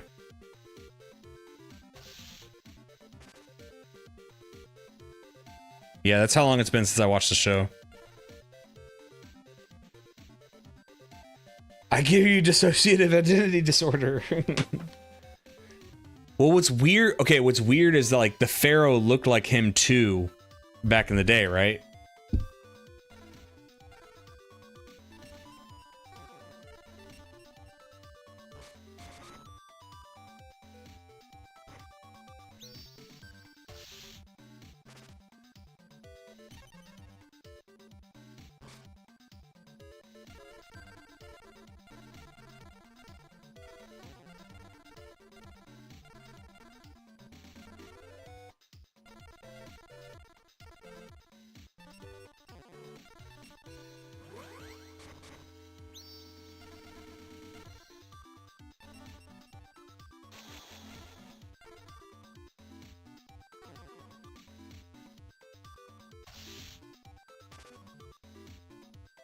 I think canonically it was literally the ability to solve complex puzzles like the card game. Okay. Well, you mentioned canonically. I have the manga behind me.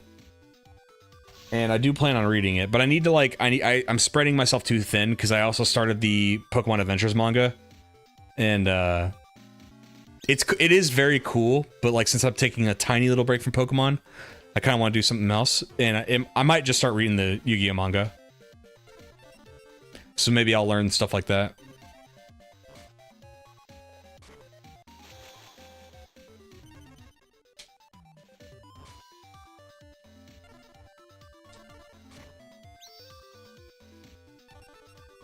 The key, necklace, and scale. What did the scale do?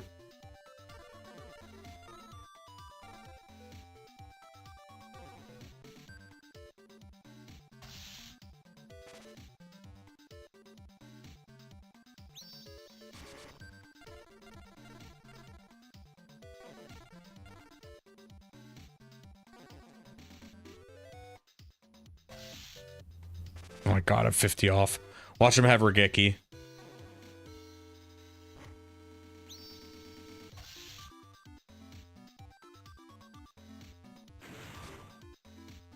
It was a lie detector, but not really. Do you guys ever believe, what was his name, Bakura? Do you really think that it was always, there's a nice guy and there's the evil guy? Because I think he was always the bad guy. I think he did this whole like, oh, sorry guys. Sorry my scheme to betray you guys failed again.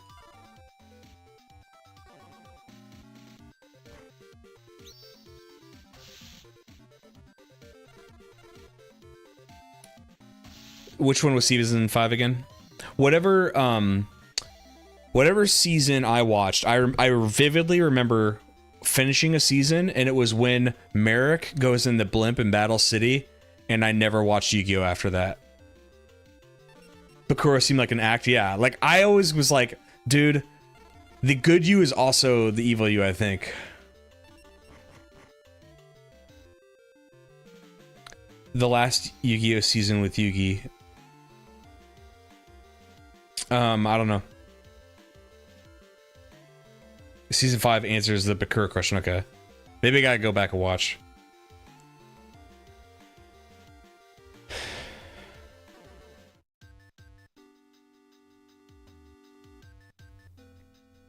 Michael, am I on to something? You don't have to spoil it, but am I on to something?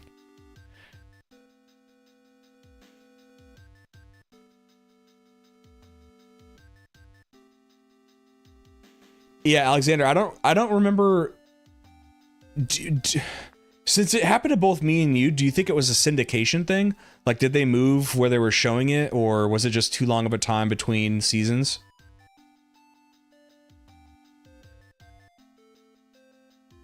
So that was the end of Battle City, even though because I remember like the teaser for the next season, it showed Merrick being on like the blimp, and I was like, what the fuck? And then I just remember like, I don't know what happened. I kind of can't remember how that worked. I don't know if it was just so long between seasons. You went off to call. Okay, so you're older than me. I would have been, this time I would have been like, I think I was still elementary school when this happened.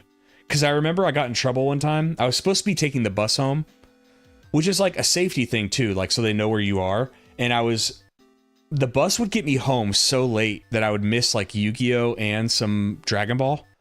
And I figured out that I could walk home faster, which in a very heavily populated area, I could walk home faster to go watch cartoons if I didn't take the bus. And again, this was like late 90s, early 2000s. Well, it was Yu-Gi-Oh, so it must have been early 2000s. And you could kind of get away with that because it was still like, kids fucking will figure it out. And yeah, they figured it out. And they were like, what are you doing? I'm like, well, the bus takes too long to get me home, so I want to walk.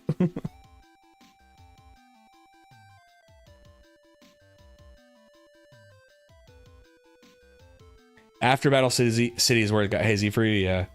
Well, it must have, like, the whole GX thing was a complete blip for me because I remember it was like I hadn't heard from Yu-Gi-Oh in a long time. I stopped playing the games, and then I saw, or sorry, the like youngster reaction to the motorcycle stuff was so crazy. I remember like it just, whether they showed the trailer for it or like the season had just started and kids came to school like, have you seen that like new Yu-Gi-Oh thing? I'm like, no, what? And they're like, they like drive motorcycles. Like, what? And maybe we watched it on like, I don't know where we would have watched it back then because I don't know if YouTube was even a thing. Or maybe it just was barely a thing. But I was like, what? And we all kind of had like a visceral like reaction. We were like, no way, that's not Yu-Gi-Oh! And it took me even years after that to realize GX was a thing between it.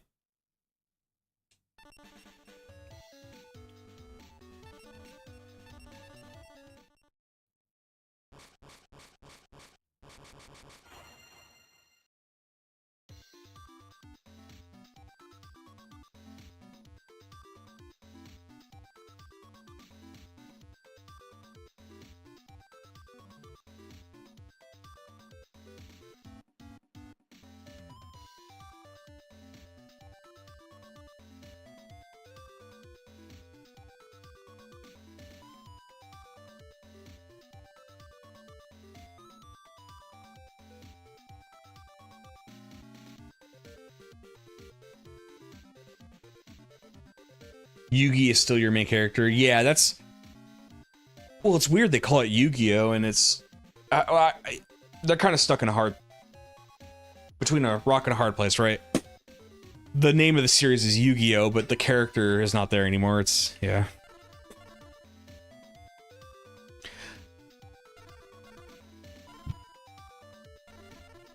I'm sure not all of it was planned out that far ahead, you know?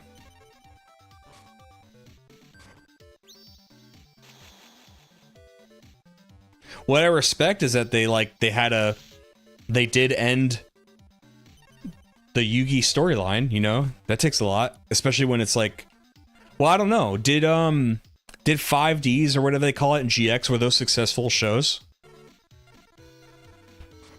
Because I wouldn't know.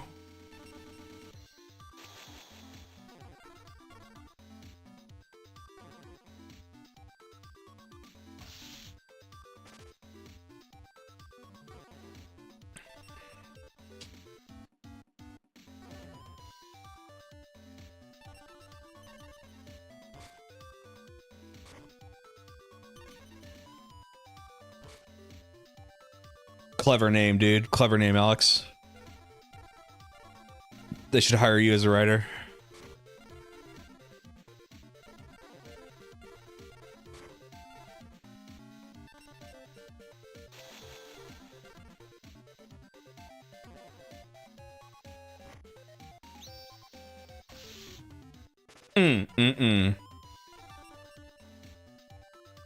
There was some retrospective I watched when the collection came out. Apparently, no set rules for the card game when it was released. Most popular game manga.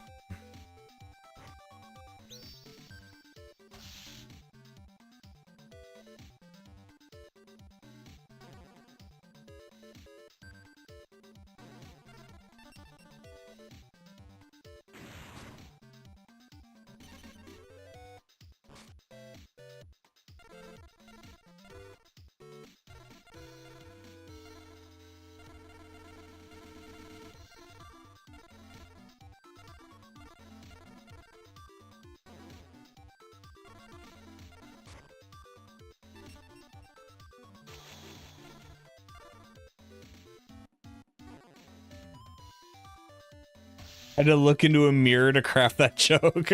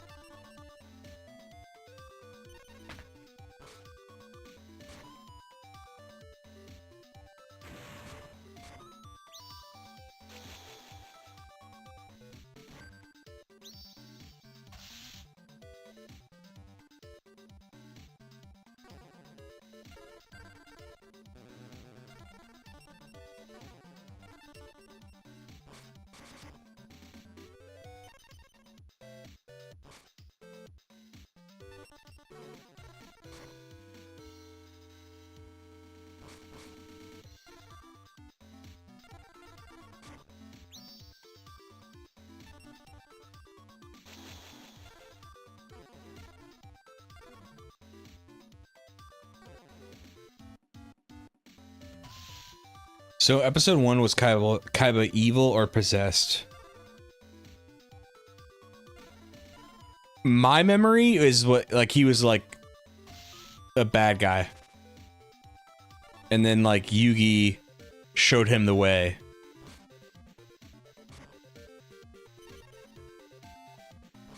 But I remember that, I mean, dude, I think I showed you that box set. I think I had rewatched a little bit of it probably 12 years ago. But that's the last time I watched the show. And obviously I didn't finish.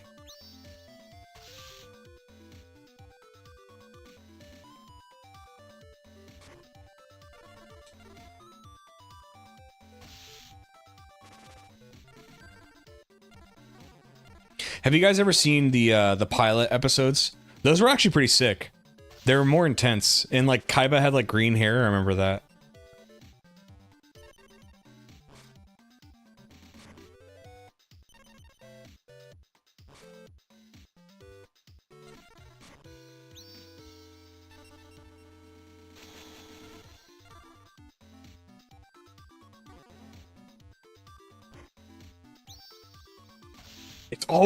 It's always this guy. It's always the stone soldier, the giant soldier of stone. I'm always about to win, and they do that, and they muck up the entire board.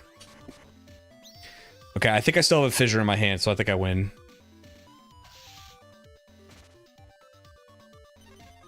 Fissure, I love you. Yep. I could have changed a heart too.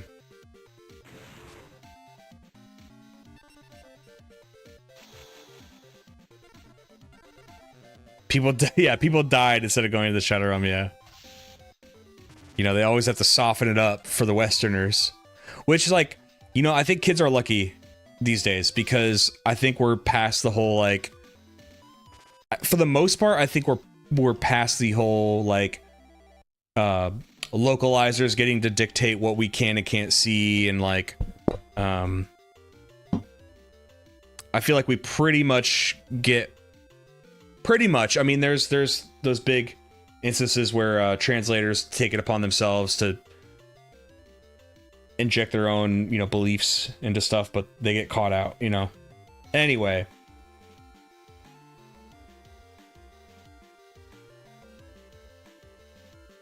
I think we mostly get what, like, if it came from Japan, I think we mostly get what they intended.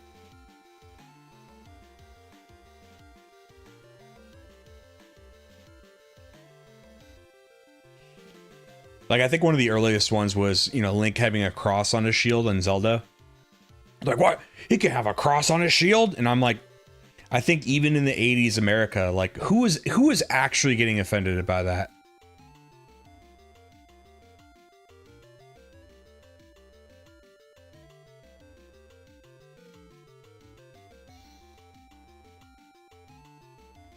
Kids play GTA 5 and don't bat an eye these days. 20 years ago, getting sent to the Shadow Realm sent us to a counselor's office to talk about our feelings. But yeah. exactly. I mean, that's a perfect example.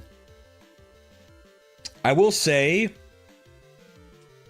I was allowed to watch, but I was like known in the town for like my parents let me watch crazy stuff and play crazy video games. Because it was still abnormal. Like, I remember talking to my friends about, like, Grand Theft Auto, and they would come to me like I was some oracle, you know? They're like, tell us how Grand Theft Auto was. And I tell them, you know, and I tell them the truth. I'm telling them things that they should know. Well, I'm going to put this in my deck, Wall of Illusion.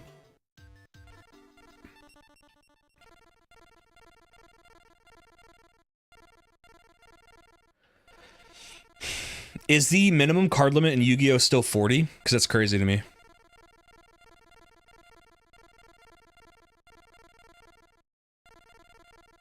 Or is it 60 now?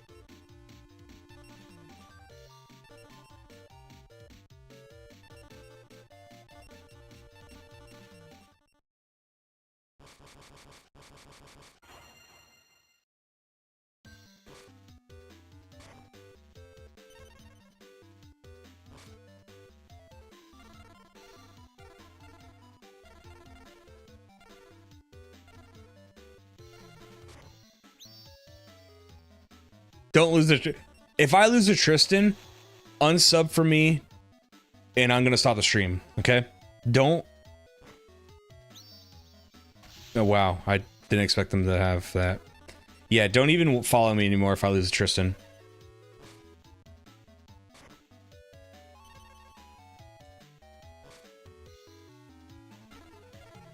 I'm just doing this because I need to be able to clear the creatures.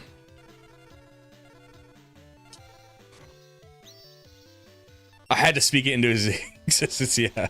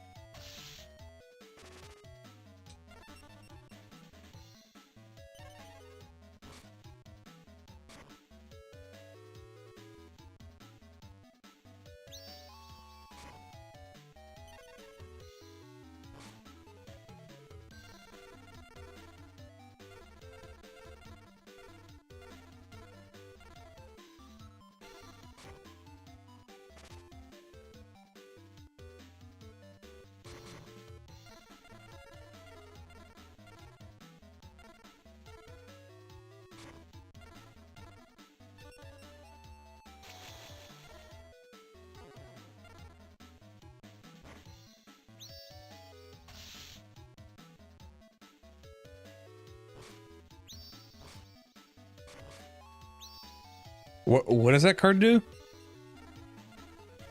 What? Your opponent draws 3 cards. Both players check the cards, and any magic cards among them must be immediately discarded to the graveyard.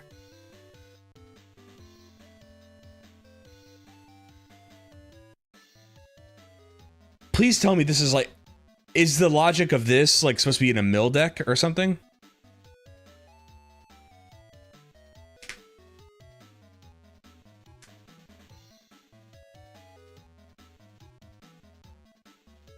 Anyone find it weird Tristan dated his best friend's blind sister? No, I don't. Maybe the best friend part, but not just because she was blind. They gotta have love too, you know?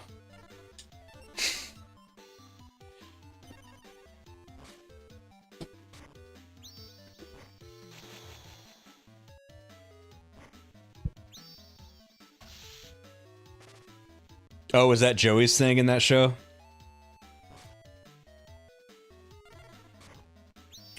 when I look back, it's funny how much Brock was able to be thirsty in the Pokemon show.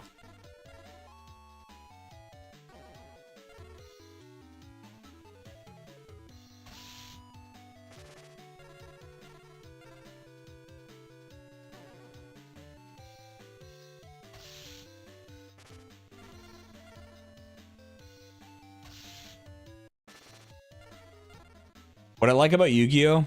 With the combat damage is that it's basically all of your creatures have trample, like in Magic the Gathering. So the math usually is all the same as far as like what to attack with to maximize the attack power.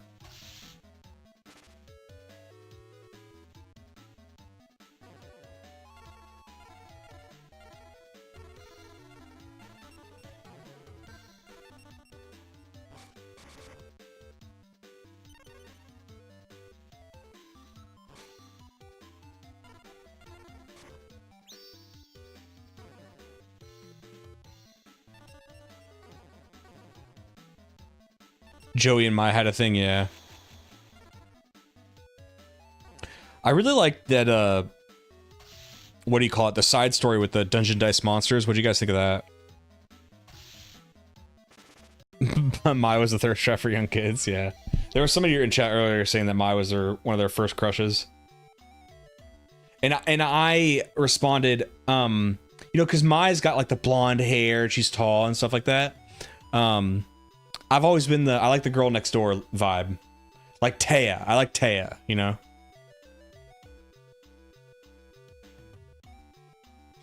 More modest.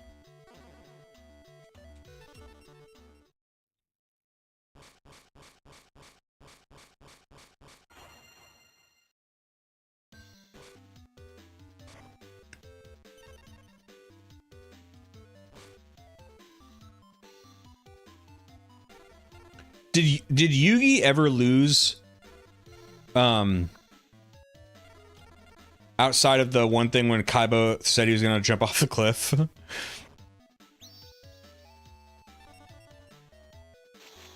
It's so funny how good they were at like manipulating kids back then, because I'm pretty sure he like never lost other than that one time when it wasn't you can't really call that a loss. But still, they had me convinced that, like, he could lose at any point. It's like, he's not losing.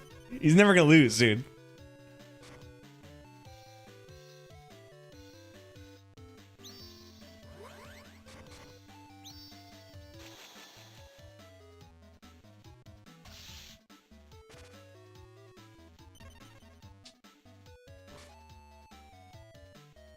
Pegasus cheated him.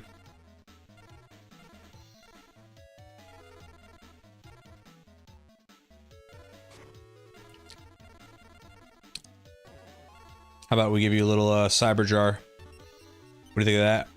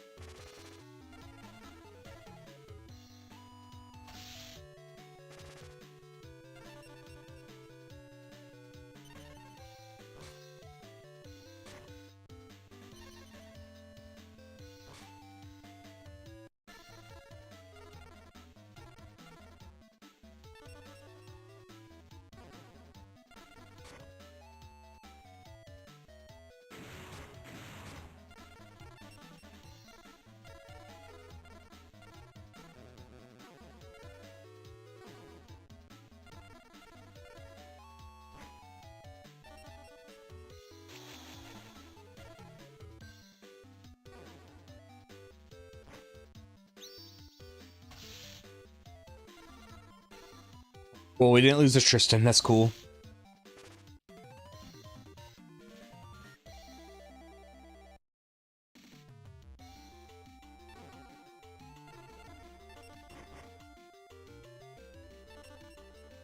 Thank you, Sacred.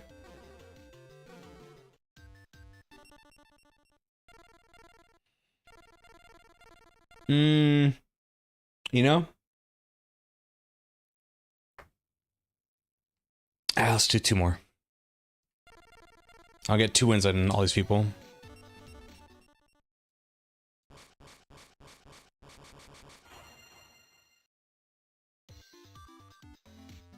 Now I can date his sister, yeah.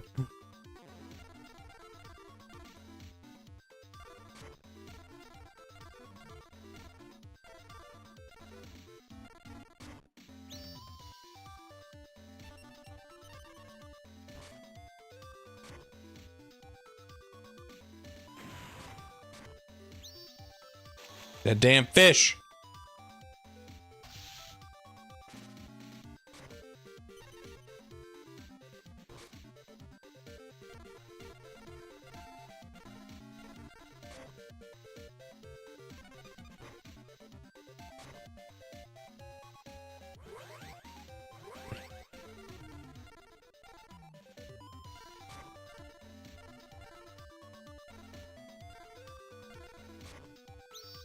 I don't know why I played that face up.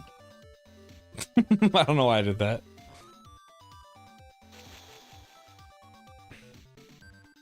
Imagine Yugi playing a friendly game against his friend and just banishing them for no reason. Yeah.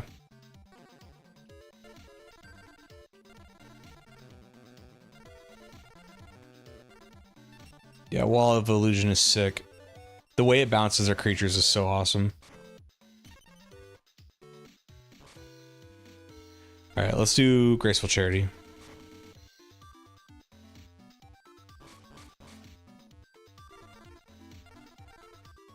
We definitely don't need both of these. Yeah. Rogue Doll. No. So let's do that.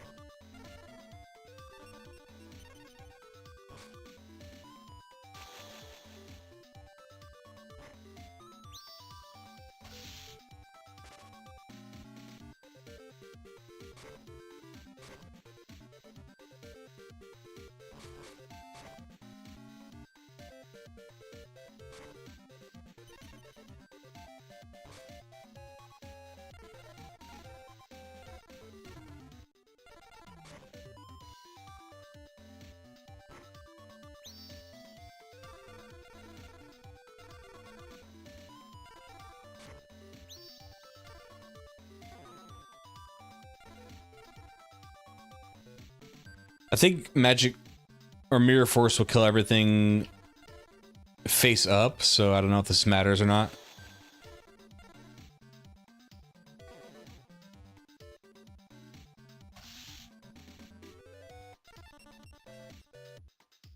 They would have used it there, though.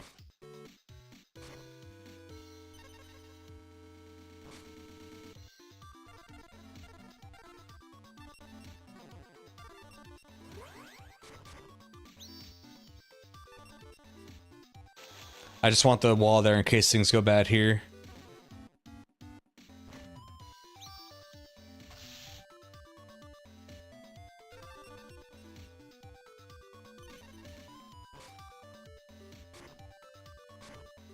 Where is the Yu-Gi-Oh series at now, as far as like a show? Do you guys know?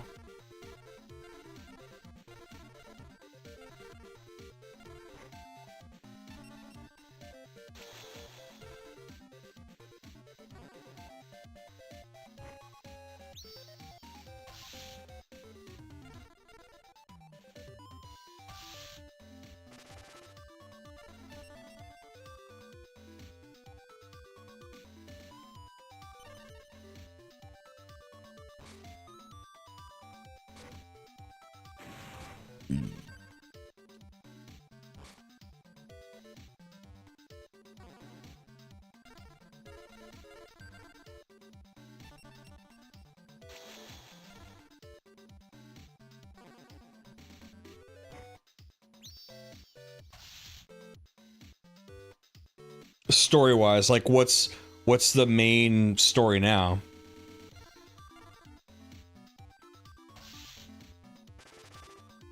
They had OG characters. Like, is there a series? Is there a new series going on, or have they stopped doing a series?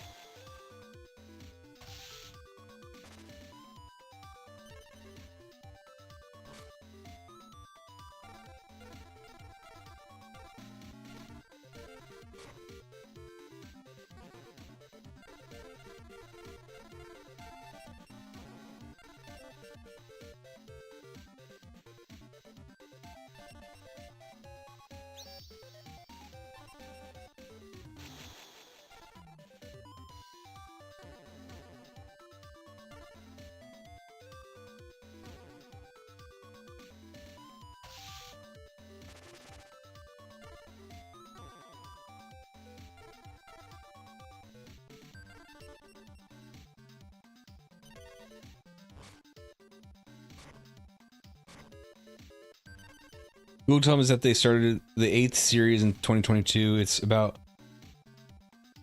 playing really fast. So it's more of this, like, oh gosh. Is it motorcycles again?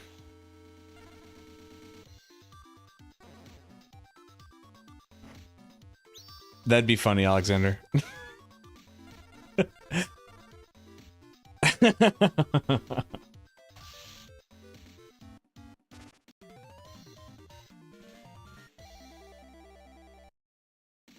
You mean the next series is about two short duelists that travel to a volcanic region to destroy one of the Millennium items in the pit of lava? And then the Millennium item starts corrupting one of the characters. Yeah,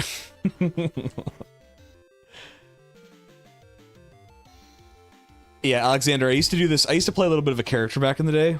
I used to have like all my scene transitions of like me as Kim Jong-un, but it was my face. I used to demand people call me Glorious Streamer, so that kind of goes up there with Pharaoh. Maybe I've always been destined for this role.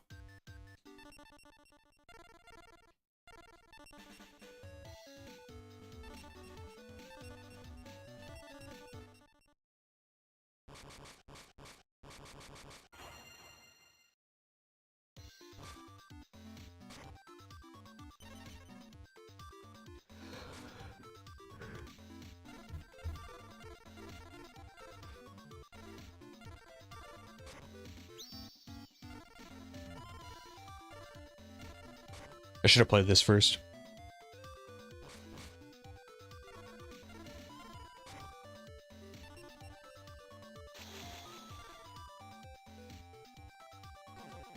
It's time to stream.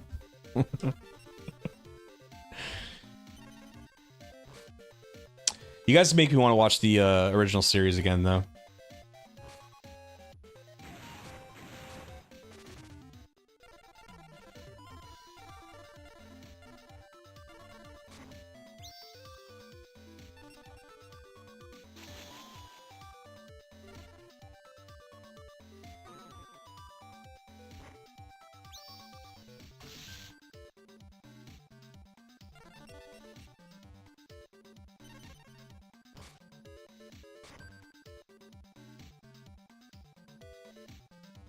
What is Giant Trunade?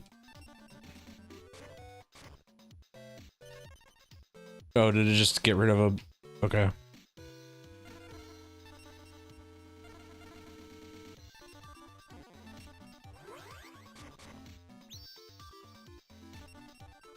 Sacred is my Kaiba. Who are you, Alex? Are you... Taya?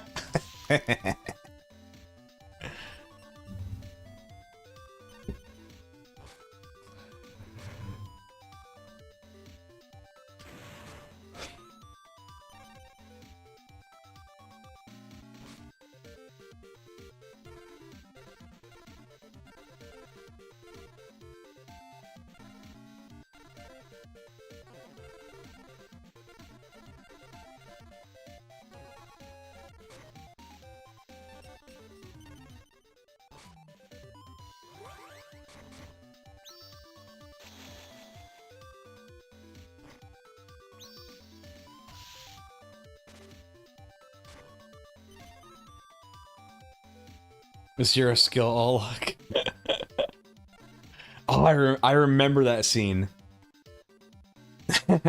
There's no other scene though that like, if you're trying to explain the wackiness of the first season of like, wasn't it Stone Soldier that like he blew up the moon with his sword or something? I'm like, that's Yu-Gi-Oh! Season 1. If you could just describe it in one scene.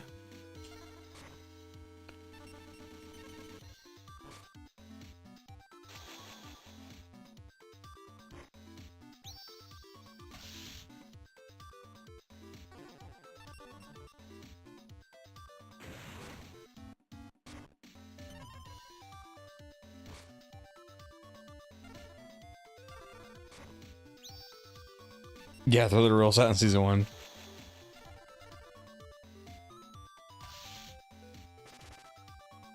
Yeah, I've mentioned it a couple times, but this game was what taught me the rules. And do you guys remember the Mikey character I told you about? One of the times we did actually play was in his bedroom, and he had those labyrinth cards. You know, those like Labyrinth Guardian, whatever. Well, he had seen the show, and he is like, he starts using VHS tapes to make like a labyrinth. Cause like I thought we were gonna play a game, and he's doing all that stuff, and he's like, you have to like maneuver around this labyrinth if you want to attack me. I was like, what the fuck are you talking about? He's like, these are the rules. I'm like, no, they're not. And in fact, I was gonna risk letting him borrow the game so he could learn the rules, and then he didn't want to do it. I'm like, yeah, you're scared, dude.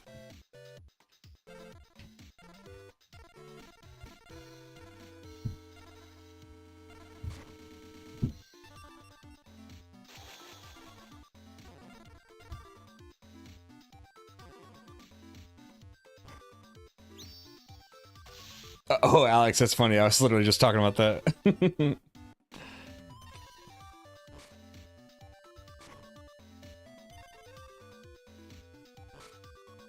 Yeah, what was sad was he was 2 years older than me. So if I was like, man, if I was like, I felt like I would have been like 12. He was 14 at this. He's like still doing pretend stuff. And I was like, what are you doing? I'm trying to play a game, man.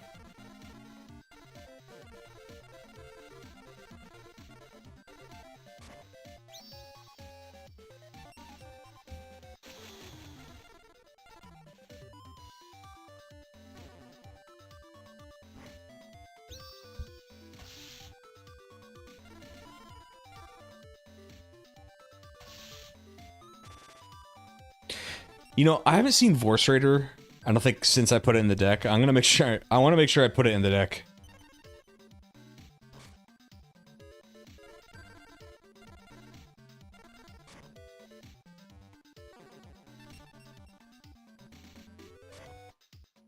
Big Eye, what is this? Draw 5 cards from the top of your deck, arrange them in any order desired, and place them on top of your deck. Wait. It says draw them, arrange them in any order. Arrange them from your hand? Because with my magic brain, draw means that it's already in your hand. So are you rearranging the cards in your hand or just from the 5 you drew? You know what? Let's find out.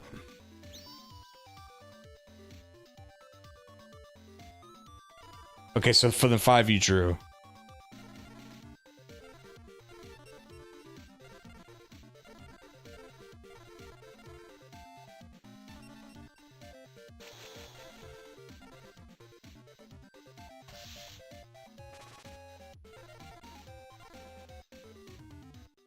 Got you, Sacred, thank you.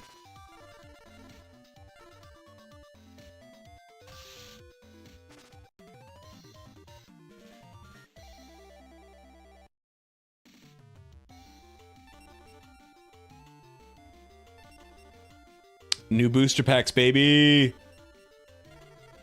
Whoa. Let's see what's in this. We keep talking about the Labyrinth cards. Kaze Jin. Reduce the attack of an opponent's monster attacking this card to 0. This effect can be used only once. The card's owner chooses when to activate it. That's pretty cool. Larvae Moth.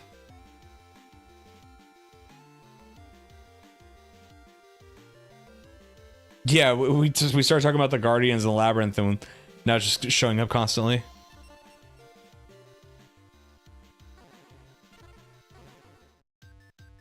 I think I'm gonna call it there. About a 4.5 hour stream. Pretty tired. But I think I'll be back tomorrow. Same time-ish. Maybe a little bit sooner. Alex, you rule. Sacred. Michael. Anybody else out there who was lurking or chatting. Appreciate you guys. I had fun. A bit grindy. I'm going to find out off stream how to progress the game. I feel like this is a game I could beat relatively quickly, so might be able to have a video out pretty quick. We can move on to the next game. But alright guys, peace.